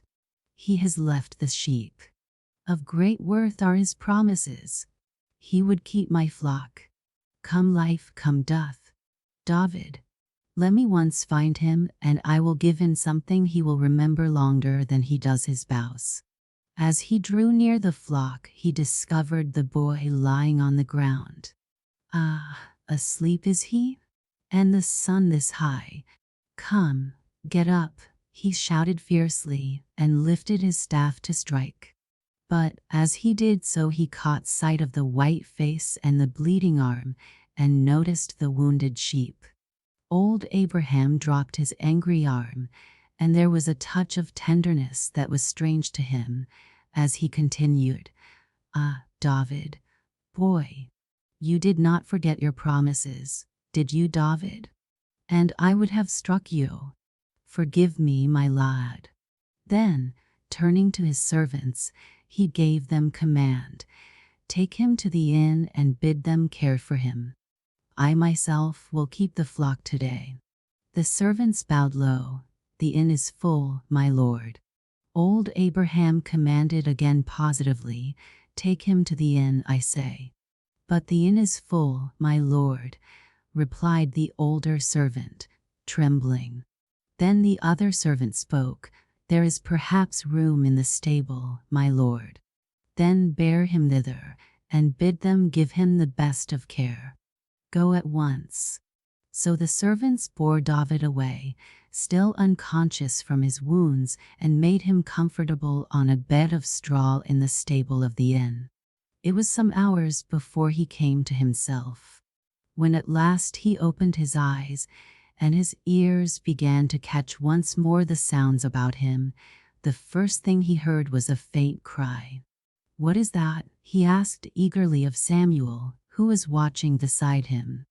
"That," said the old shepherd, in tones of mingled joy and reverence, "is the child the angels told us about, the child we came to see. We found him here in the stable, in a manger." "And I am not to see him?" "Yes, you are," said Samuel, and a grave-faced man brought the child and laid him in David's arms, the child for whose coming the people had been longing for 1,000 years. The color at length came back to David's white cheeks and strength and health to his limbs, and he went back again to the plain. Old Abraham embraced him. "Forgive me, my son. I have been a hard master. Thou hast been very faithful, and for thy reward I make thee lord over all my flocks, and half of them shall be thine own." So David became a man of flocks, and all his days he was known among the other shepherds as the one who had held the Christ child in his arms. And there was none among them who was thought so brave and gentle and wise as the shepherd who didn't go. Asterisk reprinted by permission from The City That Never Was Reached by J.T. Stocking, published by the Pilgrim Press. Paulina's Christmas Asterisk. A Story of Russian Life. Adapted from Anna Robinson's Little Paulina. One day in Russia, there was a heavy snowstorm. The snow was deep on the ground, and in the forest the branches of the trees bent under its weight. In this forest a little girl was struggling alone. There was no path for her to follow, for the snow covered all the paths. The little girl's name was Paulina. She was dressed in a long fur coat, and she wore a cap and mittens and gaiters of fur, so that she looked more like a little furry animal than a little girl. She kept tramping along, not a bit afraid, when suddenly she heard a call for help. "Help! Help!" the call came. "Coming, coming," she called back. She went in the direction of the voice, and soon she saw a man making his way toward her. His dress was that of a peasant. "Will you please direct me out of this forest, little one?" he asked. "You probably know the paths about." "No, I am a stranger here," Paulina answered. "I live in Kiev, that is, I did live there, but I am on my way to my father." "Where is your father?" asked the man. "He is in Siberia. They banished him." "But, little one," said the stranger, "that is a terrible place for a child to go to.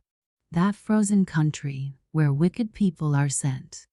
"Oh, yes, but my father is there, you know," said Paulina. "Who is your father?" the man asked. The little girl was about to tell him when she noticed a look of interest on the stranger's face, so she said, "Did you say that you had lost your way in the forest? Do you live far from here?" "Yes, very far. I am lost and am nearly perishing from hunger and cold." "How far is it to the next village?" "They told me it was some miles on," said the child. "But I will take you back to the woodsman's cottage where I spent the night. The woman is a kind-hearted person, and I am sure she will give you shelter."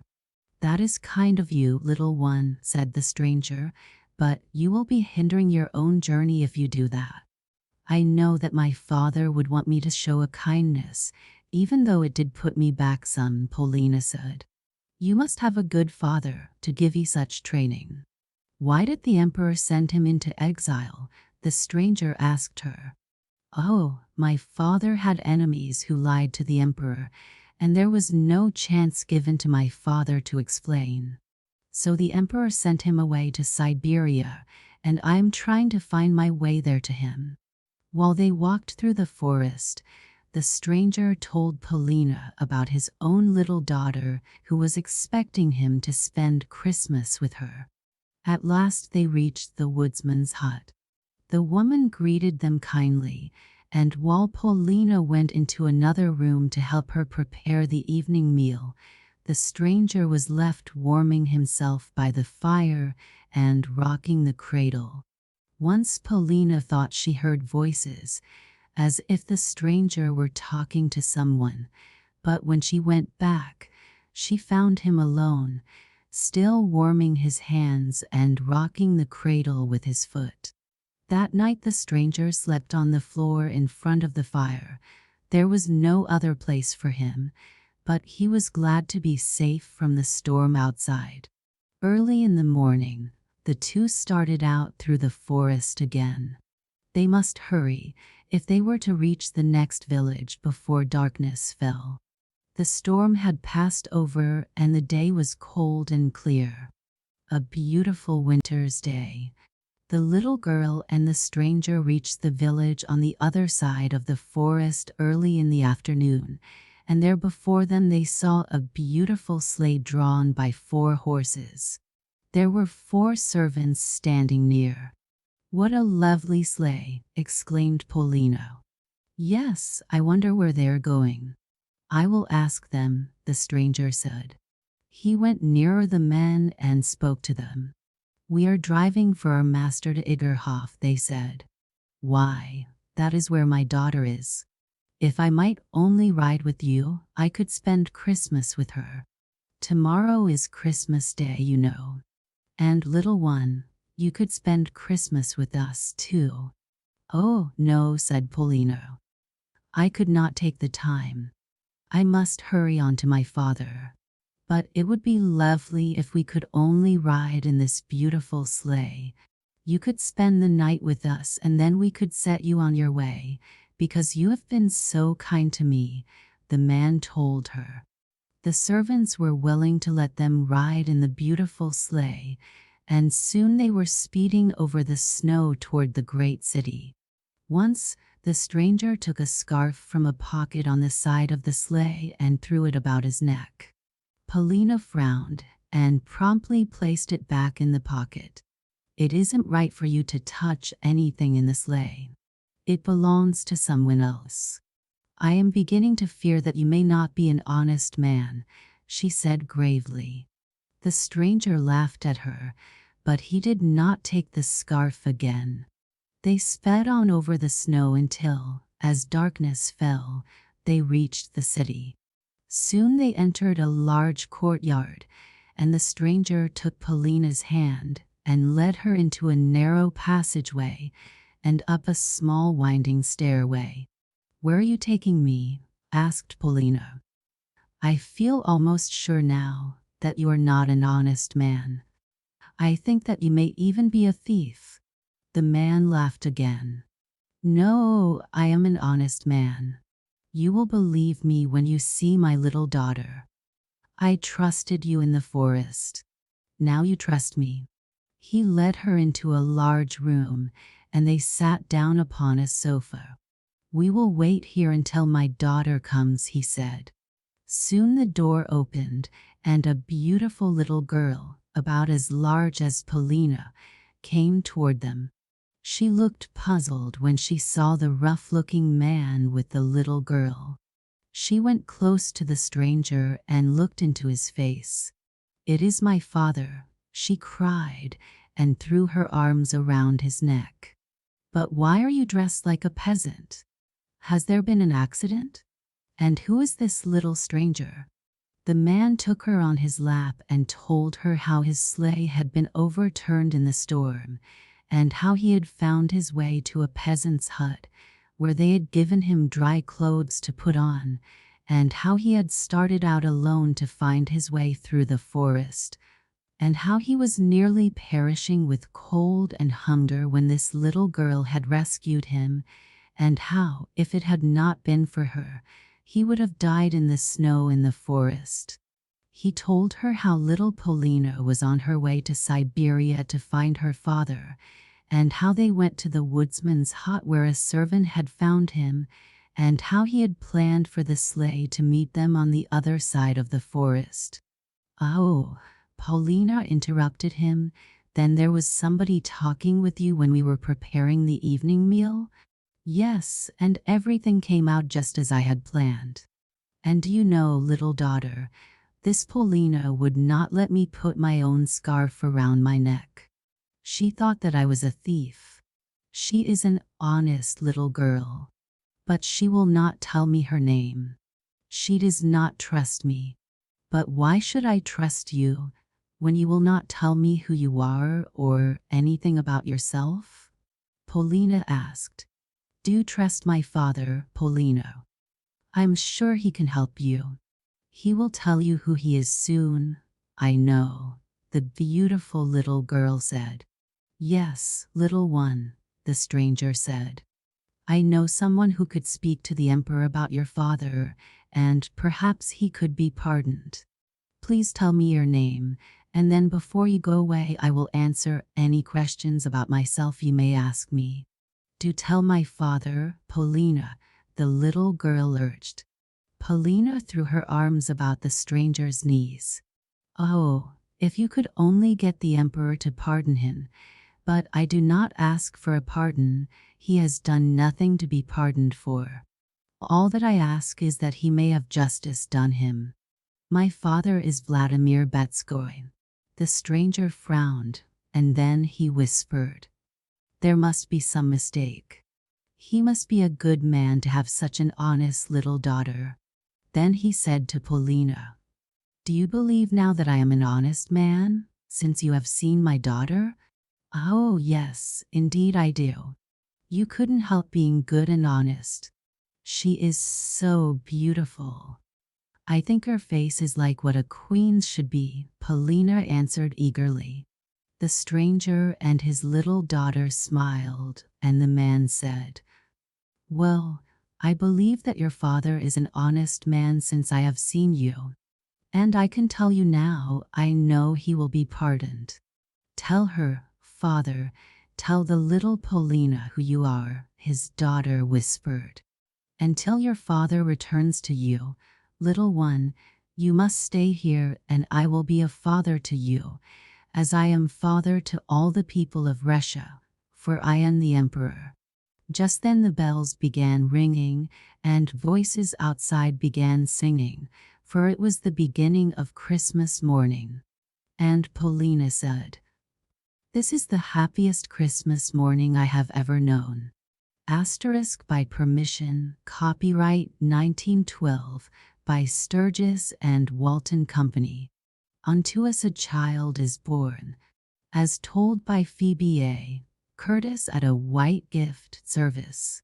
It was in the little town of Bethlehem, with its white walls and narrow streets, that a wonderful thing happened many, many years ago.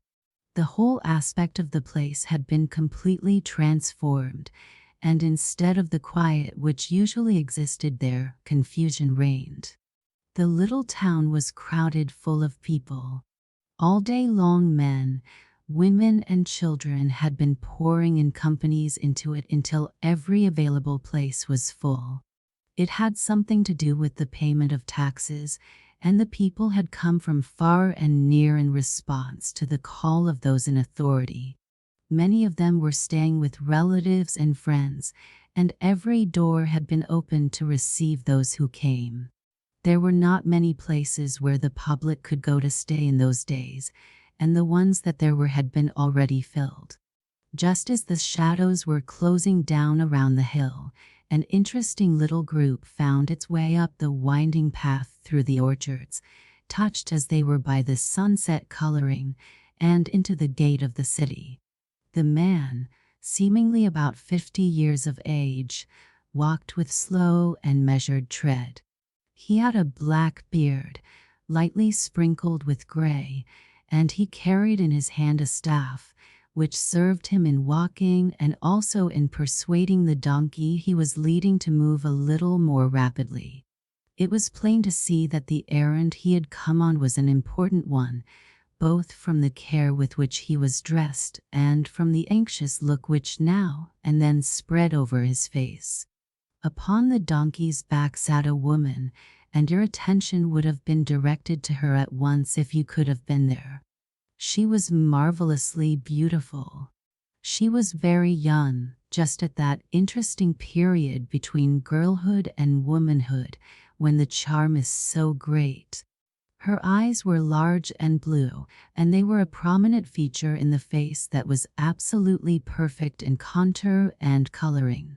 She wore an outer robe of a dull woolen stuff which covered the blue garment worn underneath, the garment which indicated that she was a virgin. Over her head and around her neck she wore the customary white veil or wimple. As the donkey jogged along, stopping now and then to nibble at the bushes on either side, she sat calmly looking out upon the surroundings. Once in a while she would draw aside her veil, and her beautiful eyes would lift themselves to heaven with the look of rapture and adoration in them, which was wonderful to see. As they drew nearer to the town, the look of anxiety upon the face of the man deepened, for he began to realize more and more the crowded condition of the place they were approaching. The hurry and bustle and confusion made themselves felt far beyond the bounds of the town itself. They seemed to be strangers, at least they did not have relatives or friends to whom they could turn, and the man started at once to make his way to the inn or khan, as it was called in those days. This inn was a quadrangular building made of rough stones. It was 1 story high, with a flat roof, and it had not a single window. All around it was a high wall, built of rocks, and the space between that wall and the building made a safe enclosure for the animals.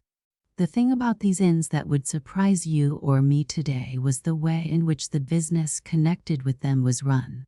There was no charge made for staying there, but safe lodging was freely given. Each company which came brought its own bedding, its own food, and everything they needed to use in cooking. A resting place and safe protection were all that were offered. The inn was in charge of 1 caretaker. There were no other servants. As the traveler, whose name was Joseph, drew near, he found to his dismay that he could not even make his way through the crowd to the gatekeeper, who was guarding the one entrance to the inn. He decided to leave Mary, his wife, in the company of a family with whom he had been talking while he made an effort to gain entrance. When at last he reached the man in charge, he found it was just as he had feared. The inn was full, there was no room for them there. In vain he urged. He told of his own line of ancestors, of the noble line from which his wife descended. The answer was always the same: there is no room. At last he pleaded for Mary, his wife. He told the man in charge that she was not strong, that she had come a long, long way and was very tired, and urged that some place be found for her. He feared the results if she should be compelled to stay in the open all night. So earnestly he pleaded his case that at last the man said, "I have no room, and yet I cannot turn you away. Come with me and I will find you a place in the stable." Joseph then found Mary, and they and the ones with whom she had been tarrying went together to the stable, and there made themselves comfortable for the night. This was not at all the cross to them that it would seem to you today. It was a very common thing indeed for people to stay in the stables when the inn was full. And then, too, you must remember that they were descended from a long line of shepherds. They naturally loved the animals and did not feel at all badly to sleep where they had been, or even in very close company with them. We can imagine that it was with very thankful hearts they lay down to rest that night. There was a company of men, asleep in the pasture lands at some little distance from Bethlehem on the slope of the hill. They were shepherds. They'd cared for their sheep, and after that all but one of them had lain down to sleep. It was their custom for all of the number to watch while the others slept. They were wrapped in their great, warm shepherd's cloaks, for the air was chilly at that season. All at once a strange thing happened. It began to grow very light, and the one who was watching could not understand. He spoke to the others, and they sprang to their feet. Brighter and brighter shone the light until it was like the day, and you can imagine that the shepherds were startled. They could not speak, so great was their astonishment, but as they drew closer together they heard a voice coming out of the light. The voice said, "Be not afraid. Behold, I bring you good tidings of great joy, which shall be to all people. For unto you is born this day, in the city of David, a Saviour, which is Christ the Lord. And this shall be a sign unto you. Ye shall find the babe wrapped in swaddling clothes lying in a manger." And then there were with this angel, who spoke, many other angels, and they sang, praising God, saying, "Glory to God in the highest, and on earth peace, goodwill toward men." They sang it again and again until the heavens fairly rang with it. For a while after the beautiful song had died away and the light had failed, the shepherds stood with bowed heads. Then each one gathered his cloak around him and took his staff in his hand, and they started together to find the place and the child about which they had heard. Hastening into Bethlehem, they came to the inn and found Joseph and Mary and the babe lying in the manger, just as the angel said they would. They worshipped the child and returned to their duties, praising God and glorifying Him. After that, Joseph and Mary went away to another place and took the child Jesus with them, and many others came to worship Him. Among them were 3 wise men who had come from separate places and all from a great distance. They followed the star which was set in the heavens to guide them, and they too found the one they sought. As they came into the place where he was, each one bowed in worship, and they laid before him the gifts they had brought: gold, frankincense, and myrrh. What a wonderful story it is, and how our hearts swell with love as we think about it. It is fitting that tonight we should dwell upon it, for we, too, have come to worship our King. It is his birthday, and we have come together to bring him our gifts. We have brought white gifts because they are the expression of our pure, unselfish love.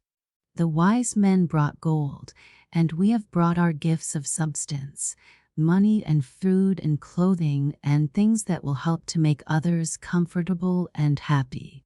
The wise men brought frankincense, and we bring gifts of service, for each one of us desires to do some one thing all during the year that will make for good and make us worthy followers of him.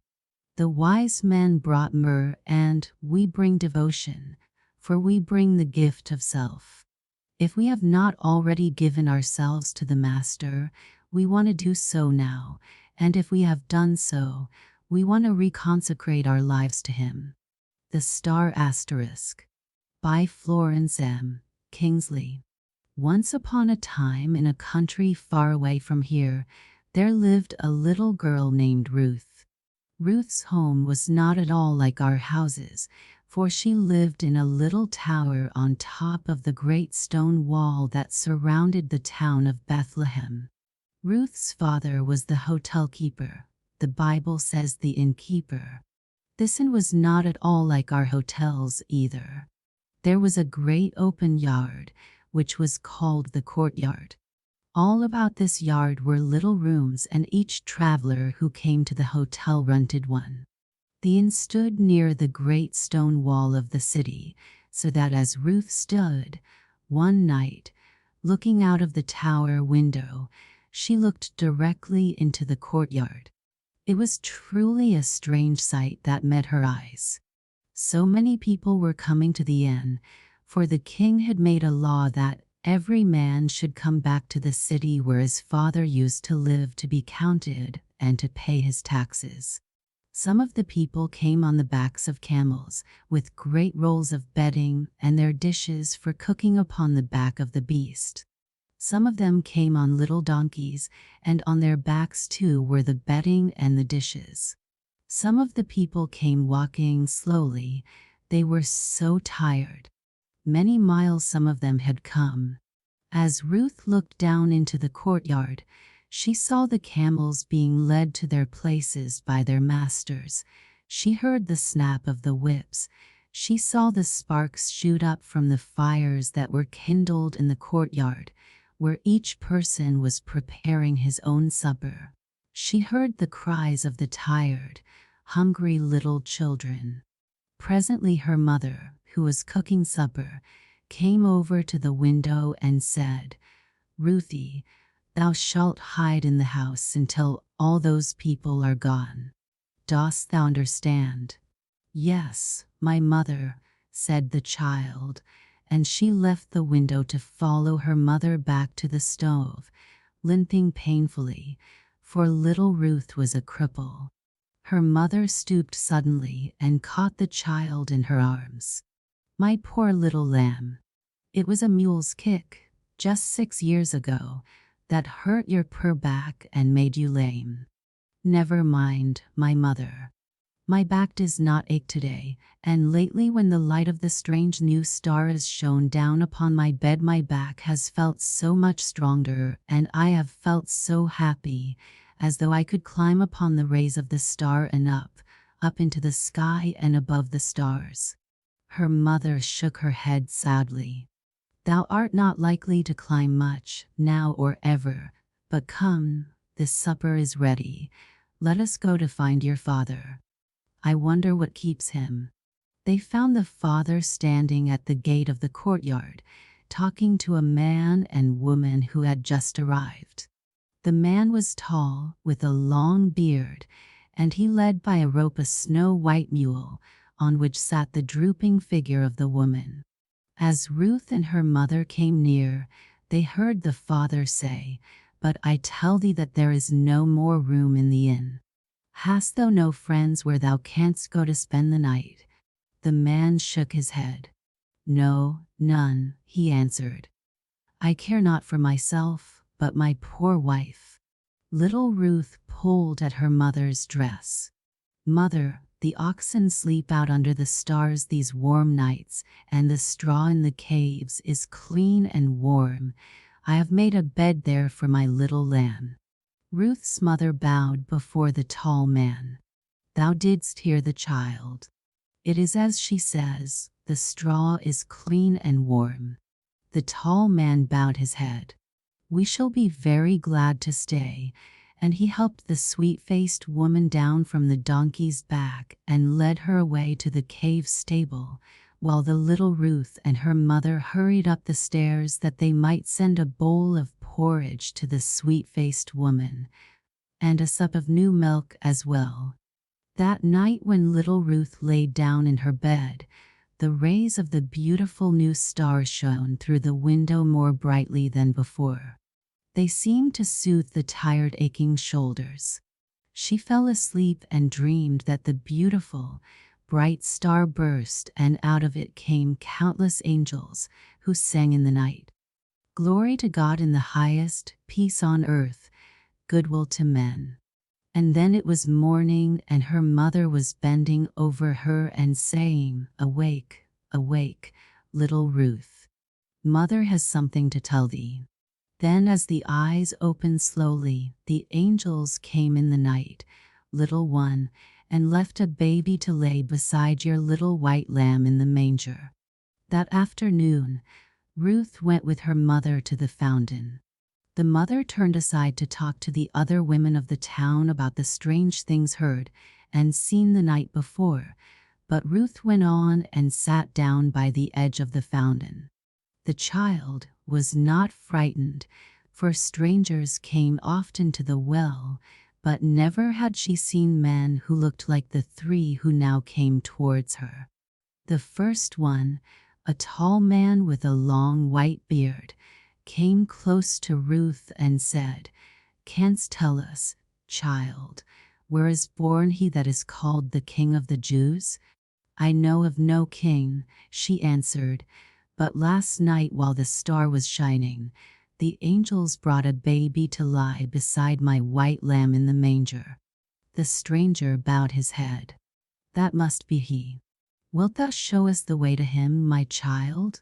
So Ruth ran, and her mother led the three men to the cave, and, when they saw the child, they rejoiced with exceeding great joy, and opening their gifts, they presented unto him gold, and frankincense, and myrrh, with wonderful jewels.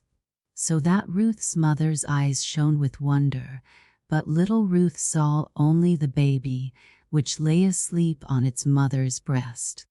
"If only I might hold him in my arms," she thought, but was afraid to ask. After a few days, the strangers left Bethlehem, all but the man, whose name was Joseph, and Mary, his wife, and the baby. Then, as of old, little Ruth played about the courtyard, and the white lamb frolicked at her side. Often she dropped to her knees to press the little woolly white head against her breast, while she murmured, "My little lamb, my very, very own. I love you, Lambie," and then together they would steal over to the entrance of the cave to peep in at the baby, and always she thought, if I only might touch his hand, but was afraid to ask.